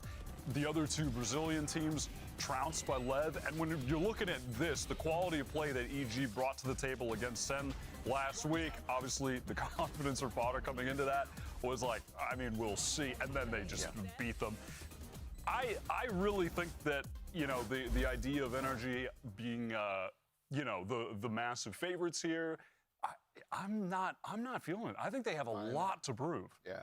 I think, especially when I think about EG, this is a team I think that is building up their confidence to the roof, right? They're so confident now that they've gotten a couple of reps under the belt and had some success as well, some big wins. That's something I think that is invaluable, especially for a team coached by Potter, right? She's able to instill so much confidence. So more to the fact that you're going to play way above your level. And when you have a big challenge like this, I think when you are firing on all cylinders, that gets very exciting for a team like EG. That prospect is just too good for them, too tantalizing. Yeah, and the last remaining champion that from 2023, I forgot what year we were in just for a second, is Giacomo. So let's talk about Giacomo. He had a bit of a tough start to stage 1, but he woke up against Sentinels like the jog was barking. Honestly, I think people were being a little too hard on him with his performance early on in this stage. He was great in kickoff. I think that his performance was a symptom of wider team struggles, and he was still getting some great entry kills. He was having his moments, but it just wasn't the level we're used to where he was so dominant with EG champions. I would agree with that, right? I think that his early struggles are probably because he was dealing with a whole new team, trying to get do a lot to get that team involved. But the fact of the matter is he's the star player, right? He is that guy for the team. And if he's not doing what he did against Sentinels, then they're going to lose. And it's just as simple as that, because they don't have as many shooters as they did last year. It's just that simple. You say that, but they don't. I mean, yes, they don't. Okay. They do not have as many shooters as they did last year. Yeah, obviously, when you look, but that's not to say that the players they do have when they were playing at the level that they were last week, like Apoth, Nature, they can clearly step up. Like, we've seen a high level of individual play, but yeah, you can't just throw them into the category. I'm just obviously saying, what they had if last year. Giacomo had been playing like a star that he was last year, then EG would have been having a chance in all of their games, but he wasn't, and that's why they're down. I mean, pretty bad. Despite the fact that they still have it in their control, it's just because the rest of the teams in their group are bad too. Like, you know, they haven't won many games. That is, it is a fact. You're not lying, you know. But you know, like you said, he is definitely the superstar of the team. But you know what? How about we talk about one of the supermen of the team? Standing by with Superman right now, we got Riv. I'm in the practice room here with Supermen, up in my evil and my genius a little bit. I had a question. The Sen win last week was huge. What did the team have that you guys weren't clicking with before, and how can you use it today?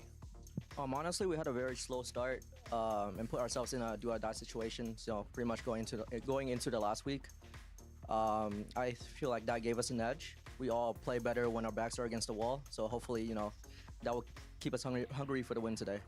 All right. Good luck in the matches. Now, there honestly isn't any way around this. Evil Geniuses, they need to win if they want a shot at qualifying for playoffs. And if you can't get 2 wins, well, you're out. Like, that's just it. That's just like the fact of the matter. So do we think that they can actually beat NRG? I mean, remaining 2 games, I think they've got a chance. I mean, the NRG right here, this is it. I think they definitely have a chance. I think Wyatt is spot on when he says I don't think NRG is as heavy of the favorite as I think a lot of people are saying. I would still probably predict NRG on a regular type of basis. Yeah. But I don't know, man. I definitely think they have a big shot here. Are they the favorites if you're like going on a percentage-based favorite thing? Right. Yeah, of course. Yeah. But I think EG have a way larger shot than people would assume if you're just looking at the teams on paper and their record up until this point. I think NRG have a lot to prove, especially with their map pool. Right now, it's like the Breeze has been insane, but the rest of the maps that they've played so far in this stage, just a little lackluster. Yeah, lackluster compared to that Breeze. So, listen, that's one aspect of the game. I think they're going to have to flesh things out, and they could get caught off by just a good pick ban from EG. Absolutely. And yeah, like we were just discussing, like on the opposite side of things, NRG, they really need to win to stay alive. And they're very competitive alpha group. Like everyone is like, they're working on all cylinders there. Yeah, EG and then 100 Thieves, this is a dangerous stretch. Yeah. I mean, very dangerous. And I think, Wyatt, you were talking about a lot of the teams that they've beaten so far. I mean, all the Brazilian teams up to this point. And they've stumbled, right, against Leviathan. They got just completely demolished. That's, I think, where the fear is coming from right now. But it's just the 2 NA teams left. And I think it's dangerous with those 2 teams picking up some huge momentum down there. Yeah, that's the problem. It's when they're playing against these teams. EG off the back of a huge win. 100 Thieves, they started losing to Sen. And then they finally broke through that glass ceiling of getting a win. And now they look white hot. Like, this is very dangerous for them. They could go 3-3 if things go awry, if they don't have a better map pool. Yeah, absolutely. Yeah, I mean, like, honestly, things are just really heating up. I think we're just getting started here. Like, I'm not necessarily sure who's gonna win this one, but I want some predictions from the table right now. Okay. Balla. This was tough, right? This isn't easy. I'm gonna say, I think EG's got this. I'm going with EG too. Are NRG the favorite? Yes. But I'm going to go with EG. Okay. Okay. All right. Easy clap. Look, I really think NRG, in a lot of senses, they have a couple things that they need to work on, right? I think a little bit of the mid-rounding. You talked about the map pool, but I also think a number of them need to step up individually, right? I think Victor has had moments, but that guy has always had a streak of inconsistency, right? Demon 1, somewhat of a slump. Right? Those are the things I'm kind of banking on coming into this one. I think those factors add up a lot when EG is white hot and potentially fired up to take down this team, right? Yeah. Balla. I don't know. I'm just kind of, I'm confused right now because I don't know. I'm going to go for NRG. I'm sorry. Okay. I'm just going to do it, Balla. That's fine. I'm going for NRG. I have to. Someone has to. I got to be the person that's going to be on the opposite side of the fence. But you know what? We're going to toss things over to the stage because I think it's time to get things started. Riot Games Arena, let's kick off this NA showdown and welcome our first team. Make some noise for NRG!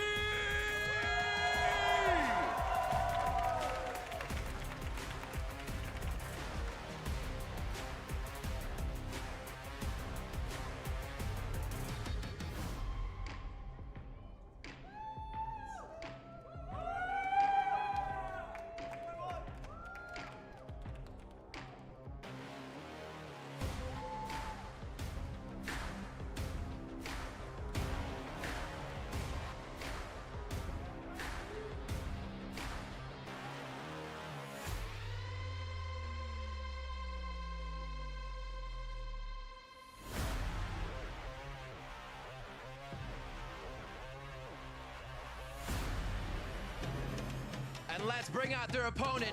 Give it up for Evil Geniuses!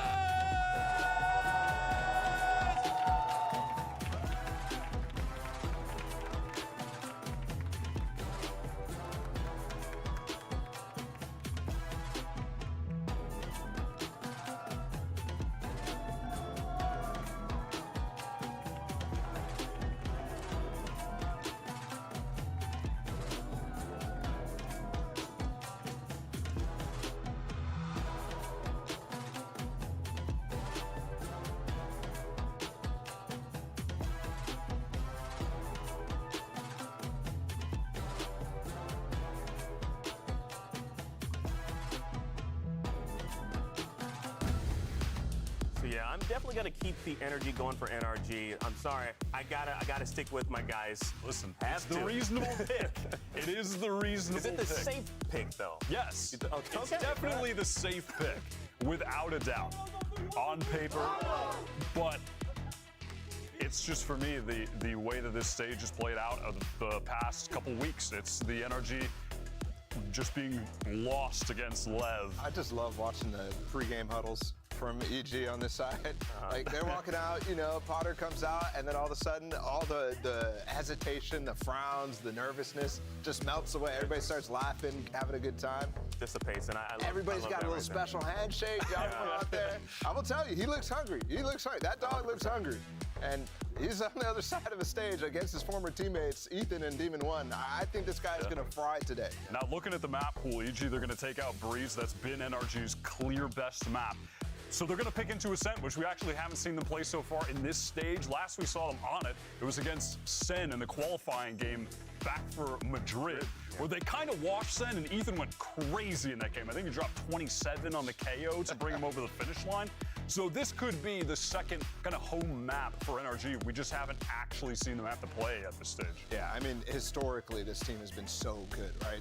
Even back to the old iterations of with Marv on the Optic roster, even back last year. It's a home ground for NRG, and yeah, it's been weird seeing them not really rely on it this season. And here they are in a very critical match, relying on it right here in the first one. This is going to be super interesting to see how it plays out. Absolutely, and I think it'll be very cool to see what's going to happen here with a lot of the mid-round calling, because against Lev, that was a struggle point for NRG. Going up against Nature, one of the new IGLs here in VCT this year with EG, was someone that a lot of teams had their eyes on, had a few different options. People were interested in him. And that matchup is interesting. Ethan versus Nature. Yeah. That is very interesting. I think two inexperienced IGLs. Ethan, obviously, a wealth of experience to pull from, but in terms of actually IGLing, that's something that I think Nature is maybe evenly matched so far in this Certainly could be. And on Ascent here with both teams, presumably, as they did previously, just playing the default Ascent comp. So it's going to be a significant battle between those guys. How they can play out the mid-rounds, the calling is going to be huge. This map is going to be so incredibly proactive from both sides. You're going to see reclears constantly on either side. It's going to be super interesting to see who's going to be faster to react to situations that arise on this map. Well, you know what? Let's see how the reunion goes. We're going to get right into it with this one and send things over to your casters. Say hello to Bryn and Sideshow.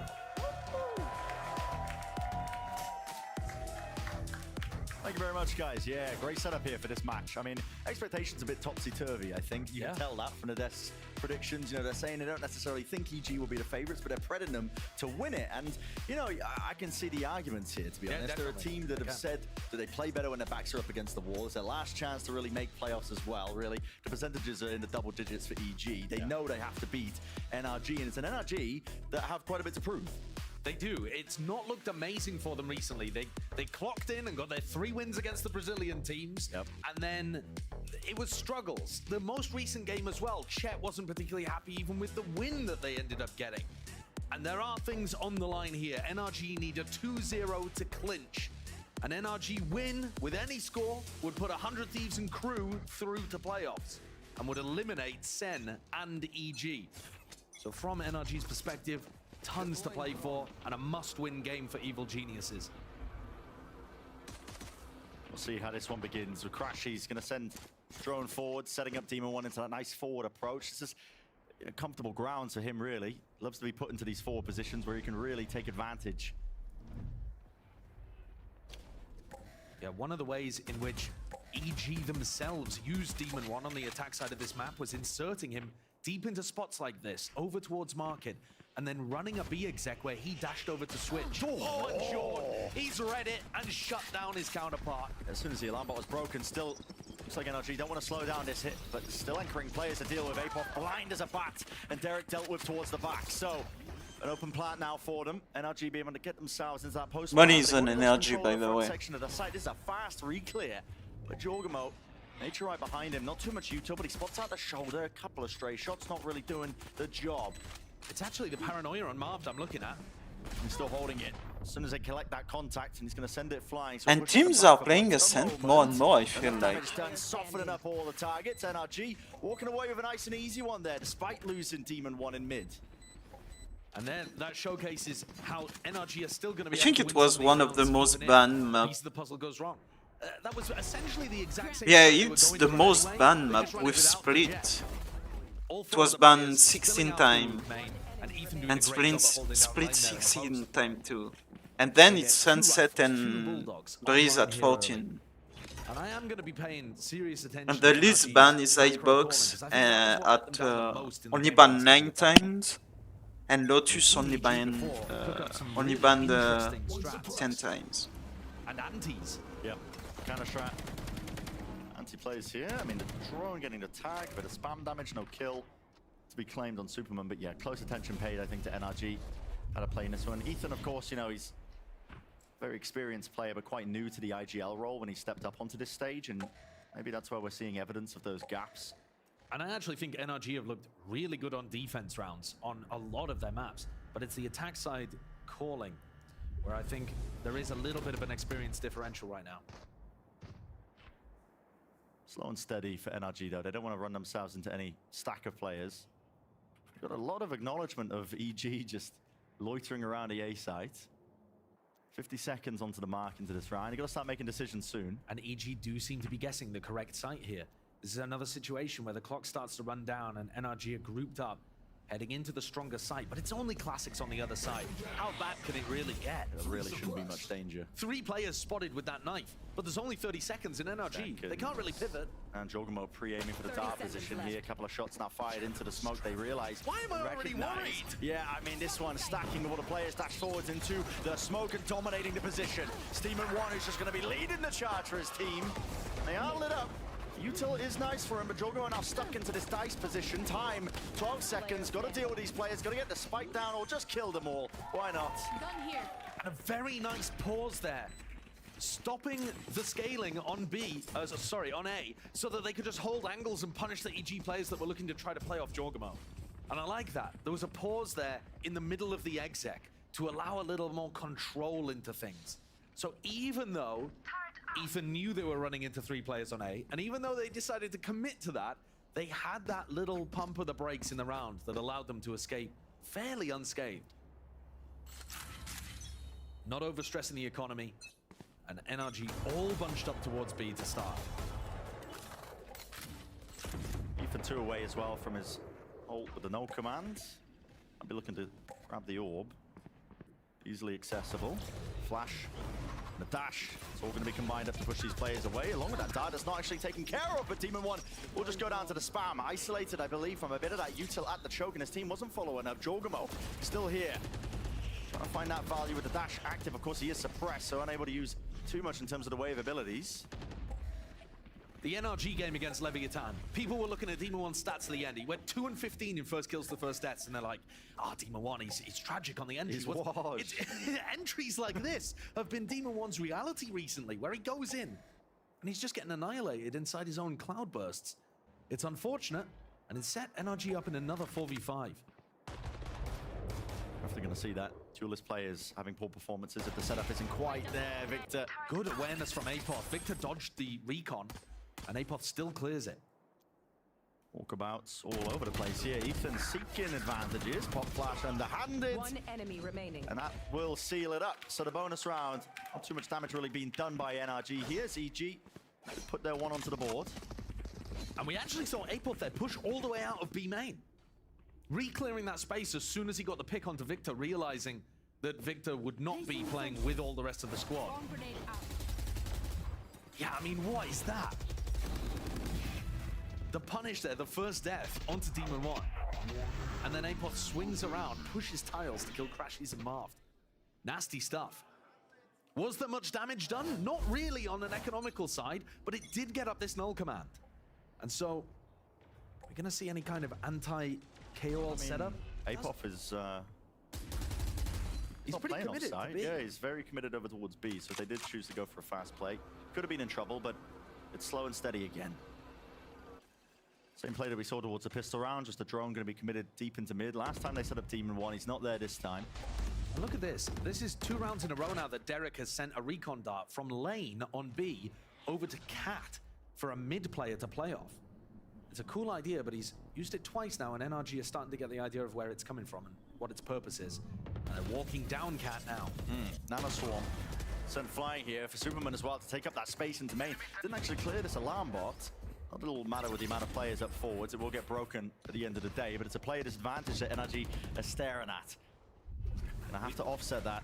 With Marv's death in A main, I think the read here is fairly obvious that they're going into a B split. This flash is supportive util. I want to play off of it. A couple of sound cues being made as a high-low set up. NRG.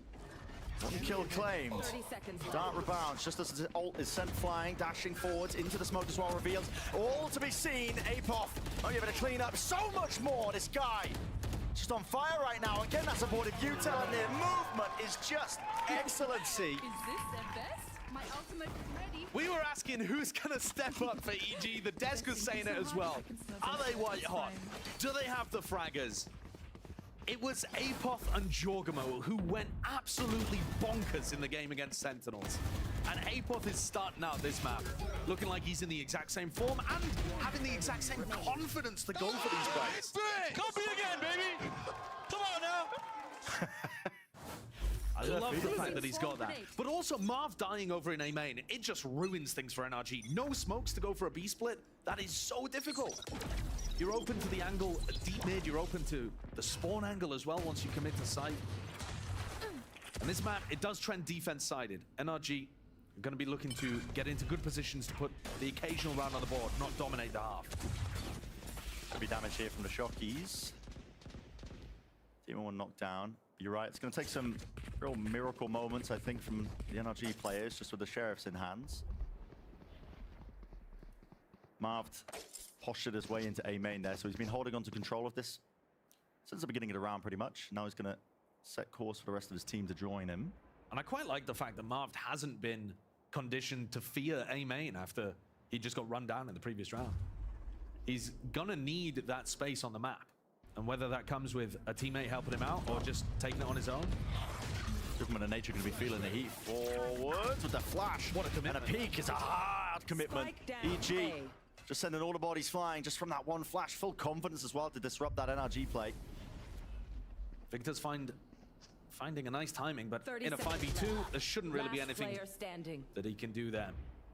Although that will give him some little piece of information that maybe they can play with in future rounds. We've seen teams cook up attack side XX on A where you make it feel like everybody's coming from A main and then lurk a player through, whether that be Demon 1 or Victor, through Catwalk. But EG get up to 3. And this is an EG squad that are just, I mean, feeling empowered, I think, off the back of the Sentinels win. Even in that game, they said it, you know, win or lose, we didn't care at the time, which I find especially funny. But I think it removes a certain level of pressure from EG's shoulders when all the expectations are placed onto your opponents, especially NRG, where they're the ones with something to prove, and unfortunately couldn't avoid it. The technical pause.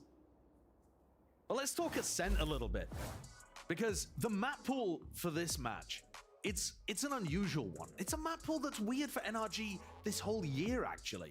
If you forgot what was happening during kickoff, you could be forgiven for thinking that NRG only have one map that they're good at, which is Breeze. Yeah. And they've just been kind of struggling their way through the rest. But they've been trying to play Ascent all stage, and teams have been banning it against them. So actually, NRG's map pool is at least 2 maps that they're good on. Breeze, which EG permabanned, and Ascent, which they got in here. But then once we get onto Lotus and Sunset, those are maps where we've seen some dodginess from NRG. Sometimes in the macro. Yeah. We haven't actually seen Lotus, I should correct myself, from NRG all year. With this roster, they just haven't played it. So it's really difficult to know what to expect. But we're back into this, and it's a round where NRG have a decent chance to win, especially with that Blade Storm on Demon 1. Some interesting conditioning there. I mean, EG, they send flying a flash and a dart, but no follow-up after it. Normally, you'd be seeing like an updraft dash into that smoke. I guarantee they're going to follow it up in one of these rounds. Like a TP into the one-way or something like that to capitalize. They're just trying to condition NRG that it's all safe. Don't worry about the recon. But it's getting real dangerous here. It might even be a little bit scrappy. Too much to overcome. There was no exit strategy in the back of his mind. Superman is going to let loose the one smoke. The nade follow through. Updraft with the knives. No one really ready for it. Nature, though, will respond. Following through, all with the spray. Only claiming 2. The rest of NRG should have been able to get the trade kill there onto Nature early on. And now Apop with the ultimate. And Ethan is so perilously weak. Do you even commit the Hunter's Fury? They are going to. Yeah, they're going to. They want to see if they can win this one round. And everyone does count at the end of the day here in December to leave it just out of Crashies. Shot dart cleared away. Maybe you can get onto the angle, but it's already been stuck all the way here by Apop. And the dodging and the juking. EG not leaving any easy fights open here for NRG. They're leading the charge. 4-2 so far in the map. Same game plan working for EG. Fight aggressively on the outsides of the map, the extremities. We've seen Marv die in A main. We've seen Victor get bullied here in B main as well. And then when Demon 1 gets the entry, why is there no immediate follow-up? It was already after the fragment grenade was popped. You clearly know the timing that Demon 1's going to go for that. But they couldn't really cleanly get through Nature holding down that choke point. And a timeout being called here for NRG. They're on an eco. And normally coming out of this, they like to change things up. There's a serious pattern with these Chet timeouts that once he takes them, for the next rifle round at least, they have a different idea that they go for. I think they've got to adjust to the fact that EG are playing so aggressively for the opposite sides of the map. Yeah. You know, they're really trying to flush out these defaulters that are just holding space on the opposite side to their squad. And they can't be affording to lose Marv and Victor that early on.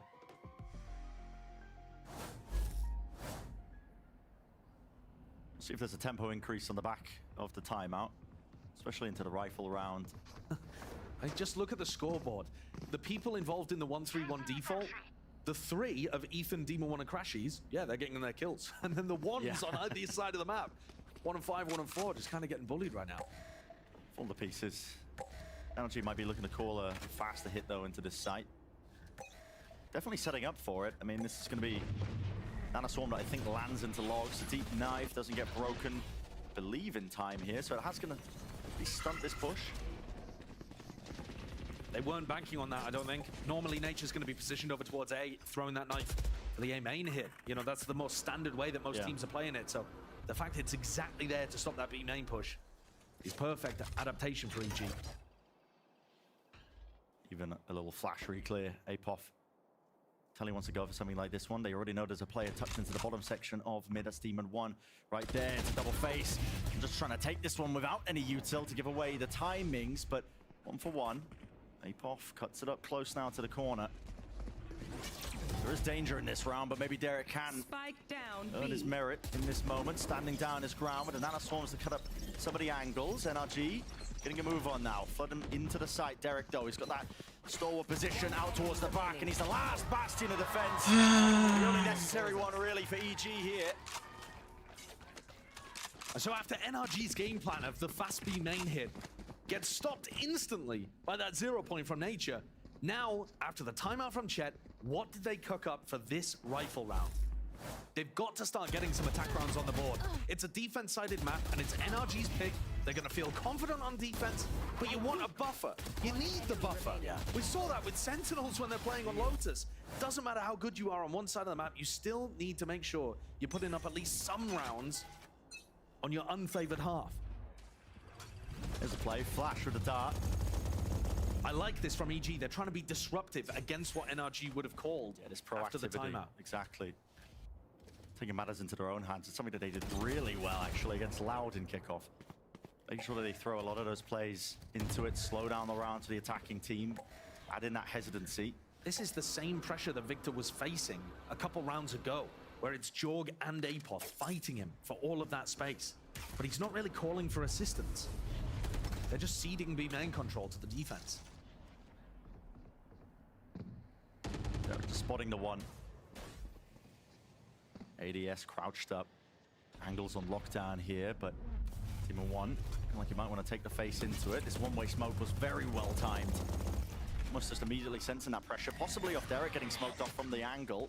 And look at that. Past it. Derek was only going to commit the recon dart there if the knife had seen something. Nature calls, it's all clear.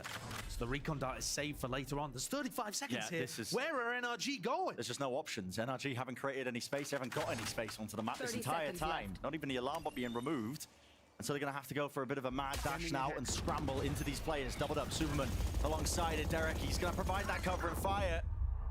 Just a hail of lead that's going to be raining down onto them, but NRG do get access eventually to the site. Barely with any time left. Hunter's Fury. One connection follow through. Can't quite claim the second kill, but they all line up. Derek! It's a masterpiece in motion.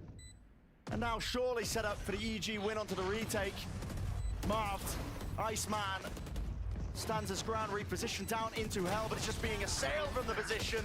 Victor from the side, cleaned up with the trade. EG, they're in complete control. And while it looks excellent from EG, I'm left asking the same questions I was when we saw NRG on their attack sides in their last two matches. What on earth are they doing with the first minute of the round? They're not forcing out defensive utility. They didn't even force out that recon that I was talking about because the knife had already detected there was no one there. They still had so many other pieces of utility left for the defenders because they're not quick at taking map control at the beginning. That alarm bot stayed up the entire time. They didn't pressure Cat heavily enough. They're not taking B main control. They're not, no. And the decision making, like I said, that hesitancy being added in because EG were playing proactively. When they go for the Odin spam, it forces NRG to slow down the initial moments of that round. Yeah. But they have an idea of what they want to do. They want to take mid control, sure, but when EG throw in these little mixture plays that are going to punish them, either on the extremities or in mid, here we go, is fast though. Onto the half by that is a bit of a beef by Marv. I think he's trying to TP into his own smoke. Jorgamo ripping him to shreds right now with the outlaw buy. Heads up, knowing that the economy is going to be weak. Team of One, though, surely not. No! Taken out. Bladestorm, refreshed, but not even necessary. Jorg is absolutely slapping down the entirety of NRG, but the two players that he played with last year and won a championship with. He's just dunking on him. That's just, I mean, so heads up by Jorg again. Yeah, I say so heads up. He holds tab and sees the money situation and buys the outlaw. Yeah. But I love it because it just shows those extra elements are being taken into account by EG with their game plans. Absolutely. So we come in again, and NRG, they have ults to work with. We need to see the game plan online, but it's that Odin in B main denying a little bit of space. And then the operator, too, from Jorgamo in mid. One suppressed. All right, this is earlier, more aggressive takes of A main. They've also got some idea that they're not fighting as aggressively over B main this round. The defensive setup has shifted, and it's afforded NRG a little more space on the outsides of the map. But they've now got to figure out, in what way has it shifted? Where is the threat now then? And he might just go for a B hit here with the null command. Ethan's got it. The thing is, Apoth is, I mean, he's tucked into this one and done position at Pizza, but I don't know if he's going to be out of range. He might be. He's at least going to be able to pop the nanoswarms in time here, I think. I mean, there's one. Yeah, just one from the drone in case they follow through with it. Lockdown. Anything to remove this. Slight spacing and a gap in towards the back of the side, but Derek is not going to be playing towards it. He's going to be backing away. Nanoswarm will land. Clearing through with a util. Demon 1 is so much further forwards. He knows that the site is free because of the lockdown. But that's allowed NRG to keep two players completely off site for the post-ban. It does look like a nice setup. Victor, this guy's heard all the sound cues he needs to know right now to really do some serious damage. Hunter's Fury delaying crashes, just trying to buy time for that win con that is Victor. Right from behind with the backstab now has been watched for! What is that awareness? EG! They're tearing NRG to pieces! Picking up the weapons, I mean, one player backside, what can you really do? Crashes, got to overcome a mountain of obstacles. And they've got plenty of time here to close this one out. That looked like such a lovely post-plant setup there for NRG. They had a player B main, a player on the post-plant flank, 3 players on site ready to hold things back, and EG single-mindedly focused forwards. They've now won every single round since the pistol and the follow-up. And look at that. I mean, the read on where Victor's coming from is just, it feels almost too easy. The timing of it, it's not quite working. Nice! Let's go, boys! And the retake. Too simple for EG right now. And NRG take their second timeout. This is their map pick. When I was talking about their map pool earlier on, NRG looked great on Breeze. No qualms there with the way that they play. Their Ascent, we haven't seen it in the last 4 matches that they've played. They're 3-0 on it this year, but they're getting stomped right now. Yeah, and if they can't win on Ascent, they've only got 1 map in their pool that they can rely on. And this team is 3-1, looking in this match to maybe lock up their spot in playoffs. Now they would have to shift things around here because they need that 2-0 to clinch. Yeah, they need a 2-0. Of course, a win does make it slightly easier for them later down the line, but this is an EG squad that realized that they've got to step up. They need the win here against NRG. You know, you're looking at the wider schedule for EG and you're thinking, it's wraps, man. They got Sentinels and NRG for their last 2 matches, but they get over the big one, which was Sentinels, and then they look towards NRG, and they've been looking a little bit shaky. A lot to prove, like we've been mentioning on their attack size, the overall macro calling, you know, the map pools. And so far, those questions, I mean, we're getting answers, but it might not be the answers you want if you're an NRG fan. I do like the idea that NRG are using more utility early round to take map control, because I think it's also going to force util out of EG, or they're just going to lose space. But I don't think the full commit. We're just sticking the full all here. There's no util to set this one up. They don't know where these players are. Jorgamo's making a mockery of the situation right now, and it's all combined. The crossfire setup, any sort of fast play, thrown out the window. It's like there's no variation in tempo apart from very slow or a rush for EG. And I think, sorry, for NRG. And I think that's got to be something that they look to work on. Make the playoffs or no. Because their attack side calling, it's like either they are full sending it, or they're so slow in the first minute that they're not really achieving their wider goals to set them up for success. The buy is terrible heading into round 12. I mean, Jogamo again, he knows it. NRG. Just particularly for this purchase. I mean, Fucking he has enough money to buy the operator. Weak. He's probably got it sitting nearby. I mean, he had it in the prior round. Maybe it's gonna be like C9 Furia, where like... We're looking to put it to work. Flash over the top. Nanostorm's dropped. NRG again, they're trying to get a move on here. Faster this util. It's all overwhelming here. But Demon One, he was blinded up himself. He was supportive util or not. Again, I mean, it just... When you only have one direction, one speed you want to go into, of course EG are going to dismantle you. This is a nightmare for NRG on their map pick, but EG looking awesome. Every strat that NRG threw at them, they easily dismantled. There really was not a problem whatsoever. I mean, NRG only winning the pistol and the follow-up, losing every other round after it. These hits are so one-dimensional. I don't think they tried an A-split once or some kind of disguised play. Yeah, EG though, entirely on fire, man. I mean, let's hear from Jorgmo and learn why he's not worried about EG's slow start in 2024. It took us a little bit to, get where we're at.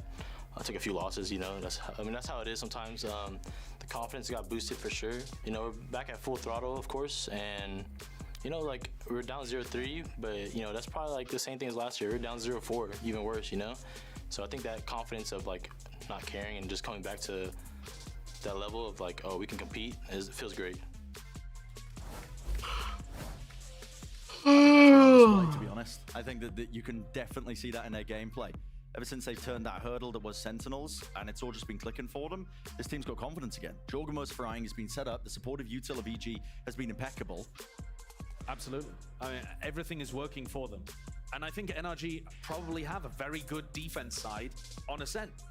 But we're probably not going to see very much of it because the score is 10-2. They didn't do enough work of actually giving themselves that buffer zone. They would have to play with practically perfection here to have any chance of mounting a comeback. And it was EG that got the 10-2 comeback against Sentinels. Of course, after throwing away the 9-3 lead in map 1. But hey, we won't talk about that. This is a wild one. As good as EG are, I just keep going back to it. It feels like the same stuff over and over from NRG's attack side calling, is that they don't have enough variation in the tempo, and they're also not doing enough when they go for those defaulting slower rounds. Yeah. And my big question coming into this match was, are NRG a legit team? Or did they just beat up on the Brazilian teams when they were, you know, coming back from Belfast and a little jet lagged, or the other squads that had not put it together yet? Chet was agreeing that their win against MIBR most recently still didn't look that convincing. That's their coach that said they still had stuff that they really needed to work on. And here, I mean, Potter and Jorg are just annihilating the opposite side of that former EG core. Yeah, the former teammates they know incredibly well. Earned a championship title with them. EG here with the pistol round.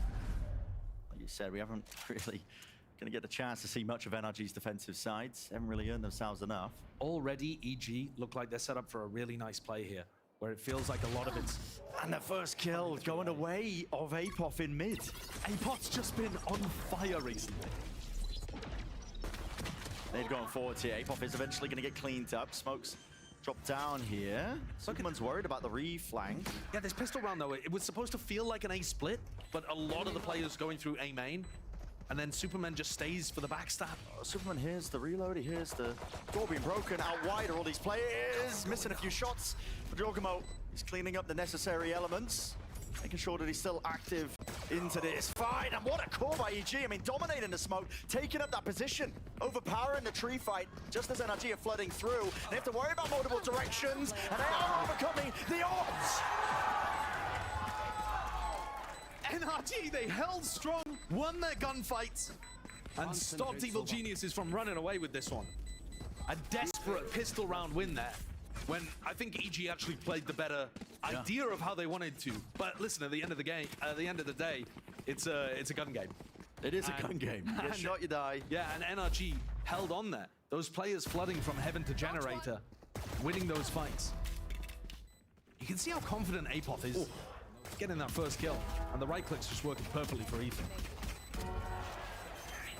Yeah, blessed towards the end of a bit of that NRG. What? Nice try. That just failed you so hard. Where'd my balls go, bro? Even there in disbelief. I mean, it did take a bit of the luck to swing things in the favor. But that's pistol rounds, isn't it? That is, yeah. That's how they go sometimes. NRG using that classic setup. We actually saw EG running this exact same kind of bait and switch with their players over towards A. Demon 1 though opting for the Guardian rather than the Outlaw. Knife dodged. EG obviously on their eco round here. We'll just look to do some damage. But again, the orbs if they can. EG are making it feel like there's a lot of pressure in B main while they're timing the knife and take A main control. Like, it just, the ideas make more sense from EG on the attack side, even though they're running with pistols here. Well, here's one of the easier tests. Hold back the push to the site. Everybody will fall here from EG. They'll be looking to get a plant down at least. A bit of extra money to work with. Which Nature, okay, completed his goal. He can go down with a ship. And a good cleanup. Easy stuff. No drama. All weapons kept for NRG. There is a serious chance that NRG can make this much, much closer than it looks. But can they actually pull it all the way back? That's where I'm doubting a little bit, just because of how dominant that first half was. Not a single round out of the pistol and follow-up. One for them on the attack side. Yeah. It's going to be one hell of a climb back. But these are players with mountains of experience. I'm sure they've been into these spots before. Many a time, they know that it's possible. Got to put it together one round at a time. A round like this would be a huge one. And it looks like they're going to try to set something up. Is this a flash peek for Demon 1 to try to get aggressive with some spam perhaps from Crashies? And Crashies will support it, won't it? Fire down the bullets, open up the line of sight angle. And one back off of it, so rebound flash. Deep dart. Bouncing back, and it's a cool angle. Trying to hit the wallbang there into the players and tiles. Jorgamo getting dropped down to 5 HPs. Forwards though, this guy, relentless. It's not shying away from any sort of aggression. In fact, dashing all the way forwards. He's cut this up. Ethan, it's a miracle that he even got the two. Crashies is in the middle of nowhere, out wide. And so he will fall, toppled. Nature though, aiming for the gun and just ends up falling for it and paying for it. Kind of a sick round from both teams, actually. Yeah. NRG do a great job of coming away with the win, though. Ethan Crashies providing that solid backbone for the rest of the team. But EG had a recon dart onto Demon 1, who was fighting, and then wallbanged through B main. Sick idea. But they just couldn't quite get through here. Ethan being able to pick up 2 of the Spectre is massive. And that's the round they need to start a little bit of momentum. That's what we were talking about. Ascent is very defense-sided. Usually teams, though, are still able to pick up a few rounds. And EG's ideas so far have still been good. They just haven't been good enough to get through NRG. These NRG players are, I think, really excellent ideas on their defense. I've never been bothered about that. The whole time that we've seen them this year, the defense side on Breeze, on Ascent, on a bunch of their other maps too, it just seems well-coordinated, good ideas. Timeout here for EG.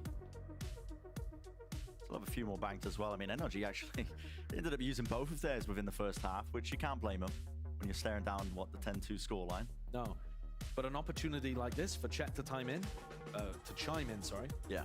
That's useful. It's gonna be valuable. Very useful. It can get lonely out there trying to run a comeback like this with no opportunity for the coach to have input. We might see them mix things up a little. On the buy, we've got Crashies and Ethan both running Odins. Now, it was actually EG the only time we've seen them play Ascent this year who were running double Odin strats against Loud as part of a serious anti-strat they were going for. We'll see what usage these ones get. Demon 1. Zern took that operator. Starting to pluck apart the targets across the map here for EG. Gonna use a bit of that util. Shock darts flying forwards and a lot of damage done. Look at that.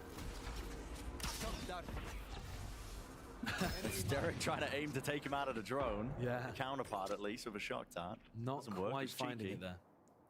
The fact that Demon 1 though has this up online, that's the kind of momentum changer, or rather momentum accelerator, I suppose you could say, that NRG are going to be looking for to close this 5-round lead that EG have.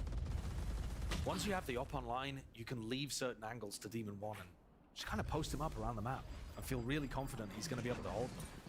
Would you go for the cut noise re-hits? Forwards. Jorgamo is going to be really isolated away from the rest of his team. Updraft's over the available angle. Ethan spraying it through. Crashies as well.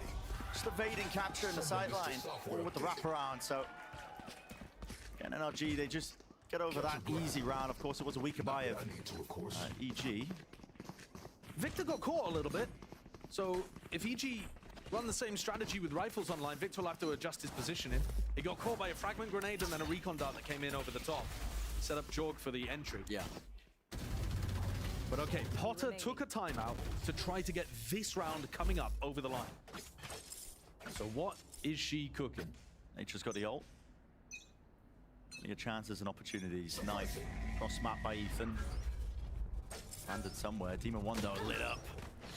Barely able to get out of there. I mean, taking a bit of damage in the process. Both Demon 1 and Victor taking risks at the start of the round. Victor threw an aggressive nanoswarm, so they know the killjoys B.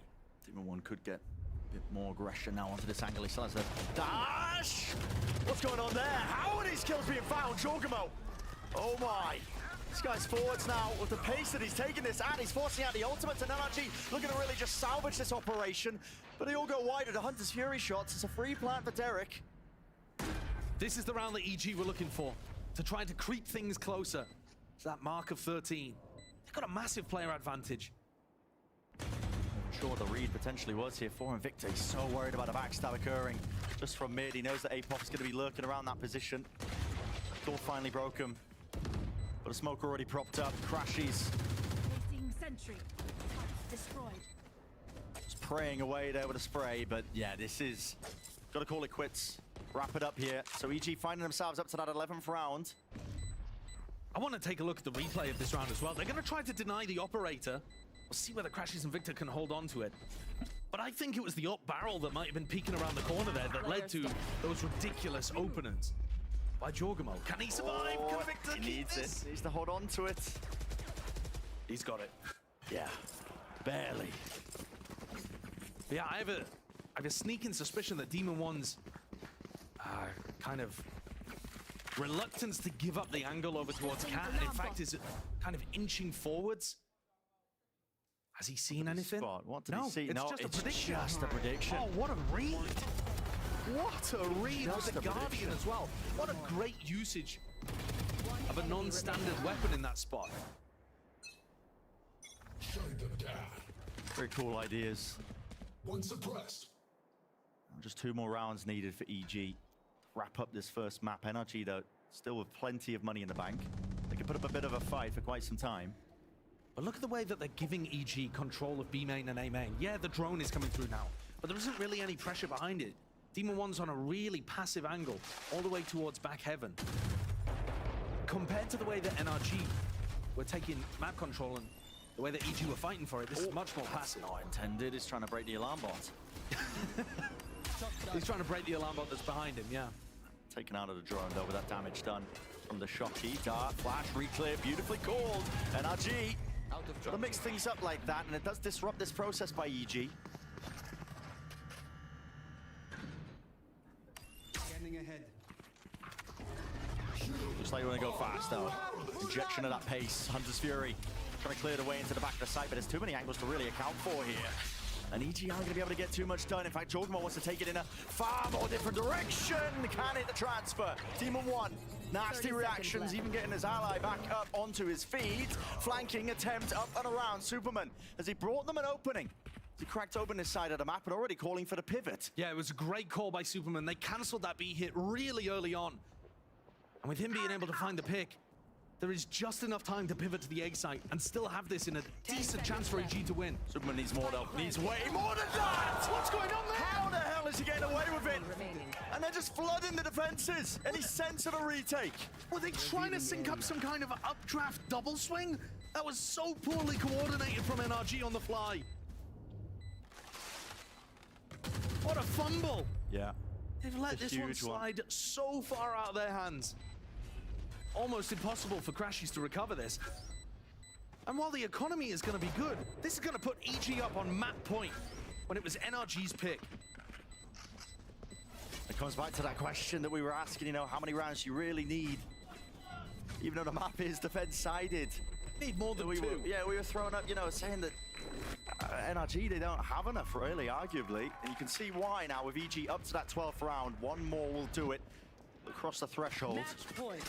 That's such a sick lurk by Superman, though. It is, yeah. He gets his way all deep into tree and insta-calls that cancel of the B push. Oh, where EG were not having too much success with it. Great kill onto Marv. And then what? No. That's an amazing pre-fire shot onto Demon One. But it was badly coordinated from NRG in general, though. Demon One had gone for an updraft as Ethan swung, so that's why he was so much later and gave Superman the time to reset his aim. This is it. It's got to be stopped right here and now in the tracks. If you're NRG, smoke. Covering his teammates. That's away from the dart. Bait and switch setup. Yeah, Trying to make it seem like the Opera has retreated when in fact you've inserted the Killjoy in that spot. He missed the drone? I believe the shot didn't clear him though. Didn't clear him into the corner. So Victor does get the volley that was intended for him. He's going to be pushed back and away. Ethan also feeling the heat. It's been turned up. Wild now display. Jorgamo with the bucket in his hand. He's even touched the flash. APM off the bloody charts from this guy. And now wants to pave the way. Committing one of the blades. We're moving away from that dart. Nades flying through and forwards. This is a site that's going to be gained now for them. And they're already getting that plant down. Demon One, take matters into your own hands here. A chance to really wrangle back Fate and Control. Crashies with the firing line. Making sure that nobody can really take it. Adjustment. Round 3! Jorgamo! Goodness me! Holy fucking shit, man.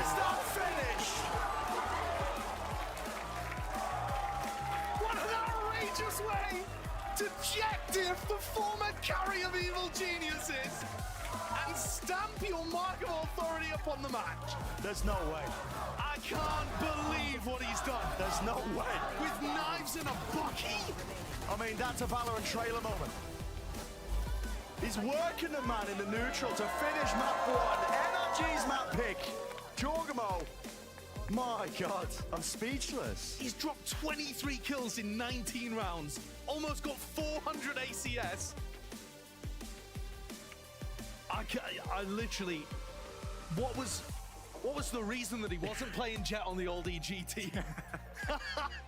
It's crazy. Man, when he's got it like that, it's just insanity. But I also want to point out that the defense for NRG just gave EG so much more room. There was such a massive macro difference between how these two teams were playing. Absolutely. Well, we're going to be stepping away, taking a bit of a breather after that one. Exhilarating finish. But the Analyst is going to be breaking it all down. Map number 1.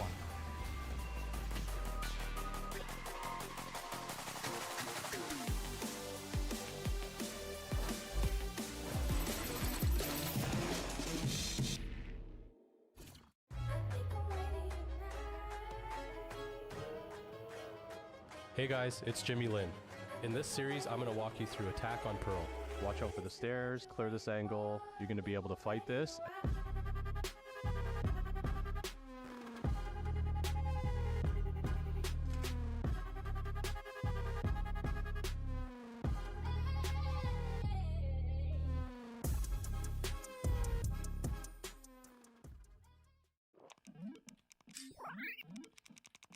Red Bull gives you wings.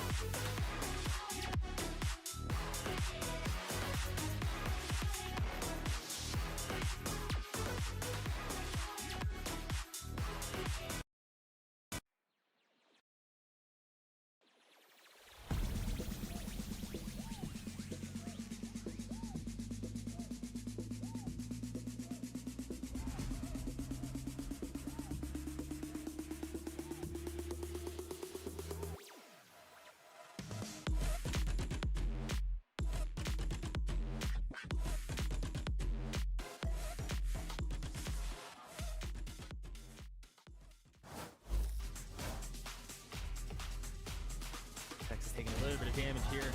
Demon 1 online. traded out through the main angle. Now Nature lined them up for him. I am joined by Potters after their win over Energy on that first one. I gotta ask you, previously in the stage, you talked about the team having trouble keeping momentum a bit throughout these series. So what were the talks like so the team does not lose that gas throughout the entire game?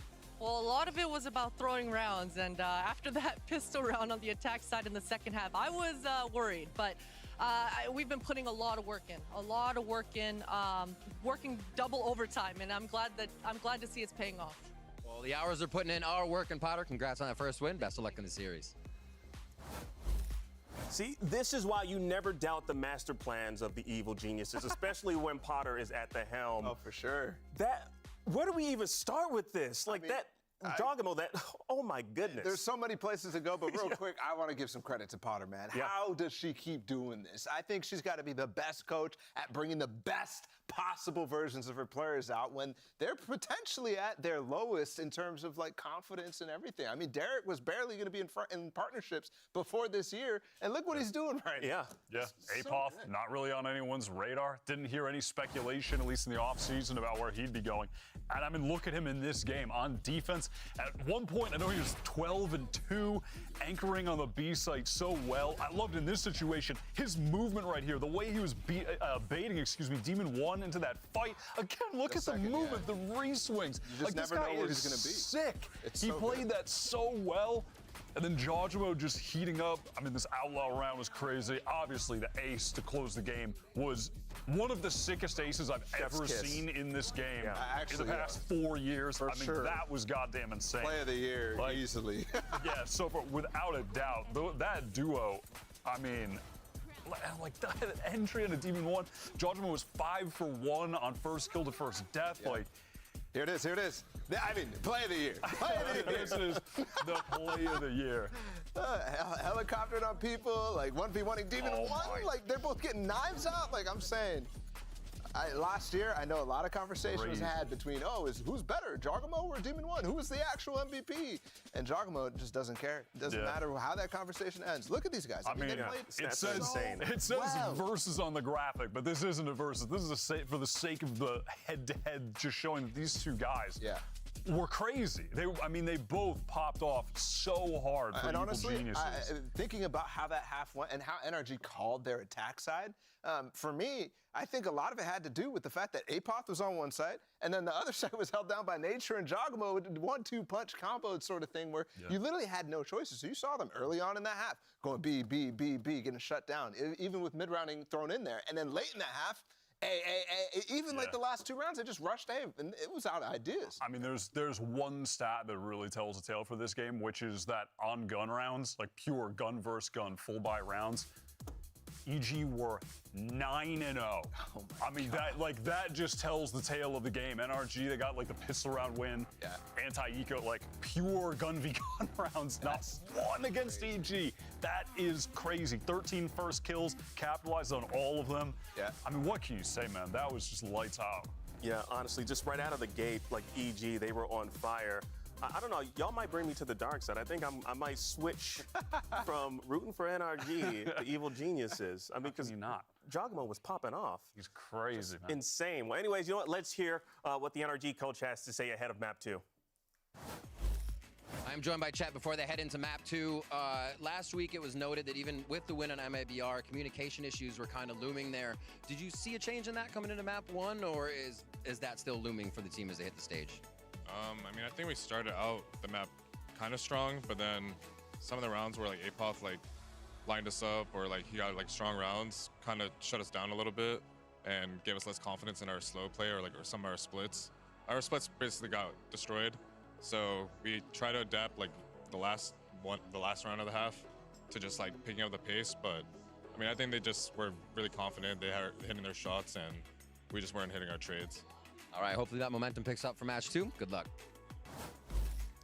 Well, I'm kind of glad that Coach Chet just admitted it. Apoth definitely was lining them up. Yeah, that's what I was saying. So what do they do moving into Map 2 then? Yeah, I think this one's interesting because I'm kind of disappointed in the fact that Chet's not really pointing out strategically some of the things that was missing. Because to me, that was a poor attack side, just straight up. A lot of times it was just kind of lackluster ideas. There was no depth in the calling. There was no really push and pull at the map. Like, they weren't really going, like the mid alarm bot, for example. He talked about how the splits were never working. They never broke any of the util and took map control before going for it. So E2 was always reading it perfectly. I think that's a big problem heading into Lotus. A lot of their failed attack sides have come down to really just, they're hitting it 2 notes. It's either fast as hell into the sites, or they're taking way too long, and then the rotate comes in and the site they're hitting is stacked. Yeah. It's happened so many times in the past few weeks. And so they're gonna have to fix that up on Lotus for sure. A map that they haven't played yet this year.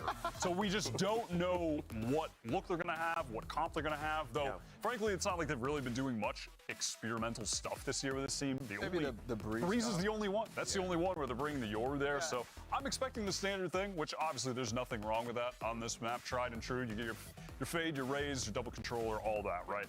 But it'll be interesting to see just their level on this map. We have no idea. Yeah, and what's funny about that, White, is the fact that we saw how NRG played on their map pick. We're moving into EG's map pick, and like you said, we haven't seen them play on this map. And again, I'm just asking, what is this team's map pool? Yes. What is their map pool? Like, they are phenomenal on Breeze. Their attack side calling on that map is beautiful, and all of the little aspects of defense with the Yoru, how you can play around the gate crash, CP around, are so well thought out. And then you go to a map like Ascent and you're watching their attack side, or Sunset against Lev, and you're like, where is the team that we're seeing on Breeze? Where's the team that has a depth of map pool like we saw the last 2 years? Yeah. Right? Like, it's there always. Actually, innovation is always there for this team. It's just been kind of lacking this year, and I think that's because of the new pieces that they've brought in and how it works within the structure of Chet's ideas. It's definitely something that I think they need to work on down the line, and it's going to have to be a strength in the future. Right now, it isn't, but I did see something. Look at it. Look at this comp. Look at this comp. Going on? What is going on right here? We were talking about lack of experimentation for the most part, but I saw the Brimstone and I was like, okay, this is crazy. Yeah, I saw the Cypher. Oh my God. Yeah, that is Are we wild. playing Lotus? It's Sunset or something? Yeah, this is Lotus. All right. EG confirmed to me that this is in fact Lotus. So they've been running this comp, play last week, whatever. But yeah, look, I have not seen this. I have not experienced. I don't really know what the idea is going to be like. But what I do know is with the Gecko added, right? There was a lot of breach raise back in the past. We're like trying to combo a lot of stuff, trying to take a lot of early A lines, that sort of stuff. It might work with the Gecko in the way that the new meta is working out. Yeah, well, can Evil Geniuses run away with this one and score a 2-0? Well, let's find out and send things back to your casters. Here's Bryn and Sideshow. Yeah, we're certainly about to find out, aren't we? I mean, listen, Artist, the inside agent, he didn't stop with NRG last year, did he? He's infected them with a couple of ideas. This is very close to the Na'Vi Lotus comp, except they're running the Cypher instead. Full experimentation. Na'Vi online. are known for being bonkers crazy with some of their that's a polite way to put it. Yeah, I had to hold myself back there. But this is super bizarre. It doesn't even really fit the players in terms of the roles we've seen them on in the past. But we get to see Victor Reyes. That's what the community has been harping on about, getting him into that position.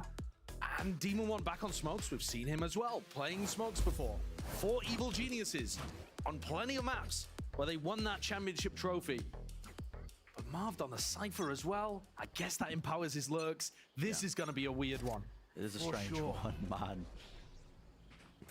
And honestly, as well, I think half my brain power are going to be committed to just working out what this comp can do differently to what we've been seeing all season long from Lotus gameplay. More standard stuff that EG are running. Of course, you can see that Snakebite is forced out nice and early here by nature. In fact, it doesn't really have anything else towards it.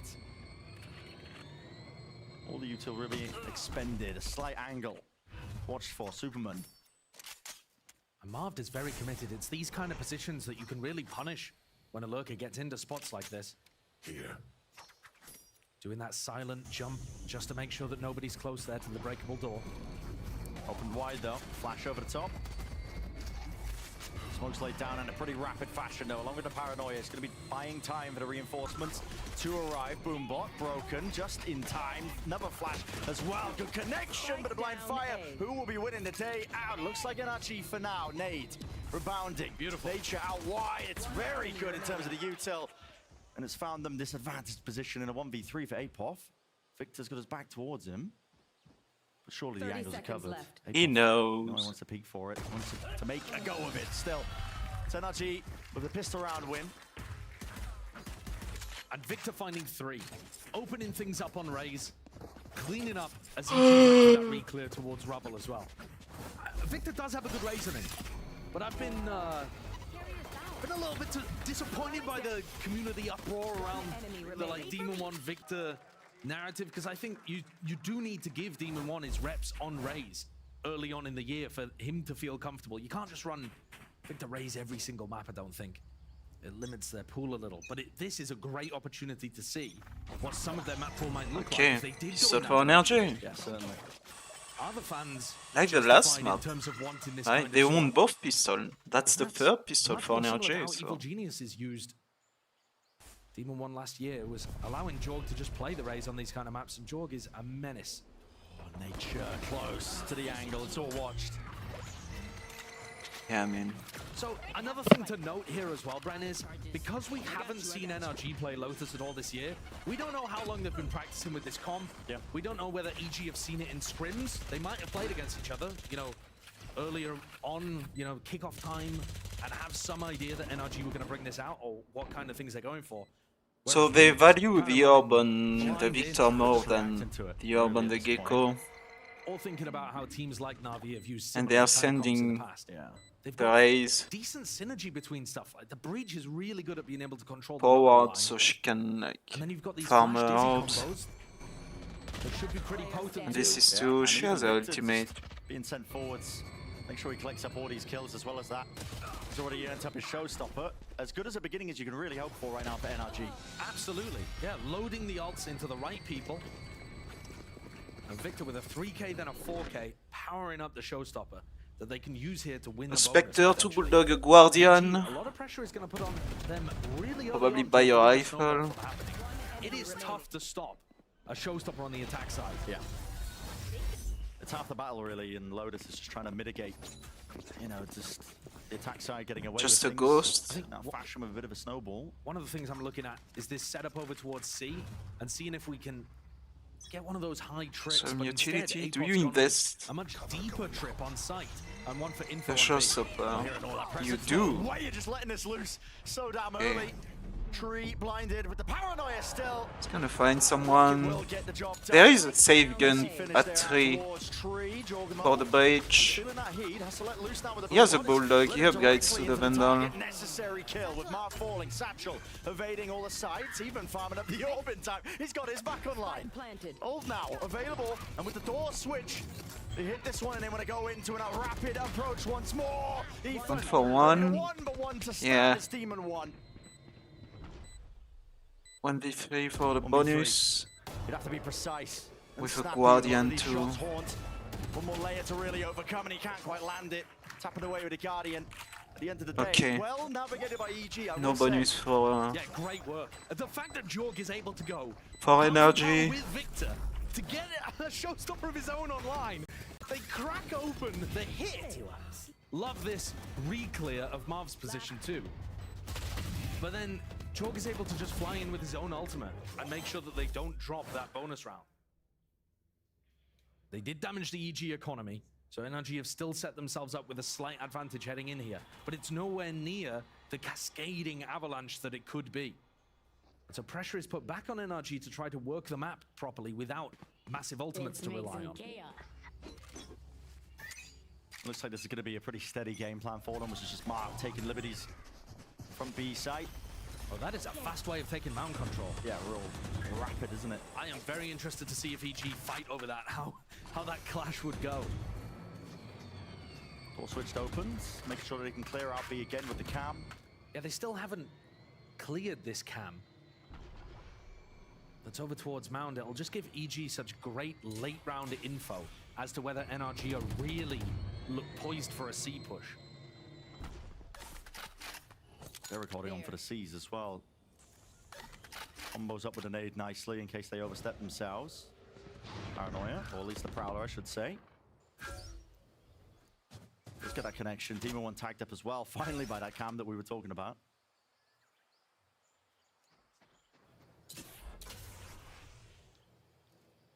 I think these trips been broken, Josh, when we're approaching about 40 seconds into the round. Yeah, this is getting late round. It's difficult. Know that this commitment's got to come. They didn't dizzy though. Surely this clears the backside play. Apop's got a cage to play into it as well. Finds Little Victor. Going for another swing of things. You realize he wasn't Only really good getting for out one, of though. danger here. Calling for the pivot. NRG. Fast now back through Yeah. seas. Is a wonderful connection. That timing is elite right there. And Derek You has got spam them it. all into You place. do. But 1 you for have to 1. battle your way through. It's brute force. It's the name of the game right now for NRG, and it's not good Damn. enough. Sick round from EG. Very reminiscent of what was going on Ascent again. First get round They've for still got such G. large pieces of defensive utility. First laying hype around to go alarm. for a flood like that. Paranoia's still there, Seize is still there, and they're finding huge value because NRG's timing is really predictable.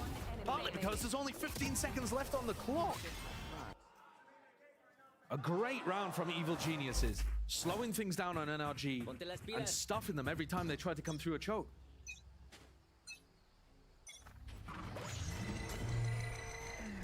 And the C-mount take, you can't really fight over this one if you are EG. You have to give up and concede that space. I think that stun is really good, and what a shot from Marv. Caught by the trip, luckily no one there to play off of it. Yeah, quite lucky. Mav's got a gun though. This guy, he's just running all over them. Footsteps made, and he's caught the timing onto Apop. Alt popped off and online, the Iceman himself.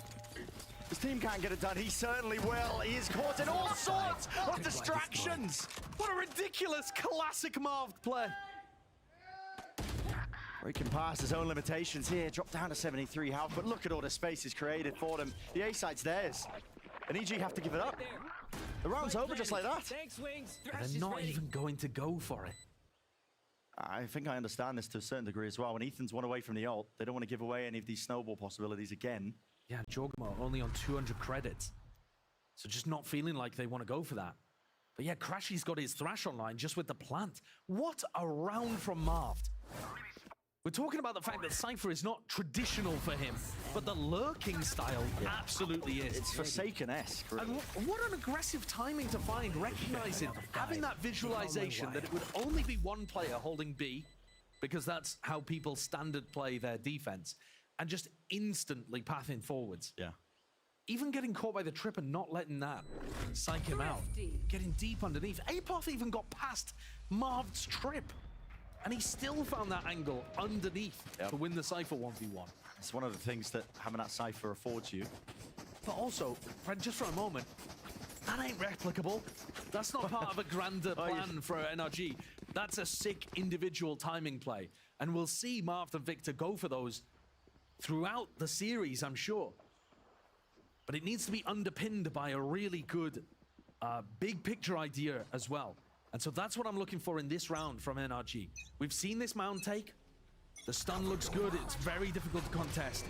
Can you actually convert that into a side hit? This time mixing things up, going for the Flash Dizzy combo there for Mount. So really trying to play with expectations so that the EG players can't get an understanding of, all right, they're using the fault line in the same position every time, so we can use utility to timing that. Really mixing things up. Posted Victor up deep as well towards C. NRG have to re-clear rubble. That was taken, so they're going to use the fault line, mosh pit.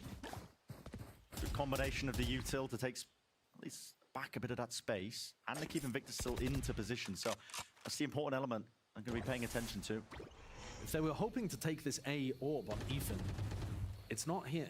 And Ethan instead is just watching the B push. This is all fake pressure, and it's pulled out the Nightfall. Getting 2 tags onto the players, but honestly, that might be all the read they need here. EG might just start to rotate some players up and away, and already they've made the calls. You can see Jorgamo running across the minimap. He's going to be trying to reinforce over towards the C site, knowing that they've lost a bit of control towards that direction. But NRG are not committing anywhere, and there's still only 30 seconds on the clock. They haven't made a decision. Looking for a detainment, anything to just force the hand of these EG players, but are backed away entirely. No detainment. Superman, he's taking out Demon 1. Marved, they're aware of the low possibilities, but again, he has to take matters into his own hands. Double face, running him down now. Just trying to use the trip to slow them in their place, but where is the ending here for NRG? Is it towards B? With only 10 seconds remaining, it's EG. They are just plucking them apart. Unraveling the thread that is this round, having to commit and stick this one, but there are no defense available. Not for Victor.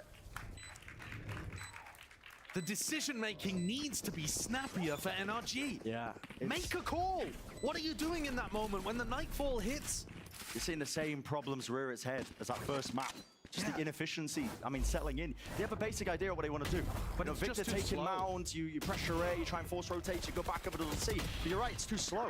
By the time they're actually getting into position to even do anything, there's 30 seconds on the clock. Yeah, I mean, they really have been watching the Na'Vi VODs. Yeah. Trying to tick the time down like crazy. That round, though, got to give credit to Marv. They knew that he was coming. Apoth had already seen the Marv lurk on the cam, and Marv still got a kill and took 2 people on a merry chase. If Marv's feeling like he can take the timings to get the kills, then he's going to make it easier for NRG. But I still haven't seen that good attack side that we need evidence of. Nice movement from Victor. Ooh, bit of a... Okay. Friendly fire there with a fault line. Superman's not going to be pushed away from this tree angle so easily, though. He's still holding on to control of this. And with EG layering down the pit on the other section of the map, out towards the C main choke. Again, NRG are going to be super limited in terms of the way they want to try and take this and fight this. How do you even clear the pit? Yeah, I don't think you can clear the pit very well with this composition. You don't have Prowlers to follow. You don't have like a Nightfall ultimate to go with or anything like that. They don't even have the Omen ult to get on the other side of the pit like we've seen some teams go for. I think EG, they just know that the C site is locked down under nature's control. That's why they're stacking 4 players, B, A area. Prowler in the mid round by Derek. It's both of them going to be used. Peeks out wide, sees, nade, just missing. Ever so slightly going for that refight over towards A. Rubble, 40 seconds into the round. Do they use this timing after the Haunt? The Haunt sees nobody. Now you start to take some space forwards. 30 seconds left. End A with the fault line. Okay, rolling thunder over towards B. Instead, it's going to pave the way out through the baby door. No one can really stand their ground. Towards it, Jorgamo. Taking liberties. This man's feeling free right now. All the way over towards the side. And the transfer of a lifetime. Derek is doing the most for it, but maybe they can overpower their way back into the side. NRG 2v2. Maybe they can isolate this fight here. Snake bite. Mosh pit meeting the match! Superman! Superman! Anyway. These EG players, they're white hot. It's not the same players every round either. No. We've been singing the praises of Apoth and Jorgamo, but Superman there, just dunking on a double face of NRG. That's a spot where you should be going 1-for-1 max. Down you go. Just deletes them. Another round, though, where NRG's macro scrambles to get the plant down in a scrappy situation, all flooding through that breakable door. They are struggling to get themselves into spots. They're not fast enough to take advantage of these macro opportunities. There's some sluggishness with the way they're calling. Exactly. The slow rounds have been tripping them up. When the decision-making's easy for NRG, when you have these big ults like the showstopper, Victor's earned it again. It is a weaker buy, so he's probably not going to want to offload it. But you think about some of these rounds they were playing, it was Victor just using it right off the rip. Yeah.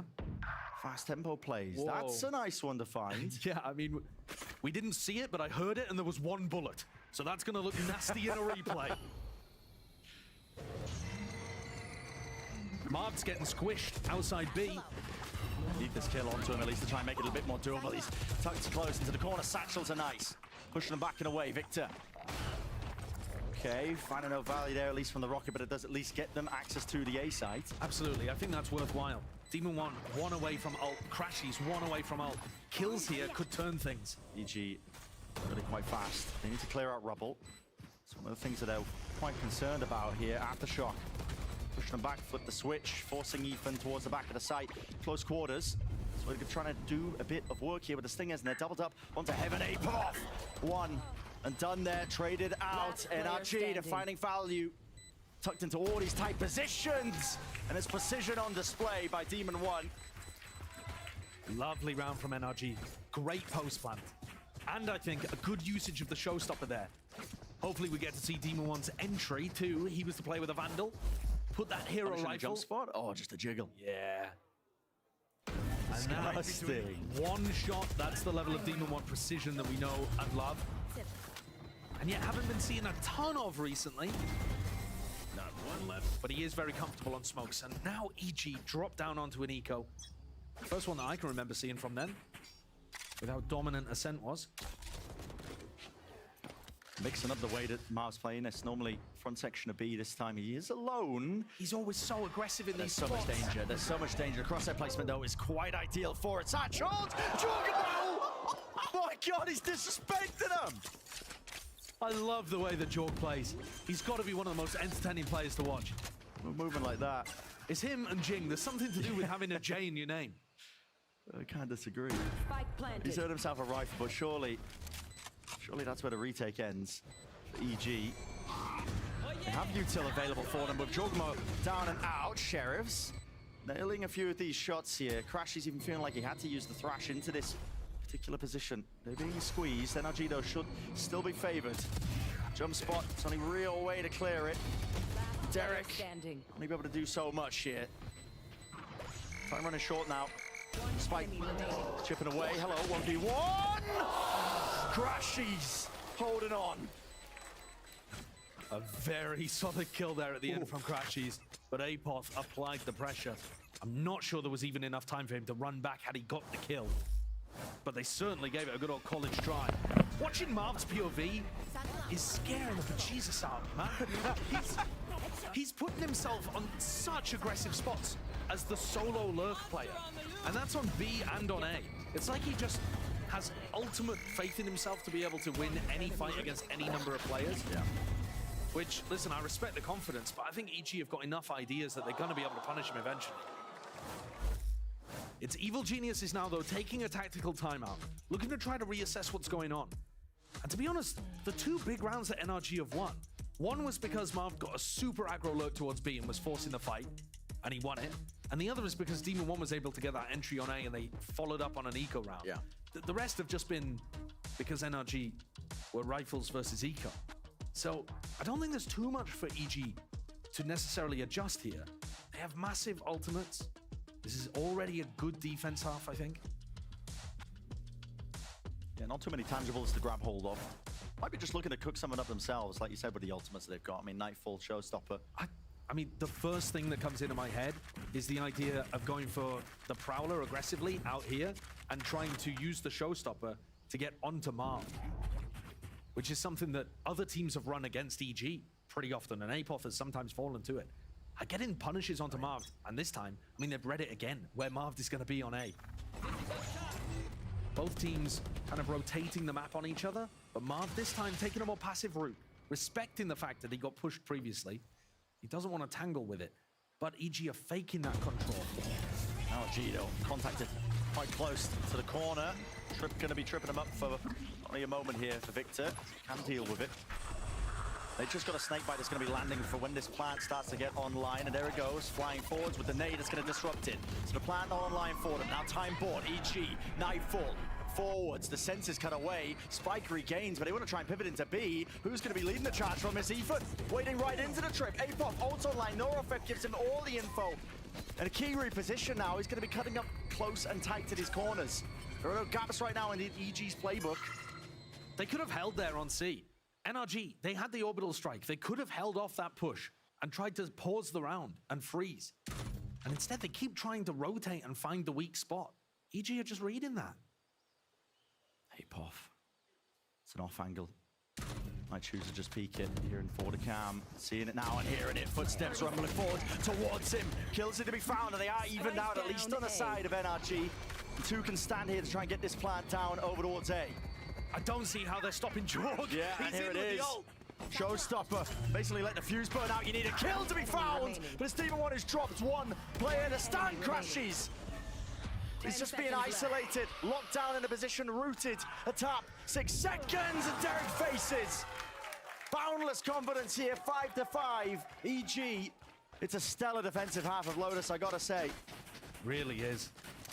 I think one of the big problems with the way that NRG are calling on every single map on their attack side is that they're always trying to find the weak spot in their opponent's defense setup. So here, for example, they realize that everybody from EG is ready to flood defend C, so they try to pivot out and go B. But the problem with that is... The problem with that is it's easier for the defenders to anticipate those kind of rotates. And in this game, you can throw down so many mollies, seizes, paranoias, all these kind of things to make that an impossible pivot. They haven't dealt with the trip. Ethan just dies to that instantly. Yeah. They need to add a few more of these freezes into their game, where they just pause, try to re-clear areas of the map that their defenders are fighting over. I think it's a really big mindset issue that's currently stopping NRG from reaching their potential, but EG doing a stellar job of punishing that. Chet's going to try and fix things for the last 2 rounds of the half. The money is still in an all-right position, unless NRG lose the upcoming one. Comes down to this. Do have the orbital strike to maybe work with, but when NRG get pushed like this, it feels like they just try and increase the tempo massively. They go for these all-in plays. That's approaches. what they did on Ascent. Yeah. Backs against the wall. Maybe they can come up with something different, but right now a lot of eyes looking towards the B site. Yeah, certainly looks like we're going to see an early stun on B with Victor trying to follow up on it. They're just doing that normal cage, making it feel like it's only Marved here towards B. And if they bait Jorg and Derek into fighting, they're going to find themselves stunned by the breach. So far, very interesting looking wall. Not really seeing too much more in terms of the POVs. Crash, he's hunting for this cam. Pesky problem, did he have to dislodge? There's that Prowler.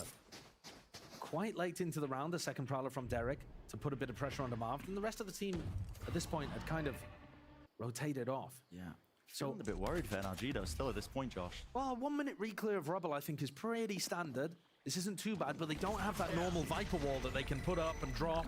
So this is going to make it more obvious they're headed towards A. Yeah, I mean, the amount of utility expended just to take that mosh pit flash, fault line stun. They can pivot B here because Marved is in a nice spot. Oh yeah!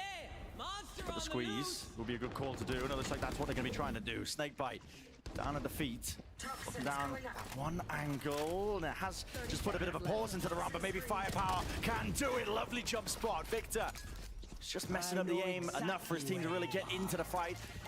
Nade rebounding, will disrupt it again. This plan is going to be pushed back and away, and with Derek finding that one kill, the straggler crashes. He's supposed to be that late look, but an ult earned. Victor on the rocket into his hands, contacting slowly as he goes, and just about catching. So 2 to stand here into this retake. Do EG still want to make a go of things? Jorgamo finds a kill. It's a little bit messy. Bulldog doesn't make it a clean job, and so there's still some fight left for these EG players. They do want to make a go of this one. Hearing that reload up high, damage done to a multitude of targets, but it's NRG. We're just going to be narrowly taking the lead. I think that's a great round from NRG called out of attack timeout. They do so much on their attack round there that has been tripping them up before. They go and insert Marved into a deep position on B with the rest of the team ready to punish in case Marved got challenged. They also cleared out Mound. They didn't break the trip, but they cleared Mound. Then they went back to A and had the option of pivoting B. That's how you work the map properly. That was a lovely round called by Ethan, with Chet assisting out of the attack timeout. And it's dropped the economy of EG and set NRG up for a 7-5 half if they can just convert this one. That's where the importance lies. Again, you can see just the fault line being held. The UI elements. Toxin screen down. That's just a punish in case there is a play to refight out towards rubble. Anybody pushes past the door. Demon One's been holding this orbital strike an awful long time. I don't know whether it's designed purely as post-plant utility, but you'd imagine that you could put the squeeze onto nature here. Oh yeah. As soon as the Snakebite goes out, you're like, right, I know exactly where the Vipers stood. Should be quite predictable, but I'm choosing to do it. Nature jiggling, dodging everything, and now the util kitchen sing being sent at him, and they do eventually isolate it. Stunned up, Jorgamo still with the cage fading away, gives him that opening. Satchel forwards and around to the corner here. NRG not going to be given that easy access over towards the A site. They can't find these easy fights, these duels. Entirely in the way of EG. It's falling to pieces. In NRG's camp, they had all the weaponry, they had a big ult. Almost as good as a beginning as you could really hope for, but that flood defense of EG now has basically ramped it up nice and pretty, 6-6. Unless Marv can just go huge and nuclear, it's not likely though. It's got 20 seconds left. It's an impossibility. The rest of the team just looking to focus on their defense half at this point, I think. Well wishes to Marv. Give it the best shot. And Jorgamo taps out wide there, bit of a pre-fire. 6-6, like I said, wraps it up nice and pretty. Synchronized, but on Lotus, we know how this map tends to be on the attack side. EG, it's a hell of a half for them. Yeah, I think this is going to put massive pressure on the NRG camp. EG all smiles on their side as we ended the half even. They know it's an attack-sided map. Their comp has so many ults to work with. It's feeling all the more likely, isn't it? We're creeping closer. But over on the LATAM broadcast, spoke with Potter about how she motivates her team. Check this one out. I had a lot of one-on-ones after we got destroyed by Crew with each of the players, and in my conversations with them, I asked them, if we were playing basketball right now and Shaq was on the other side, it's Shaq over there, do you see yourself as like a tiny kid on the court trying to play basketball versus Shaq, or are you a huge like Shaq is, right? And they all said they were like a small, you know, they were scrappy, David and Goliath, but they were gonna come back and everyone's gonna respect them for fighting again, right? Even though they're small. And I said, I don't see you like that. I don't think anyone else sees you like that. You're Shaq, you're just as big as this. Wow. He's just been in the league for a little bit longer, right? So you have just as many tools as these guys. And that's been the thing for this squad is they're so talented, all of them, so talented, but just the confidence. That's so out of pocket. That analogy, while you're talking to somebody who's 2 foot shorter than you, is so out of pocket. Oh, Dan, man. No, that's a wonderful interview, and Dan does fantastic interviews over on the LATAM broadcast.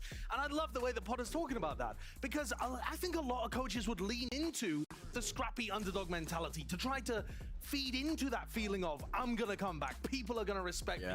But instead, Potter's telling them that that concept of even people being favored against them is wrong. That they're thinking about the David Goliath situation incorrectly. That, I mean, and she proved it last year. Oh, yeah. With that EG team. And yes, this year around, I think there's less raw talent in the server for Evil Geniuses to work with. They don't have that Demon One. They don't have Ethan, who's got such a storied career. But they've still got super heavy hitters in certain roles. I mean, Jorgamo's been lighting the world up. Yeah. Apot's been fantastic over the last few matches as well. And Derek's at the top of the scoreboard and continues to be damn good in the clutch since he's left 100 Thieves. Yeah, a bit of a redemption arc for Derek and a whole load of these players. And of course, you can't count out the blueprint. Potter's been providing it. The key to victory for EG, how prepped they were, all these cool ideas, bringing it into the mix. And now, going toe-to-toe with a team like NRG, looking rough around the edges. Pistol round setup here for NRG. It's got them trying to control the whole of Mound. I mean, there is just nobody home on the A site whatsoever on the defense. They've just got that trip. I made a bit of a pencil jump by Jorg. I think that's to clear the way. Yeah. Doesn't want to hard commit into it, but he's just trying to get height so he can clear Mound. That's a crazy way to do it. My question is, what protocol happens if nature opens the door? Does NRG abandon their setup? Triple faced up, Apop. Oh, it could be under some immense pressure here. It's still going to be chased down, but Baka arriving just in time. EG covering the retreat. And now the hard pivot over towards A. Lovely dismantling of that pistol round strat by EG. They knew something was up. They held their ground, waited to bait out the response from NRG. Now they've got a 5v2 advantage. I threw Ethan wants to go fast with this one. Aftershock. Even a flash. Connecting but vulnerable to up. Ethan is back to all of them. It's the only chances for NRG into this pistol round to just go fast and loose and disrupt that plan as it was going down. These are the kind of pistol rounds, by the way, where NRG will be so happy to take those kind of raw fights. They'll just think of themselves as better because they've achieved more in the past. Whoa! Okay. For a moment, maybe Crashy's had the belief there too. But like that fight out of B main, where it's just a straight up fight. Even the fault line trying to assist the NRG players, they will feel so comfortable because they think of themselves as those big dogs in the server. And a lot of teams, when they're taking fights like this, they won't overextend into this deep angle. It's really tough. They win fights there. Yeah, you see that kind of discipline being instilled by a lot of teams, which I'm assuming has been honed through scrims, where they've tried to go through similar plays and they've been punished like NRG here. The problem is when you swing out a B like that, they can be on either side of the choke point. It's they can not be favored. so much further back. It's not a favored fight for NRG to take. It's not. That's why I'm saying I think they will just favor the fact that they feel like they're better fraggers. But EG are, with them pound for pound today, and with better game plans, I think. The one way missing there from Superman, but I don't think it's going to make too much difference in the round. EG have got an overwhelming rifle advantage, and this is where you start to see Players like Jorgamo looking to flex that advantage, take an alt orb, get in the face of the NRG players. A lot of concerns, I think, of potentials for a trap play, especially when they've got the Cypher, the fault line availability. Breach does allow you to just sync up a lot of the utility. Yeah, Marv can create threats around the map just by putting his cam or trips in weird spots, because they're going to assume that there's a trap play behind it. You can see it just from the way that EG are making sure that the front section of C is entirely clear before they go for the orb. Yeah, they have actually spent so long clearing the front part of C out, they've allowed NRG to stack it. And here's the fault line. Nade into the back, slow down, TP, disengage in a way. Jorgamo, his chances here that he could fall, especially with this cage in his face. It's an awkward fight, but they're going to be overwhelming his position, spraying all of them down, every single target. Didn't stand a chance. Precisely the target you don't want those kills on. Jorgamo, this guy, it's not just the confidence that he's feeling right now, but he's earned himself up to a big ult. That's going to be something that now NRG have to keep in the back of their minds, or the forefront of their minds really, and come up with a strategy on defense that accounts for that. Can they force it out early by putting the squeeze onto Jorg somewhere? Apoth also just walked through there on B, so that's another gap that NRG need to keep their eyes on too. Getting stressed around the map here. It should be really difficult for EG to take rubble control anytime Ethan wants to fight over it early round. So EG are probably just going to do what they're doing here. Take C early on and then re-clear A if they need to. And this is where the meta's been trending on Lotus these days. Not too much fighting on the attack side out towards rubble. Usually a later re-clear. Hello, Marv. Oh, okay. He saw where that was going for. He knew it was aimed towards him. Dropped down to 70 health. I think possibly he thought that it was just for back pillar instead of towards spawn. And there's Apoth early, first 40 seconds breaking that trip. That's going to keep somebody in that spot. And Ethan desperately wants to provide utility assistance to the rest of his team as they're trying to flood defend. But he's got to keep his eyes on B now. And you can still do work here, though. They've stacked this one with the appropriate amount of players, and with the showstopper not getting value, might be the time to strike here for NRG. Wingman forwards, not quite finding it. Door flips open with the switch as well. It's a bit obfuscation in terms of the way that EG are trying to land this one, but finally the plant coming through. Shots also fired forwards. Dizzy blinded. Goop all over the place. NRG, they have the foothold. Surely just need to land these shots. They got the rifles in play. Still dealing with this one, though. Apoth. That is a pesky moment from him. He's just catching those late lurks. Demon 1, leave it to him. A 1v3. He's got to worry about the flank. He's got to be worrying about his hard anchoring positions of these players. Tucked in every single position. That's nice, though. Snappy. 6 bullets. Down to just 3. 33 health as well. It's making it just so damn unlikely. Nature. Yeah, 1 bullet. Straight to the cranium. 9-6. EG have all the momentum behind them now. Apoth is terrorizing them on the lurks again. He breaks the trip, cams into B, the cam doesn't get broken, sets him up for the late flank, putting pressure waterfall, and he just kind of pulls players further off site because they're worried about him, and allows the rest of his squad to get in, still manages to find the pick. EG do love their aggressive Sentinel players, just taking those risks. This 1-2 punch of Jorg at the front and Apoth behind is almost impossible for teams to deal with. Sentinels struggled, NRG are now struggling too.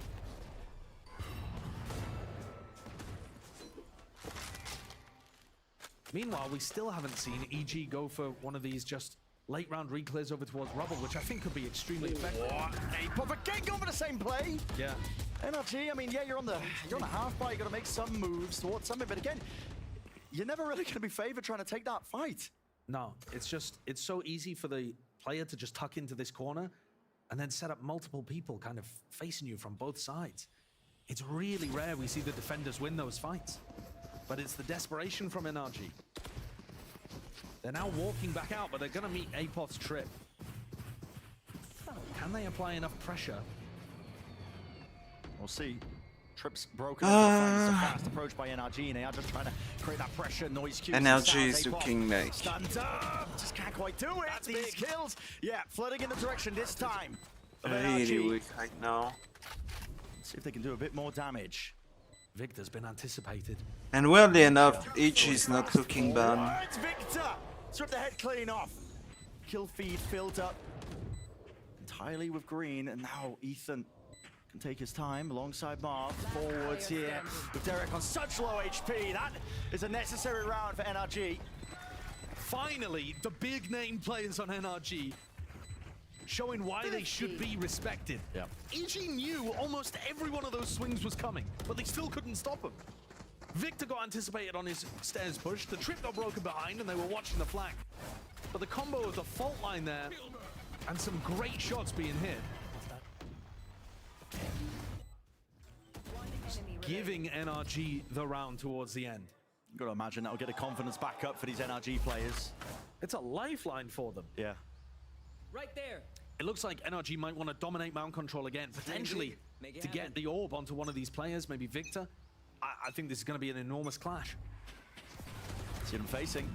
Got to break the haunt though. TP across. How do you get through this initial smoke though? It's a hard ask. I think this is one of those spots, honestly, where EG could try to use a better smoke from Superman. That one way is not finding value, but they're going to Nightfall instead. Nightfall sends flying here with a paranoia and a nade. It's all being exchanged and lobbed on our even sides. Jorgamo just satches up to the high ground position, and the smoke won't save you. Superman, did he just stick the TP behind them? He did, because they're on Nightfall. There was no audio cue. Superman, there's nothing personnel, kid. I mean, that is just insanity. What a play by EG. You got to see there what NRG are trying to do to hold on to that space. The fault line came through from B, putting pressure on them, but Jorg just jumps up. They can't hear it because of the Nightfall. And an Omen ult behind him. That is sick. That is so good. I mean, we've seen teams rip those kind of ideas before. That could not have been timed more perfectly, because EG... Yeah. I mean, NRG were all in on that mount control. And the Evil Geniuses... Putting the genius back in their name there. Love that play. Ripped it to shreds. Let's see it again. Surely going to be catching this. I mean, Jorgamo's movement, impeccable, as per usual. But here it is. Just sticking a TV behind your eye and a Nightfall just... And you cut away all those senses. It might seem like a small thing, but the fact you can't hear the blast pack actually means that these NRG players had such bad crosshair placement for Jorg's peak. Normally, you hear a blast pack and you're like, all right, I'll start aiming upwards towards where you're anticipating seeing him. There's no audio cue, so he just kind of appears out of nowhere on a weird angle. You're just forced to react. NRG last time out for them. Pulled out. Of course it's going to be pulled out here. I mean, they've got their backs against the wall. This is an EG that are just let loose right now. The synergy's there. They're calling really good macro plays across the map, making sure Energy the replays there as timeout. well. I mean, you just see that. The way they take that fight, knowing that Mound is compromised. And I'm not sure, I feel like that can't even be preset. That's just them cooking up something on the fly, surely. I'm not sure about that, because we haven't seen them heavy fight over Mound without those ults. So it might be something where they know that Mound setup has been happening in previous rounds, and they're thinking, oh, well, we can own this. I was basing it off of Potter's disbelief, but... Yeah, possibly. It could have been. Certainly, either way, an excellent round. And the pressure very firmly in the NRG camp. They've got bad weaponry, but they're forcing into it. I mean, down to 300 credits on Crashies, Marved, and Demon 1. I mean, this is... relying on the ults to get them across the line. A backbreaker if it doesn't work out. It really is that full investment. Again, they're going to be winning out this initial fight and battle out towards Rubble. Just the nature of their composition. It's going to be able to take that space. Victor also has the showstopper. He could choose to get even more aggressive. Thrash. Nature was waiting for it. And he will apply it up as well, just going to retreat. They would be fairly happy here to drive EG into Marv's setup. And Demon 1 was looking early round to try to catch this contact from Apoth. Apoth's been slow with it, but now he's going to be walking into Demon 1 and Victor. Demon 1 is fast on the trigger. Yeah, I mean, you got to give it to him. This guy, he's still precise, just crouched up, locking down that one sight line.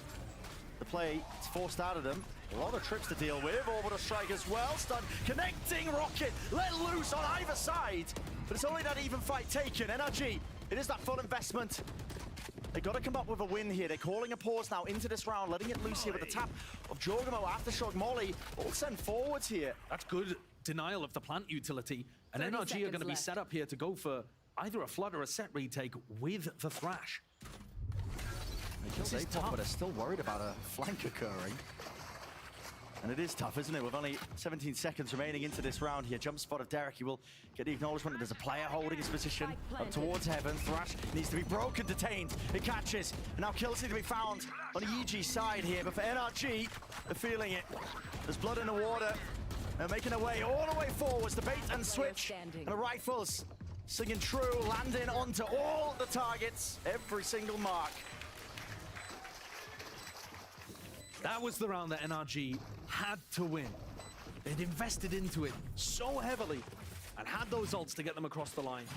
Great shot by Demon One. Still on Brimstone, allowing his aim to work for him. Perfect crosshair placement. And then this, the orbital strike, the molly with the aftershock. Enemy down. Made it almost impossible for EG, despite the fact that Jorg just bounced across and over both of those trips that Marv had waiting. Here we go. We haven't seen EG try to aggressively take Rubble in the early round before. I think they're going to be running into a rolling thunder. Yeah, I mean, Ethan's holding at least some form of the util. It's just a fault line for now. I don't really see how EG could take this early round. I guess they were just hoping that NRG would want something else. This is so deep. Trying to push out a B as well at the same time. There's so many angles to account for. They're contacting back up through this. Demon One, he's overextended his hand. It's feeling like he has to make a play off of this one now for NRG. Them two feeling it. What a call to make. The right pauses into the moment, playing off the flashes. Overwhelming the EG positions. Everybody was blinded up. That takes guts to call for that play, when all of their pushes out through B main have failed up until that point. From the pistol through to this round, the coordination there from NRG after they took the pause was looking good, but Derek's gonna try to fire back. How could he possibly isolate the ones though? Yeah, I mean, they're all grouped. Makes a nice go of it, I will have to admit. I want to see that round on the replay though. NRG, they took a pause in the middle of that because they didn't find the angles immediately. EG were playing behind cover. And then they accelerated a second time. There was a second phase of util. And that Dizzy with the flash. It's a double flash. Oh man, that was powerful. Because oh, there it is, that second breach flash that comes through. Comboed with the Dizzy. Beautiful second wave of aggression from NRG. That's something they've been missing before. You do have to be very all in though to make a play like that work. That has knocked EG though. Wicked guns. Jorgamo the only one with the rifle.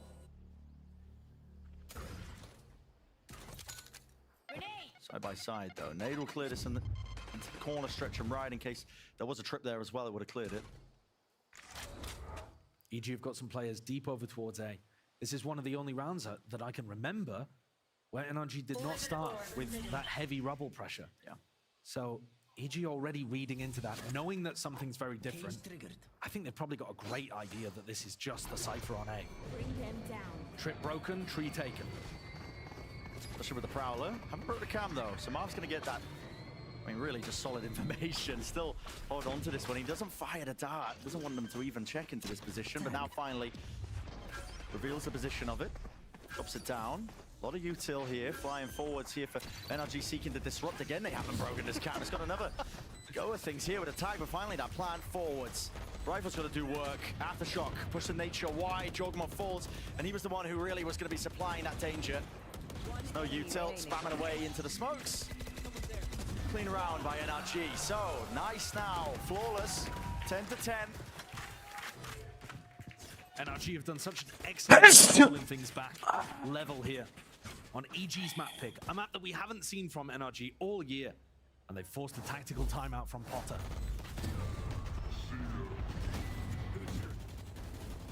They really didn't know where that cam was from Marv. They had a great idea that it was only marked on the site. Yeah.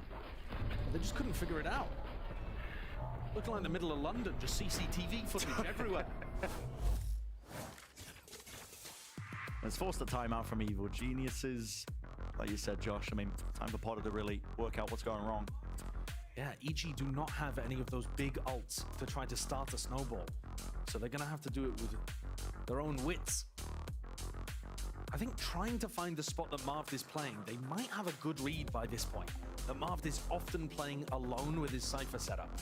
And so if Jorg can get past the utility and they get an early plant down, the problem with that game plan is, by the time you get in position to plant, normally some of the NRG players have rotated over and they have plant denial util, aftershock, molly, nade, something like that. So it's tough to make a fast hit into the Cypher really work. Take a look at the highlights of this round one more time. We're about to go straight into the next. 10-10. Rubble fight again, and this time EG are going to be lucky in that NRG are nowhere to be seen. Yeah. So they're going to get the line here, and they're going to immediately realize that this is not that classic 3-player stack on Rubble. I wouldn't be surprised to see EG just run it straight into Marv as soon as they realize there's no stun. Well, like round to cover. Like, right, okay, this is the same setup from the last round, I think. Realizing there's no pushback this time, Cam in a different position here for Marv. Door. The Prowler. Yeah, you can see with the way that they're taking this, they are not worried about anybody being here. Nope. They know this is only Marv to probably retake setup. And full control. Even the Prowler as well, connecting onto the trip. That's going to get them signs of life they needed. Still, Cam seeing it. Superman with the plant. Nades. Forwards. This is Victor. He's been sent flying. Trebuchet right into the site. It's NRG now not messing around with the pit. He's going to be covering this one into the post. He's going to be stretching far enough. Aftershock. Ethan, hesitancy in terms of which part of his util and kit to really utilize in this moment. Satchel's pushing him back and away. Crashies onto the defuse. Anything to stop this. Anything to stop this. The gunfight's won. Holy. Everyone from EG decided to take the fight outside of the pit, looking to try to stop NRG from flooding around. What happened with the util? Just no ability to stop that from coming through at all. You got a pit on that. Surely first tap you put a snake bite. What, I don't know what happened entirely with nature to be distracted, but it's that flood attempt. Sick from Victor. It really has been good watching him play Raze. He's up at the top of the scoreboard, but it's more the space that he's been taking and the comfort with his movement. Again, NRG are not fighting for Rubble, and EG are just walking this one through. You know, they're very confident here to just allow them to run into Marv's setup and play the A retake. Marv will do enough to at least delay.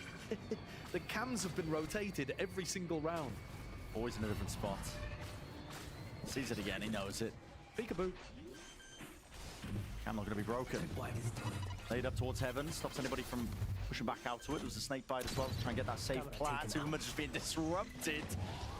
Back to pieces there by the Cam, and again another flood attempt right when the plant isn't even going down here. It's Superman who falls into that tree angle. Still need to deal with pit, and there's really no protocols right now for EG. They don't really have the guns for it. Gonna try and take it here. Raw mechanical ability. Derek's position is so damn tenuous.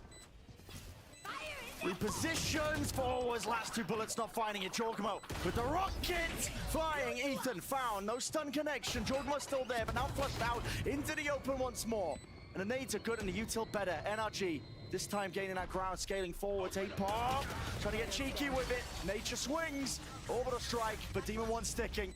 It's cleared out the position, 7 bullets, 3 left. Demon 1 with a tap, half already earned. Nature, no way! Holy shit. Sick clutch from EG on a thrifty round for them, keeping this one tied up at 11-11.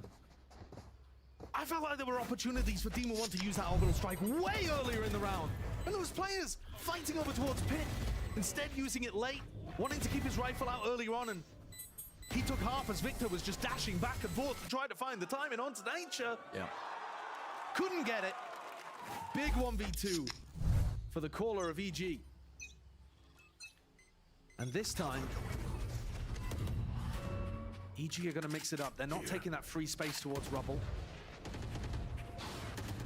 So looking to try and fight over Mound this time. I mean, Jorgmo, this level of aggression is ridiculous. Using the Haunt, using the Prowler to realize that Mound was not being heavily contested for. I think there's chances that you could go for like a re-clear strategy here from NRG perhaps, but you don't have the paranoia to work with. Nature is also just getting free space. I think he's got the read here, that as long as you're on the opposite side of the map to where Victor and the stun is playing, you can just take a ton of map control for free. Cage triggered. How's call for that pivot? Making moves over towards the A side again, and RG going to be tested with the flood. Fighting forwards. This Nightfall though, it's been problems for them in the past. Apop is making full work of it. He's just full sprinting right behind him. The detainment, a slight catch and collision, at least with the rocket. Victor brings him down, but it's been the pivot all along. Superman takes us all out there with a yacht fighting forwards. Jorgamo seeing it, and the kills are collected. Crossfire setups with all of these rifles. Victor stands his ground, keeps his cool, avoiding the damage, but cannot win the fight out. For Crashies now, all leaving it to Marv. Iceman in the clutch, but this is a little bit too much. These post-plan positions, impossible to dislodge EG from it. This is going to be them up to 12. Inevitable at this point. Little bit scrappy, little bit messy, but EG will be happy the job is getting done. One round away from closing out their match against NRG 2-0. Phenomenal resurgence from this Evil Geniuses squad. I would say unthinkable, except it happened last year. It did. Yeah. With a totally different team, bar Jorgamo and Potter. But damn if it's not giving the same kind of vibes. Firing on all cylinders, all the pieces towards EG. I mean, kind of swinging and playing off of each other. Impeccable work. And this is it for NRG. They got to try and force it to OT for a chance into the series. So this round, you see the stun happening over towards A. Over the top though, this time Team of One anticipating it. That satchel play of Jorgamo, not getting the same value. This time, no Nightfall to try to disguise it. Double kill trip setups. You can play from on top of this angle. Apov trying to work his way into B. He's been demonic on these lurk timings. Flash, dodged out. Lovely with the aim and a reset, but a bit of a bait and switch. Crashies doesn't alert himself to his presence, finally swings for the kill. Marv's setup's been broken over towards C, and EG are in. A 3v4 to close things out and win the series. To bring it all the way to OT, Marv. Full wraparound here, seeking to clear out these positions. Yeah, just waiting for the body. Neural theft now. Give them the information they were looking for, but again, it's that mound plant. Marv's position here is essential. He needs either kills or distraction, enough to try and get NRG in. They have taken that space out towards the site. Victor is hard pressed though. Wingman onto this plant as well, not being broken. It's a lovely smoke to cut up these angles, and it's all placed. And we have an OT. In the making here for Damn. NRG, the way they played that one in the retake, I gotta say, they have firm understandings of how they were gonna win it. Overtime. This map has been so back and forth. Any team could come out with a victory here in overtime. Yeah. Such a strange comp that we're seeing from NRG. But finding value with it. I love the way that Team 1 plays that. He knows that they planned it for Mount, so he smokes off the position. Yeah. It forces EG out into the open in that final moment. And they swing together. Beautiful stuff. And we're heading into overtime, 12-12. The sides are going to flip. EG defending. This one was a 6-6 half. It was dead even on them both. NRG were struggling on their attack side. It's the ultimates really that got them over the line in a lot of situations or lurk plays. Keep up the same level of consistency. They're starting off with that macro idea, NRG, that I thought was their best one, which is that Victor and Marv go forwards. They're trying to make sure that they still have presence here when Derek tries to re-clear it.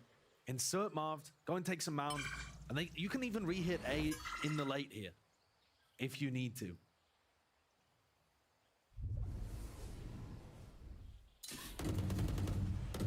It's all being slowed down now. Again, minute in the round. First one of OT, Horn getting good info. So EG seeing that tag onto two of the players. Marv this time, the Prowler catching onto him. Yeah, I think be able to get the same play going. I think this is a really good timing now to head towards A if Demon 1 hasn't seen anything. They're going to leave Victor over here just for a moment. I mean, if he throws a nade or something, oh, they're going to B. They've pulled people over towards C and B, and they're going to end B. C's nade again. That's possibility, difficult. yep. C's catching Victor.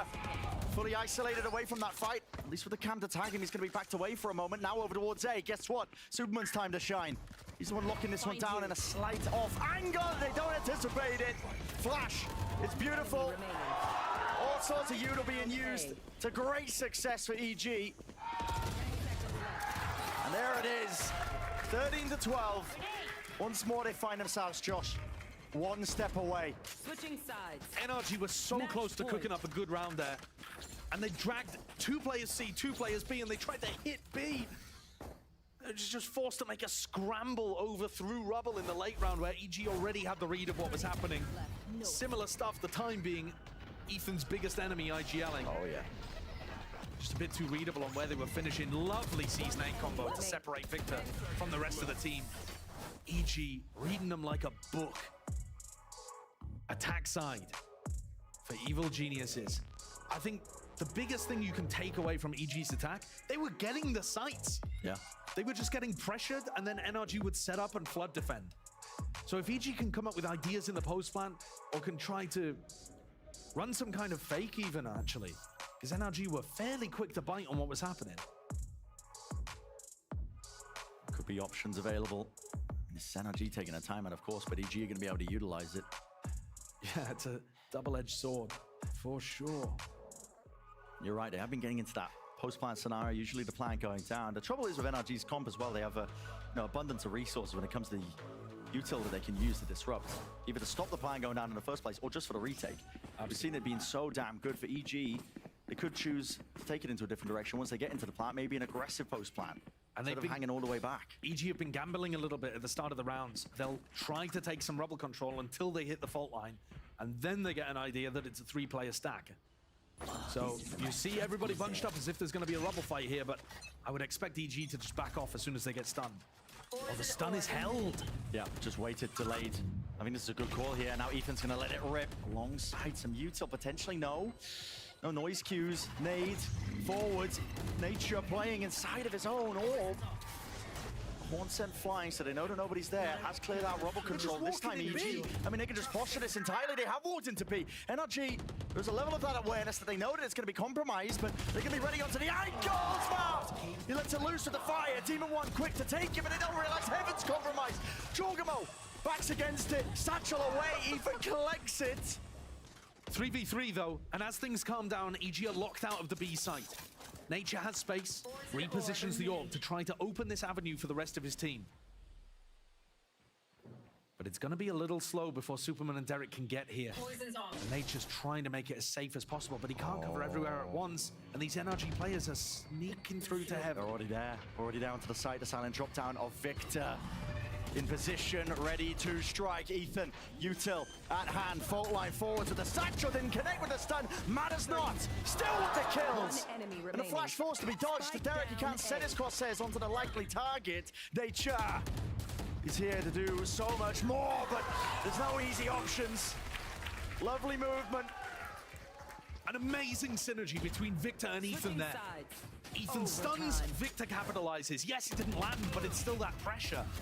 And then a flash, just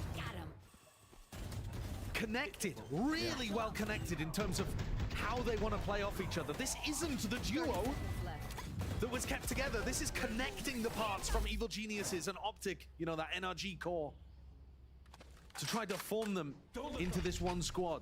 Love the way that those two are playing. Careful there. All this for NRG, hanging on by a thread. Still in it. They're looking for an extension into the series. Being tested through and through. Marv maybe looking for this aggressive B timing again. He's broken the trip at front B. And NRG are putting a lot of pressure at the start of the round. Gonna go for a refight. Superman's way out into the open here. He gets caught. Too much to overcome there, at least with the flashes into his face, and now they have to reassess the expectations. The push and the fight coming down through tree, and Derek forced to reload and back away. Side by side with Jorgamo though. This is getting so damn precarious. They're worried about where Marv could be. He's reconnected with the rest of the team, but that also means that Ethan doesn't have other options to go back to. What is this situation? I mean, Marv is trying to give them an option to pivot in a different direction once the time gets down, because at the moment, NRG have no info anywhere else on the map. But Marv's just one man. Yeah. Can't gather info all across the rest of the map on his own. Can't fake the presence, so EG They have the knowledge, surely at the back of their minds. 30 They have seconds to worry about the late lurk, but they can keep a lot of bodies anchored, rooted into place and position. Derek with the dizzy dealt with. Nature instantly there, swinging out wide. Derek seeking it, breaking it, apart into pieces. Like a whirlwind, man, EG. They will not give up that space. They'll just take it one step further. Switching sides. Match point. EG get another match point. They've had a bunch of them in the game so far. And if they convert, if EG win this game, then the Omega Group guaranteed that third playoff spot. A lot of people have been looking, the groups look one-sided, very lopsided. There was a chance that it would be only 1,100 Thieves going through from the Omega Group, but he guaranteed somebody, not guaranteed EG. All right, stun early. And this is what it comes down to! Jorgamo! I mean, pure disrespect on display. I mean, he's trying to just evade the stun, try and catch that timing against them. Yeah, and they haven't gone for anything like that. So I love that they're working things differently in overtime, but it doesn't work. NRG too sharp for that one.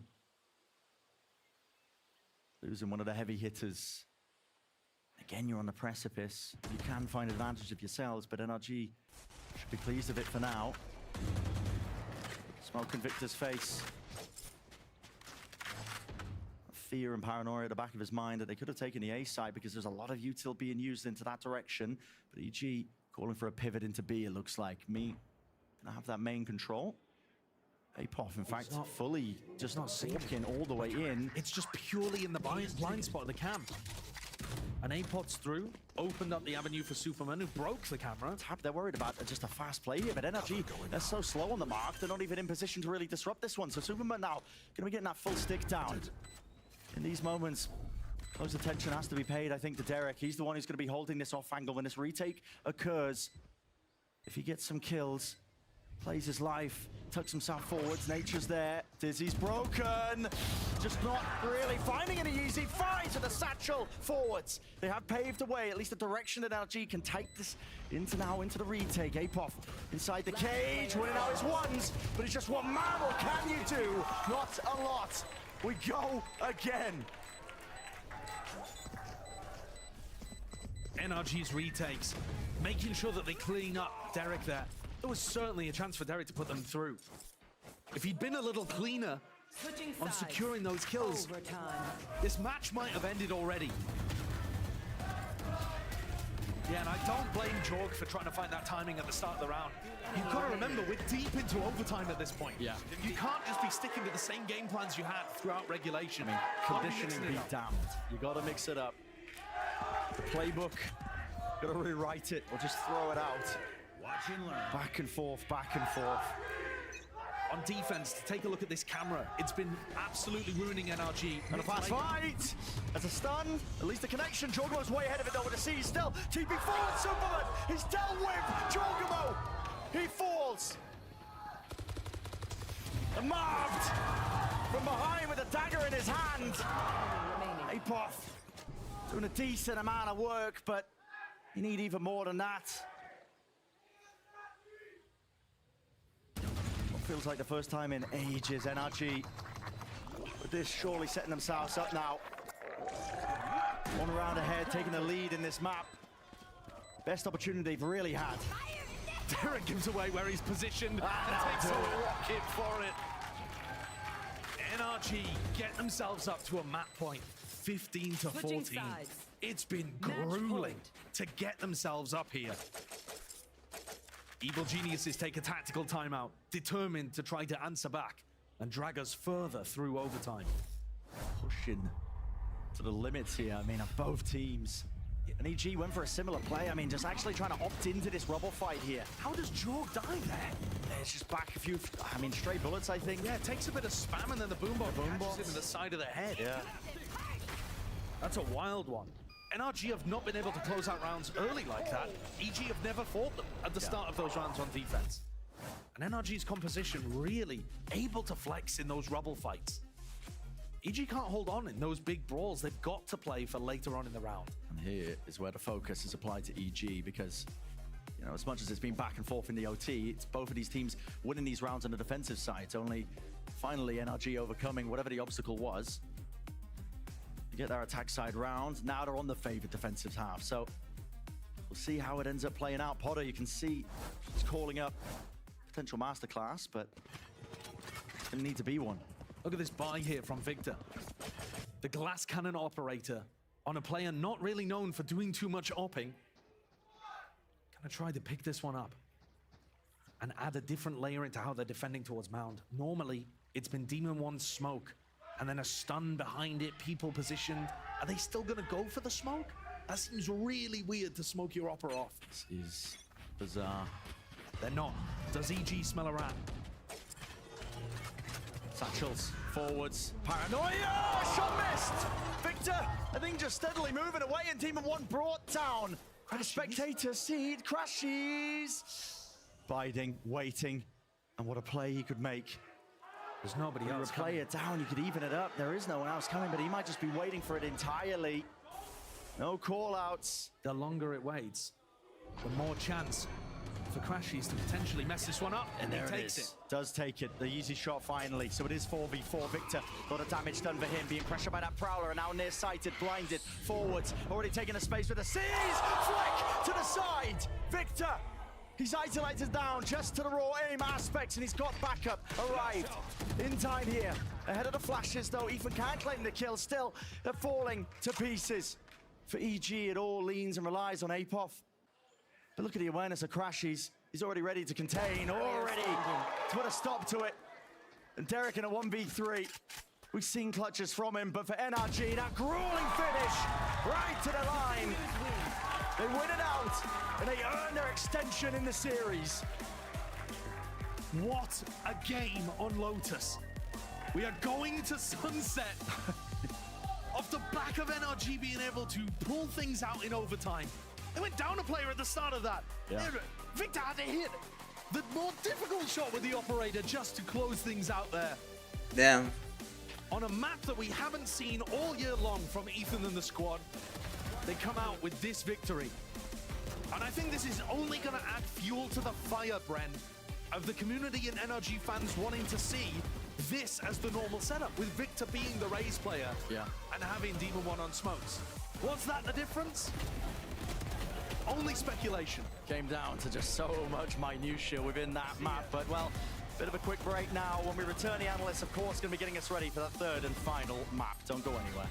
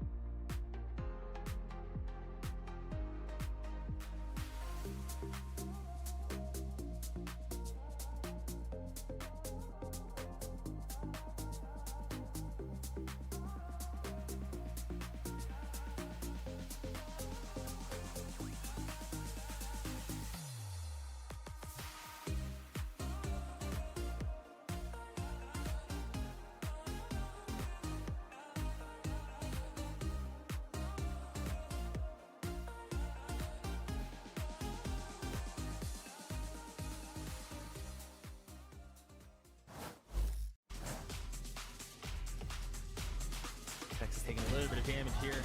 Demon 1 online. Traded out through the main angle. Now Nature lined him up for him. Well, it ain't over yet. Seems like NRG are still in this fight as we head over to map 3. Now, Wyatt, you were talking about how we haven't seen NRG on Lotus this year yet. And it seems like they've been cooking, though. For sure, yeah. They've been cooking something in the background. It was a big surprise because most of the maps so far, they've just played standard stuff. And even some of the maps, like Split, they went back to like the 2023 standard with the double duelist. So I was kind of expecting essentially what EG were playing, a pretty, you know, the comp of the moment with the Fade Rays, all that. But no, they came in with the Breach, which we have seen on Lotus before. It's just not as common right now. And you could see how strong it was at locking down the A side of the map early on, when the side swapped on defense, when they were making that big comeback. And also, in tandem with the Gecko, the Breach flashes with the Dizzies at the same time, like on this round, pushing into spawn is so sick. And in fact, it's the Gecko Breach combo that Lev used to boom them a couple weeks ago. And they pick it up and use it right here and do a solid job with it. Yeah, I really liked the way that they played in that second half.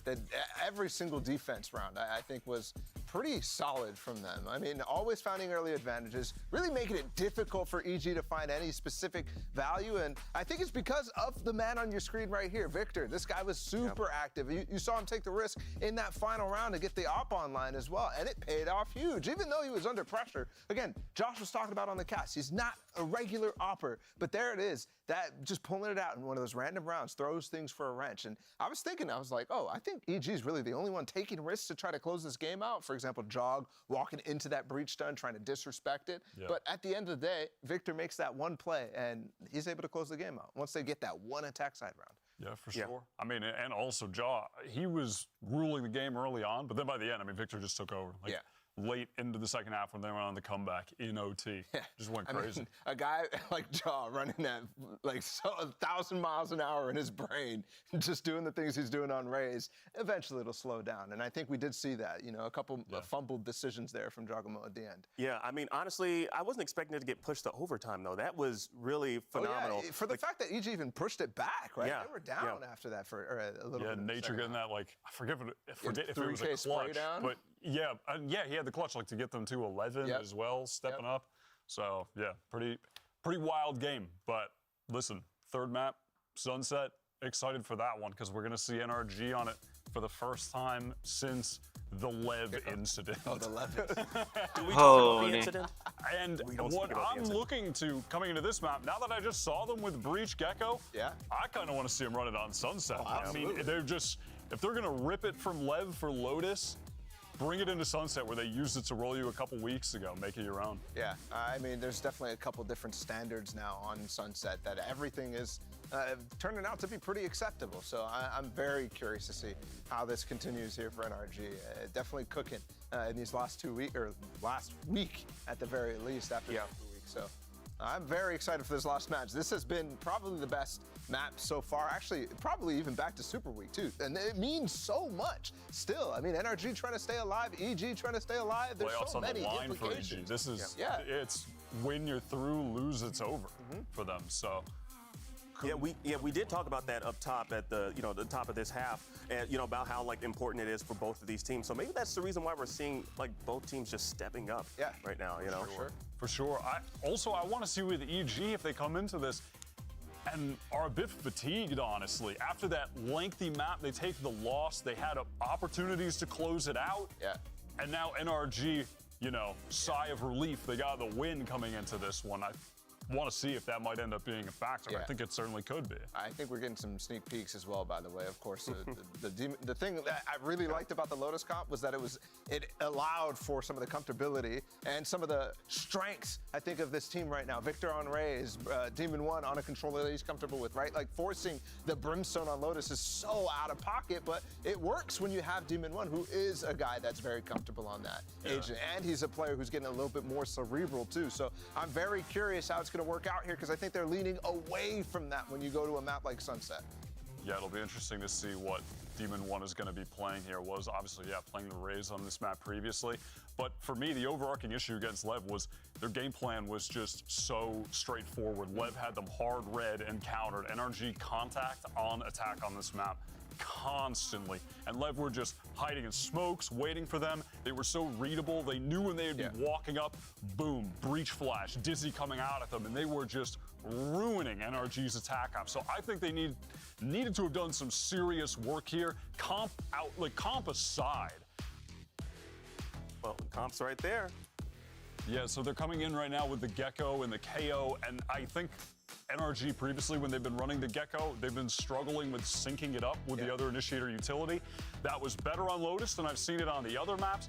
And now again, going to be looking for that here because that was an issue against Lev. You could just clearly see the difference in the team play level around the Gecko. Yeah, I'm hearkening back to kickoff right now when NRG had that game against Sentinels, the do or die game to make it to Madrid in the first place. It was first map on this one, and they stumbled in overtime against them. So I'm very curious right now. EG versus NRG, we saw the comps.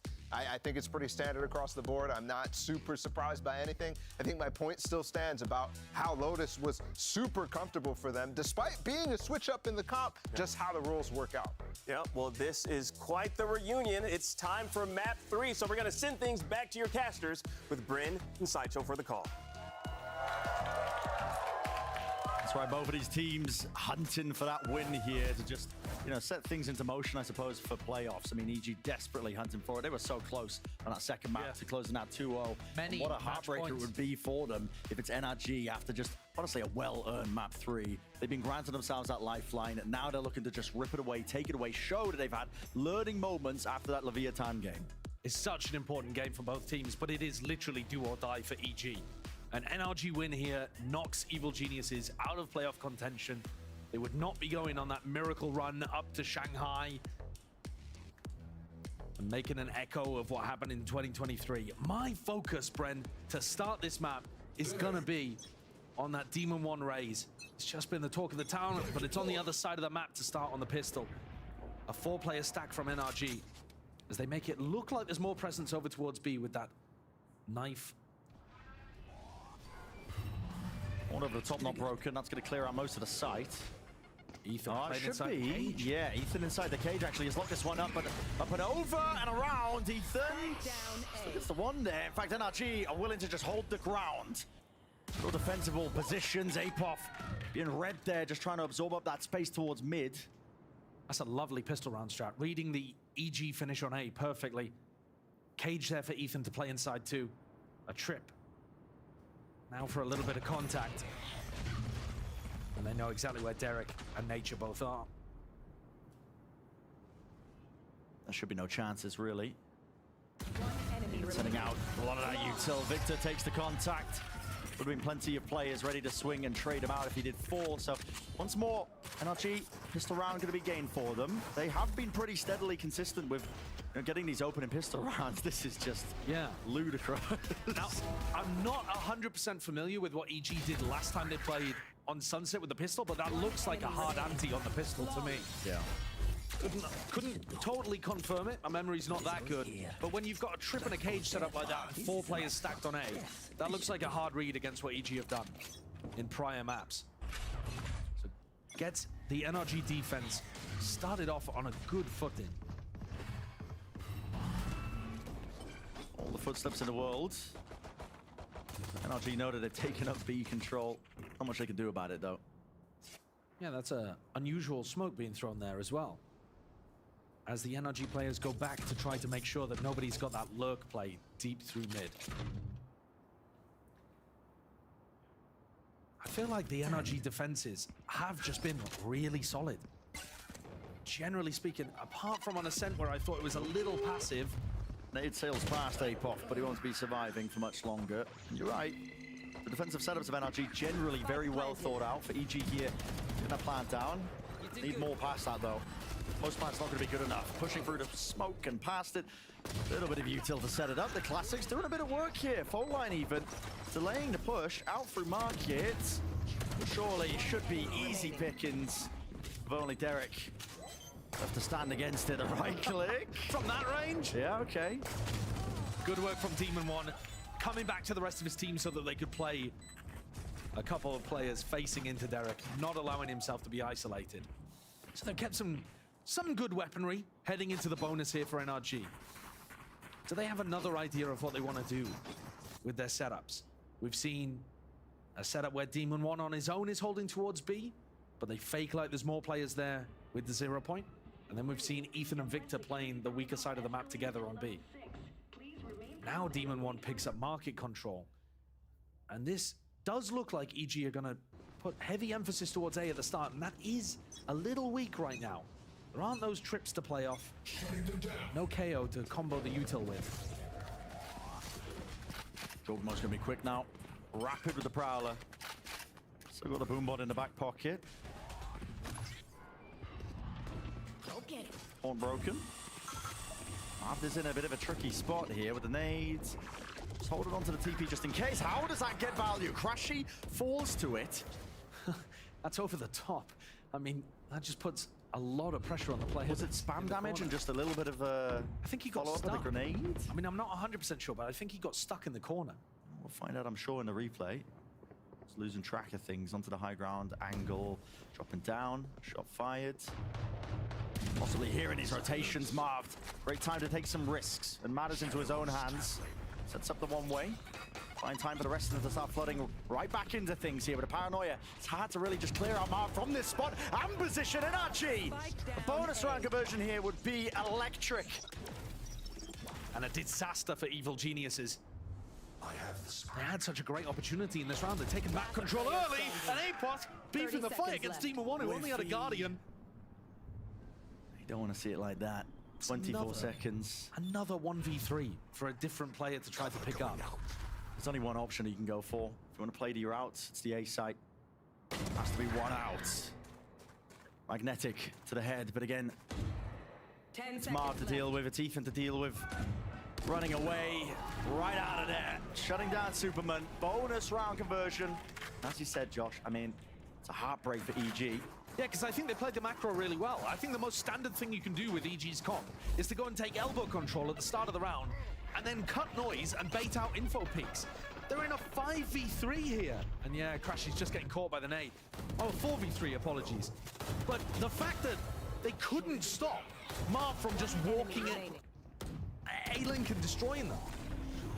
Derek's literally holding that angle, waiting for the info clear.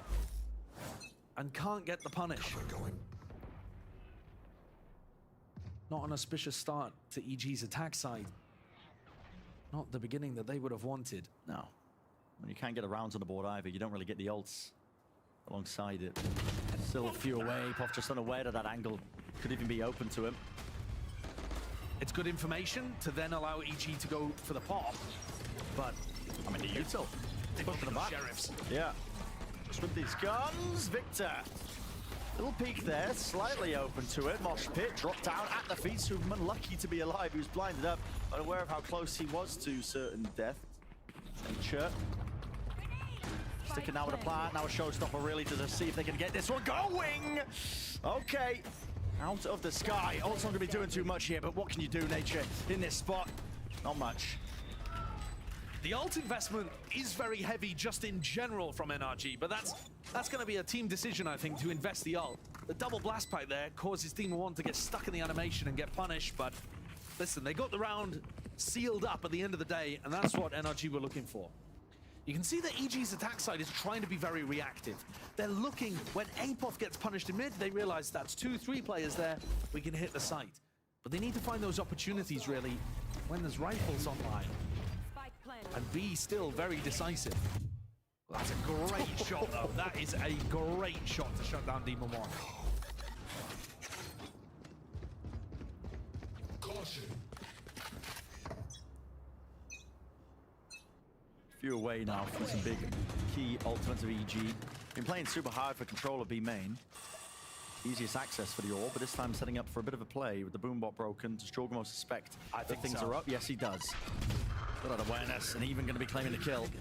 Just a bit too obvious when the boombot gets broken there. Hard stick there from the ult to just try and reinforce that B side, expecting to be way faster from it. Flash is excellent. They've already taken and occupied up mid-control. Market is theirs! And so is the round at this point. Team 1 and Crashies would have to go massive stand a chance. They have mid control. APOF Enemy remaining. slipping around out of their sight lines here, weaving in and out, dodging and juking. Even giving away his position with a couple footsteps, still gets one on the board. NRG overcommitting to a B main fight. Jorg gets the read. As soon as that boombot's broken, you see the protocol from him. They go for the breach flash to set him up on the angle and a nade towards the back. Both teams exchange paranoias, but it's EG that put the pressure there, put the squeeze onto Ethan, Victor, and an ulting Marv. Now there are enormous ults for EG to work with over towards this A site. We've got Demon 1 here to try to reinforce things on the defense for NRG. Satchel out. The amount of chances they've got is going to be insane, surely. It's a long-range flash! Jorgamo! My God, man! Can't be doing it to him like this. Crashies still going to be alive and kicking out towards the elbow angle. Potential for him to be cleared up. Neuro theft. They're going to see this one as a heavy, heavy over-rotation. And Superman does have his ult for a pivot. In case he spots it, would love to see him execute onto this one here, but they're not calling for a pause into the round, and that could be to their own demise! Rolling Thunder, it has to tear through it, but it leaves it to Crashy in that 1v2 lit up. And a Neuro theft, double phase, and not able to do it. It's EG who close it out. There were chances for NRG to turn that one, but EG had the advantage right from the beginning with Jorg outplaying Demon 1. I don't really know what NRG was set up for at the start there. It was the long-range flash of Ethan, just trying to put Demon 1 in position. But one of my problems with it is, what we're seeing from the top teams that look elite on Sunset is that on defensive A, you start with a protocol that works against a fast A push. And then after about 5 seconds, when you know there's not that fast A hit, then you can start to do those like re-clear or more aggressive plays. Talking about aggression, NRG walk down mid. This is it. They're writing a template and the book on it, Marved. Bullets go flying, TP to get out of there. Nightfall scatters and does land onto a few of the players. They're trying to pinch them from B main at the same time, but they're worried. There could be trips in there. A lot of trips in their face. Flashed up. What the hell is occurring, Jorgamo? It's like he just wakes up from a slumber, but eventually EG aren't getting it done. B main control cannot be denied here for EG, and that's putting the squeeze on these B anchors. Good work from Evil Geniuses, getting into position, building up that economy, and now 3 rounds in a row. 1 for their side. But they've expended all of those big ults. APOF is going tiles pretty much Almost every round, right? Definitely something that NRG can try to work through. You know, if they realize that a sight hit is coming through on A or B, a mid re-clear to catch the lurker could be money. Could be excellent, could be money, but Jorgamo is the one. He's coming up with tons of it for his team. Marved, overstaying his welcome.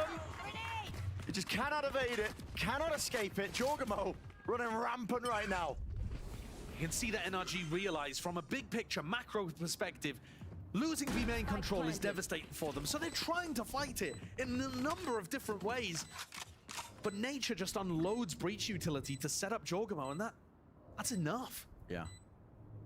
NRG have tried tucking Ethan behind the box. They've tried Demon 1 taking that early line. They could try doing some kind of flash re-clear play. But that's even before the fault line hits. Jorg is not really favored in that fight, except that Demon 1 has a lot of different angles to cover. He has to be thinking about right side box, potentially left side if he's swung out wide enough. And Jorg chooses the high ground instead. There. EG at this point. Can they pull weapons out? Yeah, they'll be looking to do it. Economical damage will be massive. They'll try and hunt and sniff out these NRG players. Victor's off angle. It's enough that he will survive, and everybody else, yep. No one else fading to black. So we're seeing it. No command. The Thrash still available for them. Might be able to squeak together some weaponry for Marv to work with. Jorg, last time he had the showstopper, just ripped it A at the very beginning of the round. It's a play where you get like cam contact. If there is somebody A, then you send Paranoia and you ult on top of them. It's a very simple attack side plan. But this time, he doesn't have the ult online at the beginning of the round. So they're going to have to work for an ult orb. Yeah. The thing is though, that one on B just looks free. It is free at this point. NRG cannot come up with a game plan to try to stop EG from taking that B main control. So that means you have to fight for different areas of the map. And I think that's one of the big things that the Breach Fade comp does super well, is that it's really obvious which side of the map the attackers are fighting for, but it's very tough to stop them taking that control. NRG's gone. We've seen other teams play it for immaculate retakes. And instead, you know, dominating market or going for reclears in mid, something like that. Pick and choosing the correct times to go for those reclears when you have the double flashes. Yeah. It is a really powerful comp. Yeah, I think NRG could try to hold more passively and just... They've already conditioned EG to throw out a lot of utility at the beginning of the round, even though EG are winning. So you could try to hold back a little bit and just play for retake knowing you'll have a util advantage. Plenty of ways for NRG to play. And Victor's gone for a cam that spots a main contact from real far back. Yeah, so you should be imagining a bit of a passive hold here for NRG. Lineup, the knife. Yeah. Gonna make Ethan feel like he's actually over towards the A site. He's gonna be shoring up the defenses up towards mid instead. Only the one connection. Mid control is the name of the game now for EG. Demon 1 and Marved. They're watching that sight line. Potential for a massive clash. Oh, they're watching it indeed. Look at this. Fast through. Right past the rifles. Nade. Flying forwards, locks off that one choke, but they've already taken top. Mid control! It's ripped away from them! The round's over! It's done! Victor left, looking at the fallen pieces, wondering how it went so badly for NRG. I mean, even I was caught unaware by the fact that, they were fighting over Boba. What was that, in 5 seconds flat? Yeah, this play came through so quickly. Crashy's ripped his ultimate, thinking he had time to be able to play that one and catch the EG players. Yeah. And they were so much slower than that electric pace that EG pulled out. What a mix-up. Yeah, we haven't seen EG really take mid control like that and path through top mid. It's only been Apoth hanging out in those kind of areas. It looked like there was potential for a coordinated squeeze in mid, but NRG didn't have the initiative. That's wild. Great round for EG to pick up, because that also gets them that showstopper online. They can run an early round play off the back of that. And Victor just kind of wants to keep the gun online. Demon 1 and Marv's credits are so weak, and he's not going to keep it, is he? Not. Into the next. That's a flawless round by EG. Everybody intact.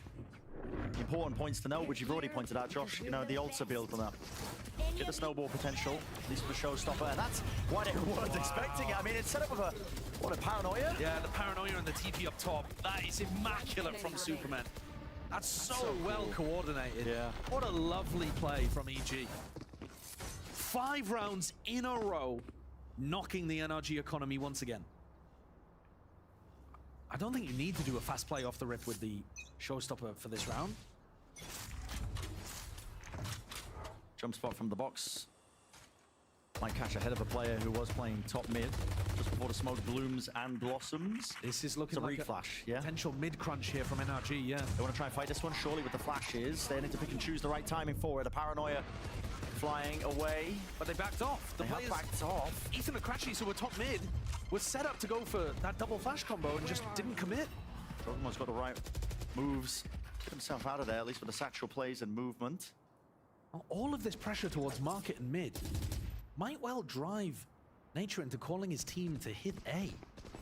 And NRG are already predicting that. There are 2 trips here to work off. This could get very dangerous. Could get very dangerous. I think NRG are going to be fast on this one, just going to be following all these cues.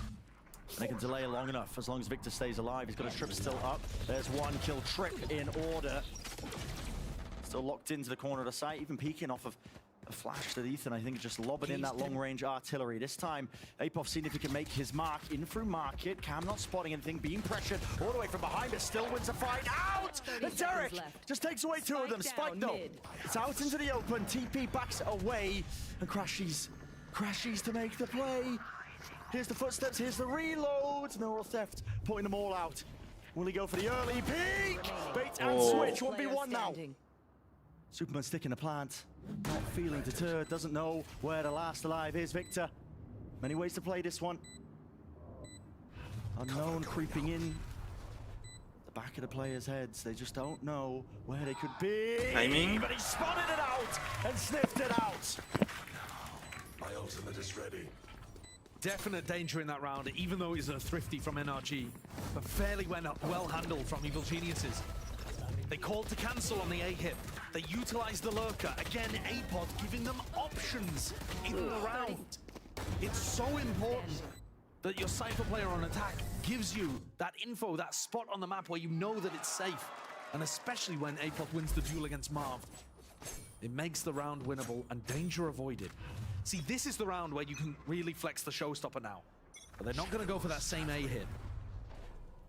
You see the NRG respecting it. A more passive hold over towards A, despite the fact 3 players are over there. And Ethan holding the knife. That's their idea to counterplay just in case the showstopper is sent. They've been getting squeezed in these mid-crunches out through B main as well, and they have lost at least sight and direction of where this could be possibly landing. Kill trip, be damned. I mean, Superman's the one who's just taken names off the server, crossed them off the list. What a crunch there into market. And all the utility was excellent. The fault line even coming through from nature, through from B main. That area of the map just allowing his breach to have so much impact on the split. And Apoth also collected the kill on Ethan at top mid. Because this was an eco swing round for NRG, I mean, they're just forced to save these rifles. Yeah, I think EG are calling the fight side here. This is an EG that's just been evolving steadily. I mean, they had some cool ideas, don't get me wrong, when they played Sunset. I think back to the kickoff. Yeah. They're opening weeks, and they were throwing in some very interesting looks on their defensive side. They started slow on that map, but, you could see at least the bare bones making of something that was fleshed out. Apoth, important kills from Defiant here, and they spotted out the 2 players with the rifles. If they take them away, it's the danger zone for NRG, and they will not keep any of them intact. That is brutal for the economy heading into our final round. NRG's defense, they've been trying to fight EG for areas of the map, and yet their composition doesn't really excel in that situation. They can't really hold on against all of the overwhelming utility that's being thrown at them. A C is onto Victor, the stun as well. Despite the fact that Superman gets caught in a trip, it's just too much for NRG to hold on. This is 7 rounds in a row that EG have picked up. Yeah, ever since the first 4 that NRG could get. Dizzy, broken, denied, paranoia, fast play, but there's really no follow-up off the back of that. Can't really gain the ground fast enough. Trip acknowledged and broken now, at least with the help of Prowler. It's the final round of the first half. They haven't broken the trip at top mid, so Ethan can keep watching market from Boba. And it's been a little rare that we've seen Marv actually get posted on this with his one-way. He's got backup in the form of Crashies, but Demon 1 Showstopper is miles away from this, and we've seen NRG fight for control instead of playing the retake. They spot Marv. Ulting off Superman's contact? Right there. I mean, what's the call here? It looked like they were going to go for that. Yeah, Flash and a Horn instead, just using the util that's available at their fingertips. All right, so Marv's trying to pull utility out of them so that they can play retake here, surely. And now they're rolling thunder. It's the knife that forces it out early. Marv wasn't caught by it. Not catched by the stun, and this man could make all the difference.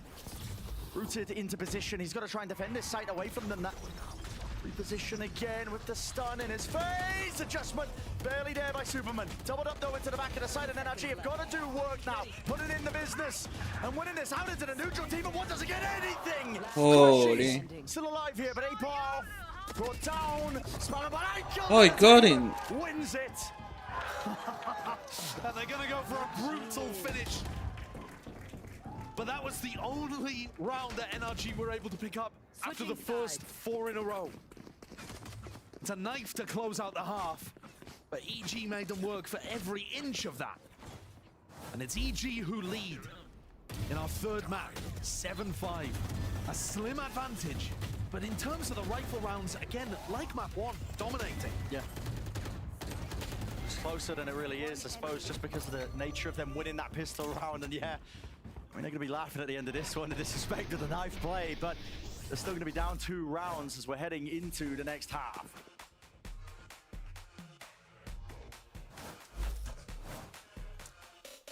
NRG, EG, this has been just amazing to see these 2 teams go up against each other. Like, EG, they're They're kind of dominating is what I would say. Or is it too early to call this during the halftime? I mean, what, we ended up 7-5? Like, the score doesn't show it, but I think you're right. I think that 7-round streak is definitely indicative of them feeling it. They definitely had a lot of things working very well for them, and NRG was struggling for answers at the end of that. Yeah, I mean, at the end of the day, they got a pistol round, they win the bonus, that's huge. But after that, EG just go on a run. I mean, it's the gun rounds that they were winning. And one of the things they were doing so well here was fighting for B main, taking control, and then able to split off of that. And after, I think it wasn't 2 rounds back to back, but they were spaced out where they just dominated B main. Yeah. After that, NRG just gave it up. Yeah. They stopped trying to contest B main entirely. Yeah, I mean, this was a crazy play from Jaw as well. He was going nuts, but I think they dominated the map control game, and it had NRG on the back foot. I think that specific battle, Demon 1 versus Jogmo in B main, was the keynote of the beginning of that half, right? Where that streak started in the first place was targeting down a potential weakness for NRG. And like you said, they gave it up. But even then, I think EG started really, I don't know, pushing the advantage that they have by then utilizing other places on the map. So it was a very well thought out half from them. Yeah, and again, we have this head-to-head here, and it says versus, but they're on the same team. Yeah, and exactly. Both of them are popping off. Superman, that one clutch in the 1v1 against Victor was massive. Obviously, Jojimo, he's carried the momentum in to this game, and he's still going playing like off. a star player. Yeah. Absolutely. He's playing like the star player that he should have been. A little at the end of Lotus. Absolutely. And he's right back at it. I was nervous that maybe they'd be fatigued, but no, they're going crazy. They look really good right now, EG. Yeah, well, we're going to send things back to Brennan Sideshow to bring us home in the second half. NRG's attack side, it's been the focus of much critique, and it's Demon 1 that I look to. He's 5-10 right now, but he's on the attack side, playing against his former team, one that he helped win a trophy last year, the trophy, champions. And we talked up how good Victor was in terms of making all of that space on Raze. This is now Demon 1's job. NRG have been really finding their foothold in a lot of these maps just on the basis of them getting these pistol rounds. Pretty consistent in terms of how well they've been able to grab them. A lot of util's going to be used here to just push them back, but it does not catch Jorgamo. He sits nice and pretty onto the high ground angle, even with that nade rebounding. Not enough with the debt. Yeah, it doesn't stop the plant from going down. Victor's in a lurk position, and Nature looks like he might get caught here. Nature is so unaware that he's just really being pushed and assailed on his position. NRG, it all works into the favor of them. Superman turns into a 1v3. But look at the hurdles to overcome. Hello, isolating fight. Found TP into the smoke. Slight direction, misdirection, crashes. He just holds it down and bides his time, knowing the right time to strike is there. NRG continue their dominance on the pistol rounds. They've only dropped one this series. And considering how close it is, I think that highlights issues elsewhere. But when it comes to the start of these halves, they've had good ideas. I like the way that Demon 1 and Marv hold hands to clear out over there. Getting that timing onto Nature, disrupting the retake from coming through. A good game plan. The follow-through has been consistent so far in this match as well. It's the rifle rounds that have been killing them. EG aren't quite there yet, of course. Gonna be knocked down to that eco round.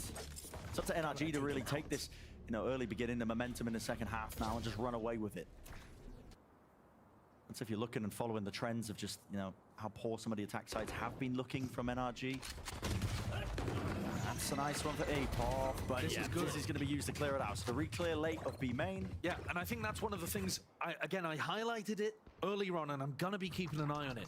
I feel like Ethan's calling is generally to go away from where the defense is fighting and try to find the weak area instead of contesting that space.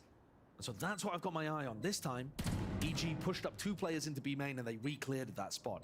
I'm not sure whether they knew those 2 players were that deep until Victor died. But that's the kind of round that I'm looking for. You can't always react. Sometimes you got to brawl. Just take the fight to them. I mean, NRG should have the confidence to do that. It feels like that's almost just their motto when it comes to us, a team. So expecting that they'd win a lot of these outcomes. Ethan, well on his way to that ultimate now, farming up all these easy eco kills for EG. Can he get the ace? Maybe even trying to give it to him, yeah. Ethan swinging wide, and there it is. I have a power ace. A nice one. Clean up the ecos. But you get close to a big ultimate. There are a bunch of ults on NRG's side that you can really work a game plan around. Of course, as Doug was mentioning earlier, you can follow iBuyPower on socials. They'll be giving away a PC with all of these aces. So nice that NRG gave that one to Ethan. Exactly. You can use the hashtag #UnlockYourAce. All right, so let's focus then in on this bonus round from NRG.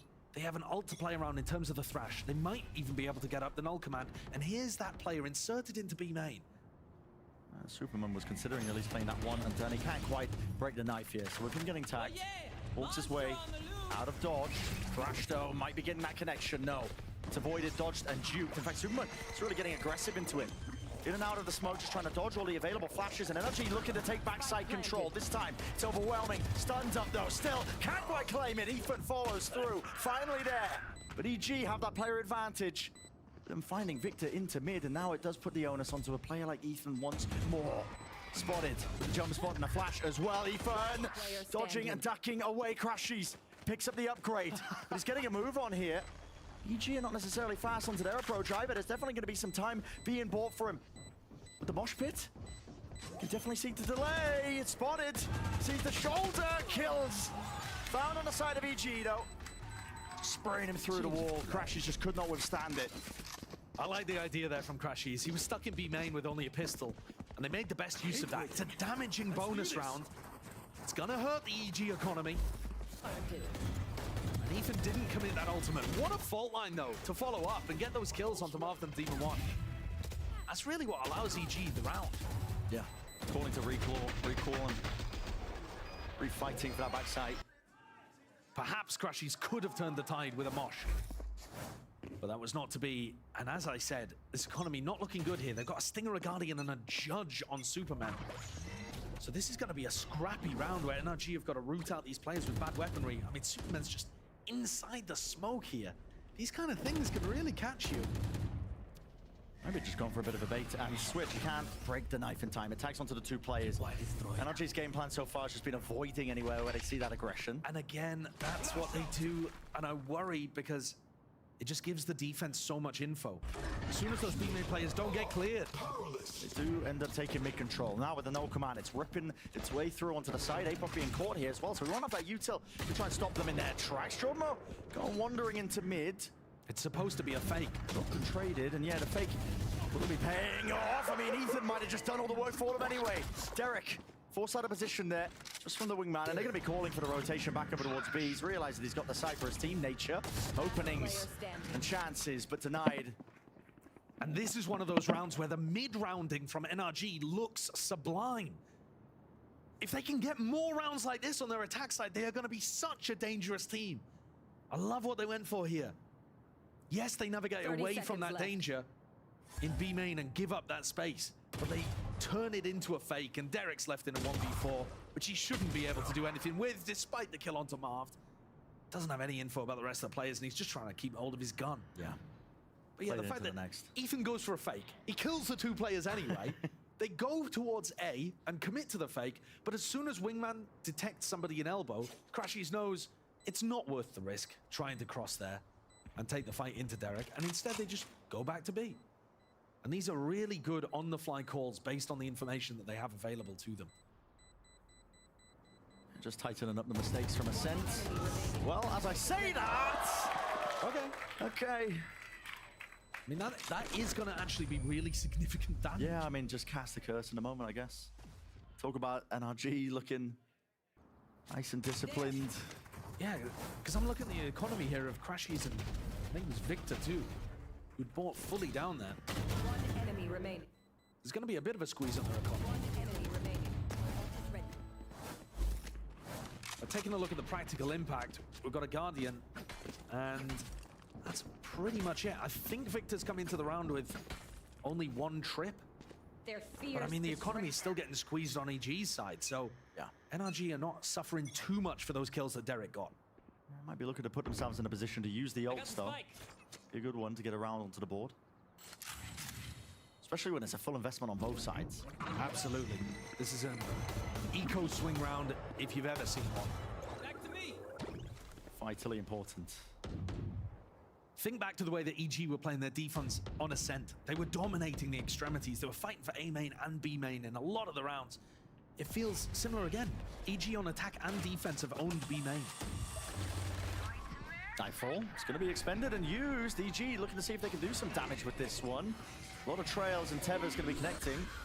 And again, NRG, instead of trying to re-clear mid, they try to find the weak spot over towards A. But the Cypher is here. The rotates are about to come here. This is not as weak as Ethan might feel. No, it's really not. And even if Apop does get smoked off from this angle, he's going to have these trips onto the site to play off of. Just needs to not go down into the moment. Here has a cage to play through and around, and there it is. Kill trip in order. Haven't quite gained the site. Plan's going to be disrupted, I believe, from the aftershock, and anybody just seeking to claim that space and scale up deep is going to be denied the chances. Dizzy, forwards, Apop connecting, but a rocket from behind. It's all done and dusted. Marved. He dominates a smoke angle. But this is a hell of a round to overcome. 1v3, Spike dropped out into the open, only 15 seconds to do it. Again, he'd have to be the miracle maker, and he doesn't land the initial shot. Enough for EG to at least take the lead now into this map. Just as I was praising NRG for having that round where they called beautiful mid-round audibles, that's another one of their classic macro fumbles, I think. Yeah. The Nightfall into mid and they think, right, well, if there's a bunch of players fighting mid, then A must be a little weak. But they're a little slow taking A. They haven't had anybody in an aggressive lurk that they can just run through. They still have to be diligent clearing their corners. That's the trouble. And by the time they get there, EG are already in position to go for the flood. There is so much space to take on A if you're going to try and hard pivot like that. If you don't have somebody already in a forward position, lurking. Yeah. And that's why I think NRG need to add more of these fast takes at the start of the round and insert players. What a shot from Marv to make this one winnable with Sheriffs. Suddenly some danger here into the half by round. Push them back in the way. They've spotted that weak spot, Marv. Does TP forwards. Does he get a gun as well? I think that's what he was hoping for. My eyes are down. Still out into the open. Apop wants to try and defend this. Nade rebounds forwards here with the door opening wide as EG putting that squeeze on, so they do defend that weapon, but NRG have got themselves into the postman with Demon 1's ult earned. They're going to roll in thunder this one, cutting them all the way up, pushing into the smoke, rocket unleashed, but a kill still found. Jorgamo is doing the most. Thrash defended, detained, and now it all lies on Derek. Holding the position on the ground once more. Again, you can see and hear that Spike is ticking away. But the options just running out, running short and shy of the mark. Derek can't get the kill. Weaving backwards and forwards. Final moments will do it. The half-by conversion. Thrifty round for NRG. It took a lot. Don't get me wrong. And Does bring them even. It still came down to the spray control. Yeah. There was half already on the defuse. That could have still been possible. Great shot to open things up from Marv there. And they weren't able to follow up on the Rolling Thunder because Demon 1 immediately pops ult. Very heads-up play. Great raise ult there from Demon 1 to control that space. And even though Jorg gets 2, the Thrash follow-up from Crashies closes things. He's so good in those clutch spots. The relief on the faces of the NRG players. I mean, we are right into the swing of things. 5 seconds off the mark. NRG, though, taking it slow and steady with just a little bit of that utility. Deep Horns as well, spotting out Victor's position. It's been such a back and forth game. The 7 rounds in a row from EG have been kind of bookended by dominance from NRG. Shadows traveling. They're trying to feel out whether EG have got a stack or some kind of mid-re-clear setup. Superman, and he gets ahead of that one. It will be traded by Marved. It's not too dangerous, but it does make it slightly more difficult for NRG to get the spike down now without Crashies alive and Wingman available. So maybe if EG get the read, they can set up for some kind of flood defense that would still work. I think if you're looking for a star player to turn up again for EG and make this one a thrifty, in return it's on Jorg. But this is a lovely ult from Marv, clearing out the back of the site and allowing the rest of his team to come in through the front. Victor might be able to catch this timing, spotting it. Yeah, with the shots at least. Was that good adjustment from Jorgamo, running down the position. Victor is going to be this nuisance now that they have to clear out. And the longer he stays alive, look at this guy. The easier it becomes. It's so annoying. EG doing a good job here though of pushing him back and committing forwards. Can they find a timing before Victor can be useful. They might be playing this with enough pace. You're right. First wave of util though, send flying. If they didn't do it, the guns definitely would. Spamming all those angles. It's appropriate. NRG know exactly how they're going to be winning it. Great navigation on the anti-eco to get NRG up to 10.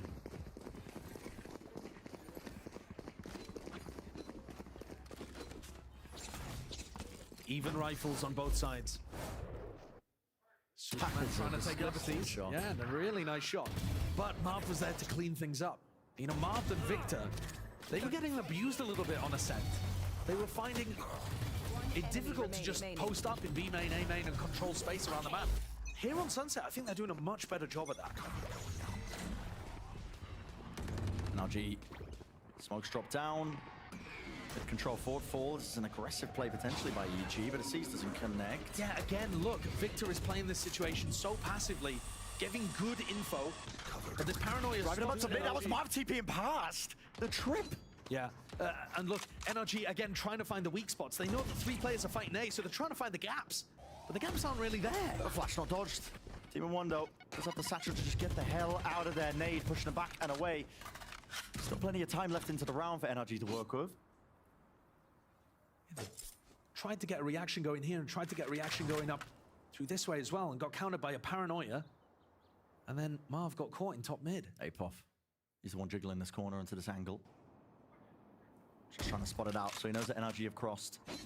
One threshold over towards market. Superman does not have his flash. He's in a much more vulnerable spot. No cages as well to just try and help supplement it. Superman caught. Haven't cleared main though. Could be a blessing in disguise for him, especially when that ult pops off because all the heads have turned around. Distraction plays abound. And it all leads down to Victor. It's a spammable angle and position, but he needs to get lucky with a few more shots than that. Jogamo chasing him down, running him down. And still, the back and forth, tenuous fashion this entire last 2 maps have ended in. I mean, it continues, Josh. But again, these gaps don't exist. It feels like NRG are making plays that would destroy lower level teams. Because when lower level teams fight 3 players A main, they don't have a way of filling the gaps on the rest of the map. But EG do.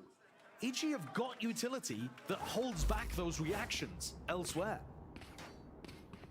They're still watching mid, they're still stopping you from taking market control. And so NRG's IGLing to go in other directions doesn't find those opportunities. Superman still trying to dominate B main with that. And the knife continues to tag. That's going to force more util out of NRG if they want to get positions in B main. The series overall, I mean, really heating up. Yeah, because Ethan has this ult online, you see the Cypher way back. Just allowing this trip to stay up if it is a B hit with the KO ult. It's just that. I mean, EG also just holding util, ready for any play in for the top section of mid. Jogamo. It's not Fango with the jiggle. Some danger there, obviously. I mean, it's a spam up the box and angle. Alt line repeat, Jogamo. Okay, I mean, no command's going to be committed here by Ethan, but what's his call to be made? I mean, he's just letting this loose, but it's going to be fading away. That's more of a panic ultimate because he was worried about a mid reclear, I think. They can't really do much with that. I mean, they're not also catching onto APOT, so these trips are still up. 40 seconds. I mean, they have A main control and B main control, but they don't really seem to know where to end. No. Victor's taking elbow space. People group up on B. It's really sloppy. Can Victor fake enough to make his presence away from the hit worthwhile? And Demon 1, he's the one who's just been encroaching on his position over towards A. It's all about the push and pull and the fake, but he's seen the rifle, the barrel, betrayal in motion. Yeah, and I apologize, I was saying Victor. Hello? What the fuck? And praying with it, the blinds! Just immaculate. EG. Of course they're set up and they make it look easy in that fashion, but when NRG don't have clear structured game plans in terms of how they want to be ending. Yeah. And part 1 of the game plan on the attack side goes wrong. We've seen moments like that on Ascent. There's been less of them on Sunset, don't get me wrong, but it rears its head once more. There was only like 25, 30 seconds there when Demon 1 started to walk into A. I just think that they don't really have a cohesive idea of what they want to do. And the big red button, the panic button being hit right now for Chet. Attack timeout for NRG, desperately required here. They either need a plan from the playbook or a little bit of additional resources in terms of figuring out how to approach this from EG. Victor was slowly taking B main control, but he's not throwing that same like cage, insta-cam, dominate B main that we see from other teams. It's really slow. He's very cautious about what EG could be doing. I think NRG are finding it very difficult to visualize what the defensive setups look like. And so they're finding it hard to know where the threats are. Might be going to distance once more. And it's that weaker purchase for NRG. Really highlighting the importance of that last round. I think that it was successful for NRG because now they're going to be broken down to low buys. And they have been able to find their way, you know, through some of them with some thrifty wins, but yeah, few and far between for EG now. This is their chance to hold on to that foothold, keep the lead going and extending it further. They missed their chances of closing out the series in a 2-0. At least on Lotus. And they're mixing things up again. You know, both initiators shown over towards A. The Cypher util is really for information around mid and market. No way you're going for another repeat, Jorgamo. Hoping, I believe, that he was going to be set up. And normally it's just one player playing there from NRG's side. Connection with the Dizzy. Derek postured away from the angle. That's a nice opener for NRG. They're going to threaten that they're going top mid with that smoke, but when the trip doesn't get broken, it doesn't actually threaten anything. There's a trip and a cam for them to break here. They break the cam, but not the trip. And again, market is not particularly threatened. That's a big one. That's huge. This is what they needed. I said it would take a miracle. Thrifty wins, which, listen, NRG being able to grab him, but he's opening kills. Flexing on him with the mechanical ability. NRG are trying to keep it cautious at this spot, making sure that they don't get caught by Derek or Nature.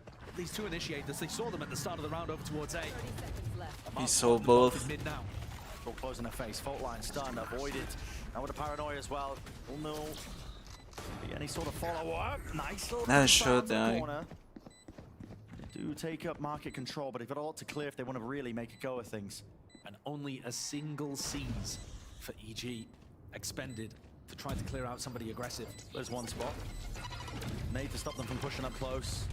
And onto the spike just in case they get on top of it. Mosh pit as well for the next layer and level to the game plan. NRG. They can't be dislodged from this position right now, and EG have realized it. What a round. What a round. Disgusting work from the players to just find those picks. And Demon One, he will not be denied, except in the face of all that util, maybe, just so. Speaking about Demon One, he doesn't play the conventional Raze. You know, he doesn't have years of experience on it. Yes, some of the movement still looks clunky. He's still learning how to operate within it. But insert him into these spots where he can take his wands, and it looks like he's on EG last year. Yeah. Where he's, you know, when people just contact re-clear into him, he's dominating them in fights. He's got a Guardian there. And to be honest, they didn't even have to re-clear that area because there was still a trip up. Demon One hadn't broken the trip in market.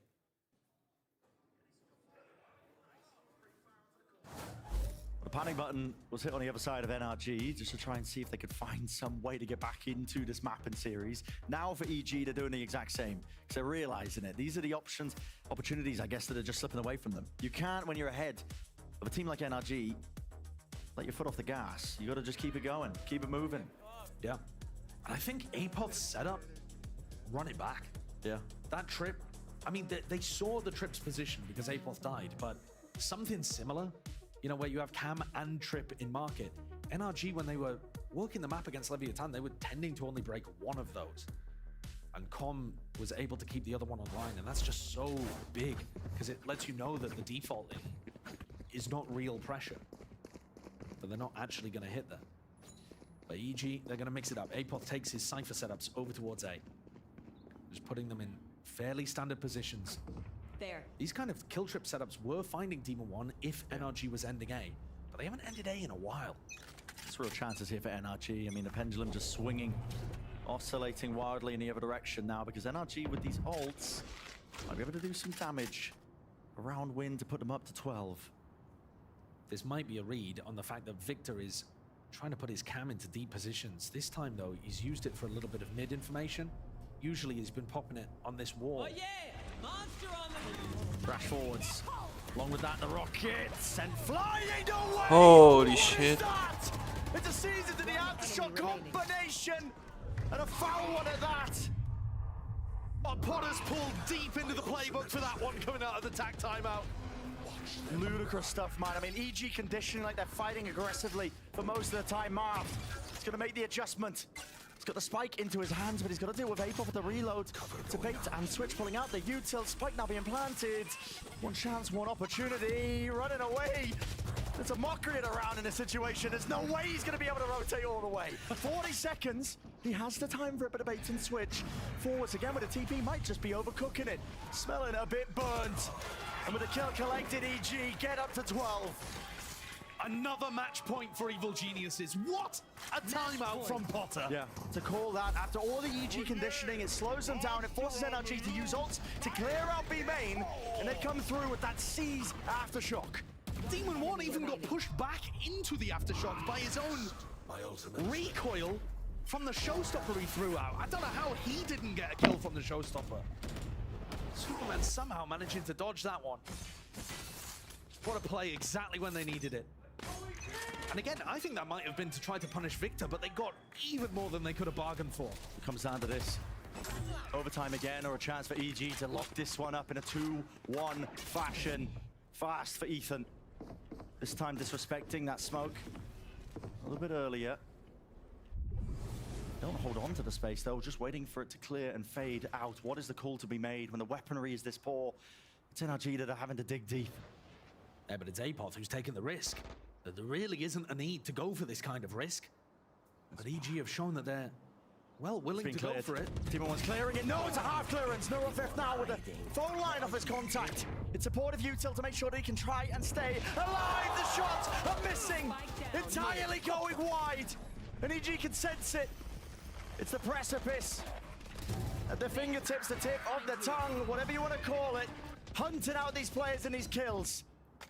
Ethan's taken a lot of space, but he's got almost no health to work with. I don't see how NRG are pushing this across the line. And there's such good awareness. Jogam already sending the boombot forwards just to clear out that space. Ethan, he has to group up and double up. The player disadvantage, a health disadvantage, a gun disadvantage. NRG on the verge of losing this one, and EG, they know it.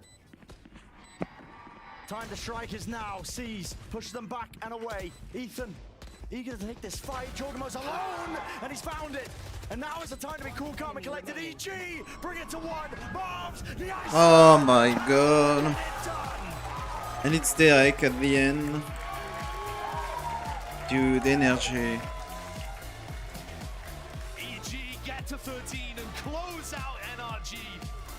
It was too difficult for them on Lotus. We went to overtime after overtime, but EG by far and away had more chances in this match to put the nails into the coffin. NRG have not secured their playoff position, and EG keep the dream alive. They do. And they guarantee that Omega Group is going to have 3 teams, but they don't guarantee it's them. That's what I mean. It's all thrown into disarray. I mean, it's going to take smarter people than me to work it out, what it all means in terms of this. We're getting deeper and deeper into the remaining weeks. But what I do know is that this EG squad has just been evolving week on week, building on the game plans. The confidence is there.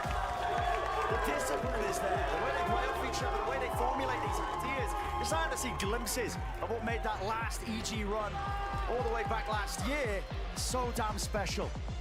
Yeah, I think you see it there with the final attack timeout. And they go for that set play to punish B main control. And you see it with their overall game plans on Ascent and Sunset, where they dominate one portion of the map. B main actually on both maps, and use that to such high success, putting the pressure on NRG. There were big plays across the board. I think the game plan just worked so nicely today from Evil Geniuses. It did. And that is what we've come to expect from this team across both years with a different roster. I can't believe this team has kept the dream alive after going down 0-3. It's just still madness. as well. I mean, they've got a long-term growth mindset. Every win does matter. Even thinking past this, even going into stage 2 with the playoffs. Your overall standings from stage 1, they are taken into account. They are really choosing the right time to come alive into it, keeping that playoff dream still intact. Obviously, Lord knows the outcomes that need to happen for anything to be a reality.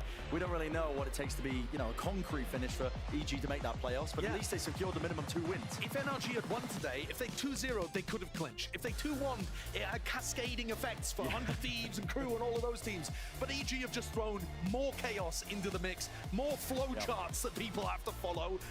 Sen, they are still alive. If you're out there, Sen City. But maybe just barely. But I mean, the kind of outcomes towards the end here of stage 1 are truly bonkers. Yeah, they are. Seeing resurgences from Loud, from EG, these teams that just looked like they were down in the dust. Absolutely. Well, and also, EG, I mean, it's showcasing that NRG can bleed against teams that aren't just at the top. There you go. Question to answer. Well, I'm going to send it down to Rivers, down on the stage for the Verizon post-match interview. Thank you, gentlemen. I am joined by Giacomo after their win over NRG. EG with another one. The evil masterminds do it again. Sentinels, NRG, just pushing them all to the side. I just want to get your vibes on that game. It looked like an awesome series to play in. Back and forth, overtime, it delivered. How are you feeling? I'm feeling great. Like, my teammates, you know, like, we came from a, 0-3 start, but, like, hey, like, we're here to play still. Don't forget about next split as well. Like, we're just here to play. That's it. Hell yeah. And what was it like playing against Ethan? Going in there, do you think you were able to tap into his brain at all, or was EG just trying to do the thing? I tapped a little bit in his brain. I kind of read some stuff, but, like, he's my boy. And much respect. I mean, it's his first year at IGLing, so, like, he's going to pull it off, though. I know him. That's my boy, so. All right, and you had to be wondering, what were the comms like when you saw their Lotus comp, and what were you thinking to play against that? We played it before in scrims, so we kind of knew what we expected, but they have a lot of nice protocols, and the retakes were fast, so, like, I was like, holy shit. I talked to Potter earlier. You guys were making your own retakes. You were playing fast. You kept it going.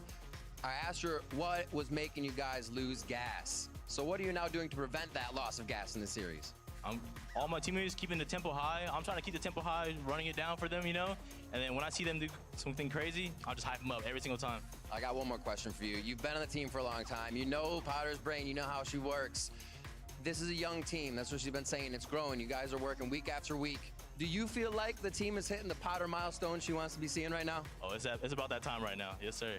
All right, sounds good, Giacomo. Thank you so much. I appreciate it. We are going to be heading over to the desk. I believe APOT has lurked his way on over there. So let's get that information.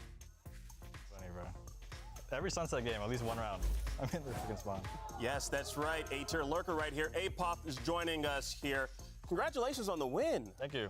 Freaking amazing. So, like, I gotta ask you this. Like, what are the confidence levels right now? You come off that win with Sentinels and now NRG. How are you feeling? I think we're hitting a stride right now for sure. Everyone is feeling super confident individually and as a team.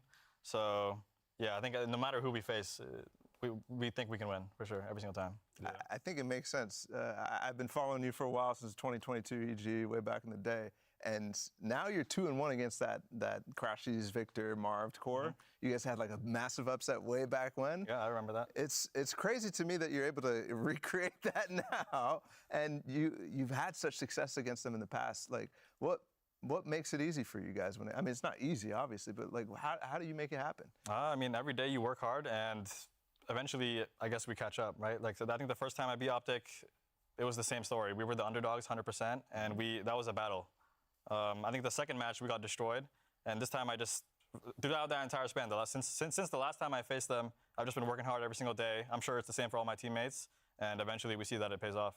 Yeah, I mean, there was a lot of time between those, all the time you spent on the reserve roster last year. So I wanted to ask about your experience there, going from the EG reserve team, working with the main lineup last year, now moving into the actual starting roster. What has that whole process been like for you? I mean, I'm playing with, honestly, I'm just excited to play again, because the reserve roster was, for a competitor, it's very hard to just sit for an entire year, only play scrims, and you're not even playing scrims to lose, to win, you're playing scrims to lose. Like, the entire goal for us was to play the main roster until we lost to them, so that they would be ready. So, like, yeah. Right. I think that makes sense. I mean, yeah. Did that just make you super hungry then, coming into this year? Like, I have a chance, time to actually, like, go hard. I'm hungry, but I mean, I think I'm just grateful that I get to play a match. Sure. How did that feel last year when, you're on the reserve roster, you're watching the main roster kind of like have a slow start, and then they start creeping up, much like you guys are doing this time. Yeah. And then the knife happens, and then they're going to Tokyo, and you're watching from the sidelines. like, first of all, how did that feel for you back on the reserve roster? And secondly, it kind of feels like that's happening again, but this time you're in the picture. Like, are you guys thinking about that at all? Like, does it feel similar? I mean, we're thinking about how the stories are kind of lining up again, for sure.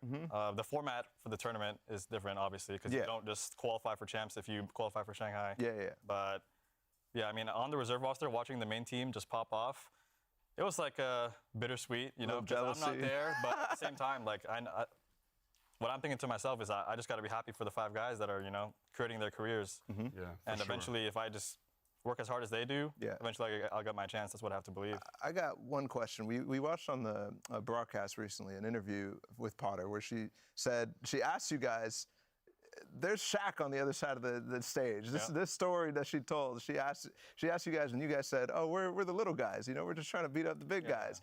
And she said, nah, you guys are Shaq too.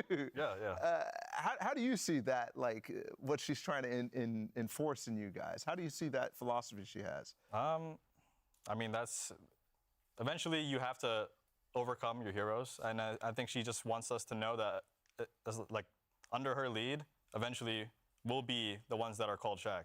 And when she asked me that question, I thought to myself that I'm not exactly David in the David and Glass situation. I'm just a player that is just as big as Shaq, but obviously I'm inexperienced. And what Shaq thinks of me is that he thinks of me as his younger self when I play against him.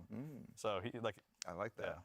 Got you. I mean, yeah, obviously the remaining people from last year, Jojo and Potter, that were able to take that roster to the top are here now. So, like, what has their influence been like, especially playing with Jojo? How you have, like, him opening up the rounds, you were there to close out the late rounds. What's that experience been like, just being with those two?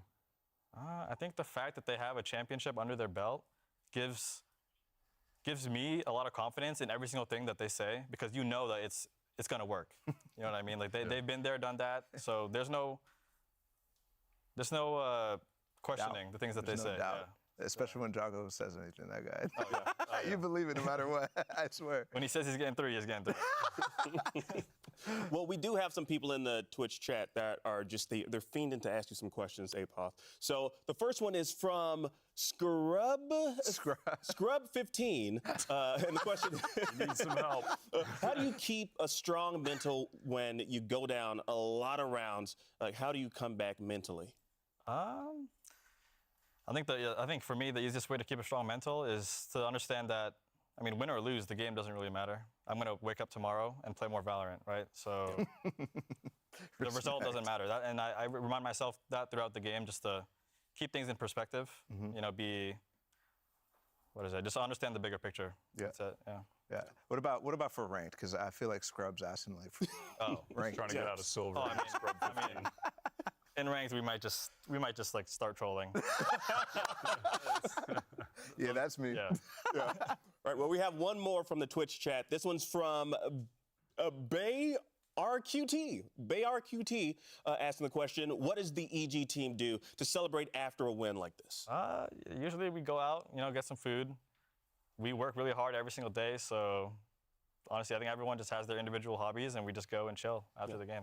But where are you going to eat, though? Oh, there's this place called... McDonald's? Yeah. Let's just keep it basic. Nothing wrong with Mickey D's. We don't want to give up our location. Trying to dox yourself. Well, you know what? It's time. Thank you so much, Apoth. It's time to wrap things up for the day and check out our Alpha and Omega standings right now. As you can see, we got crew still up at the top. Damn. Sentinel lost of the Alpha group. Playing, of course, and let's see, where do we have EG? Right there, looking at the Omega, 3rd place right now. I mean, it all comes down to the G2. So EG won against like NRG and Sentinel. Force them into like a little tie situation with you guys, which that is true. Would be super interesting. And obviously, and that's it. Yeah, and we definitely got to mention. So tomorrow we have 100 are teams locked into playoffs. So shout out to them for acing that. I believe crew, they're not locked in, but according to the flowchart, they have a 98.6% chance of making it. Yeah, so tomorrow good. it's crew and 100 bottom, teams. Sadly for the Sun City, they're sitting at a 0.36% chance of making it. So, you know, wishing them the best, but that's tough. Yeah. Well, you know what? Let's talk about what's happening tomorrow. We're closing out the week with one last match. You'll see the undefeated Crew take on 100 Thieves. Hey, Pop, I got to ask you who you got in that one. My boys, 100 Thieves. That boy, Bustio. Dang, really? He's going to lead them to victory. Okay. I mean, I see the respect, you know, but Cruz 4-0 right now. I mean, yeah. Those guys look mighty real strong. good. One team's got a champ, one team doesn't. True, absolutely. Yeah, well, you know what? This today was just freaking phenomenal. Apop, I got to give it up to you once again, and shout out to Evil Geniuses for securing another win. Thank you all so much at home for watching, and you know what? We'll see you all tomorrow. Peace. Thanks, Good Apop. job, man. Thank you. GG's, man. Thank you, Well guys. played. Good interview, too. Very nice. Nice meeting you. Yes, sir. The dart to buy some time, and he takes a swing anyway. Doesn't commit to the plan and gets a shot to Vanity anyway. Disaster once more in a Red Bull clutch for Furia. Flash Conan holding the line. The first found the second. Make that three. Vanity on the other side played spoiler before. Not this time. Furia destroy Cloud9. Everything as Vanity pushes forward, gets two, tries to get the third, but Zeppa's there to clean it up. You didn't take those kills, Rumble. I was about to go crazy. Oh, he knows. A little bit of medicine returned. Not wanting to. And Oxy tees off. To tie us up again, and he will not. The shots from Rooney are too clean. Oxy's gonna have to do it on his own. The nade as he tries to satchel and turn apart. It's Oxy again. He's too good in these positions. Leaning into the time, and that's all it takes. Cloud9 take down Furia 2-1.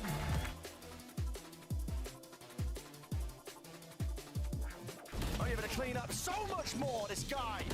Just on fire right now. Again, that's a point of view telling me movement is just excellency. Hey, don't beat again, baby. Come on now. Nobody can really take it. Adjustment.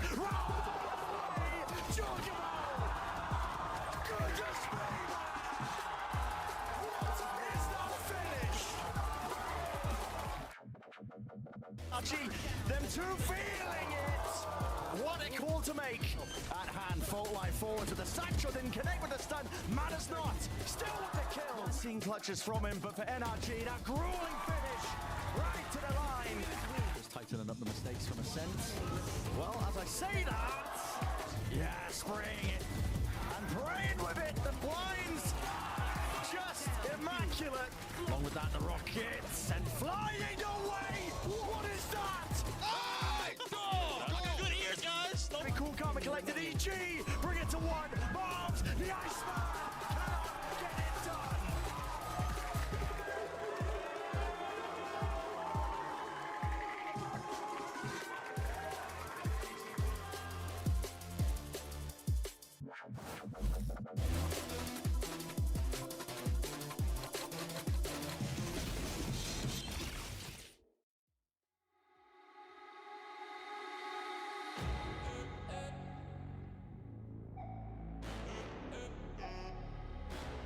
Okay.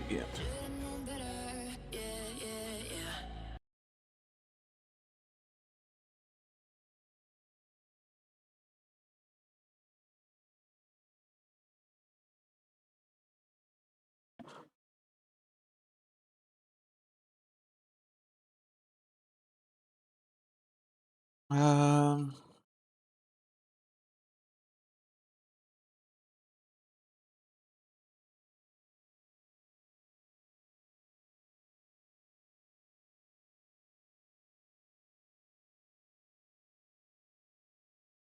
Do I quit it here?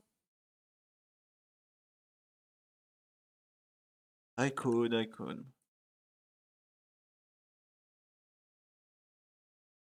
How long? 6 hours?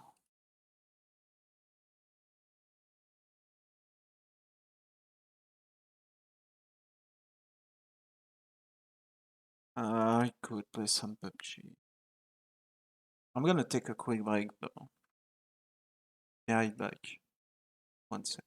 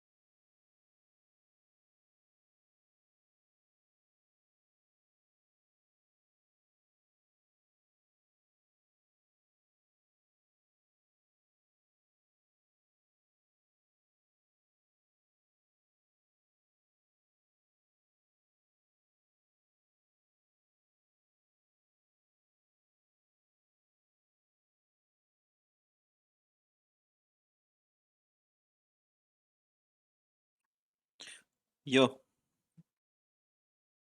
Come back. Hop. Gonna show you the game at least. Boom.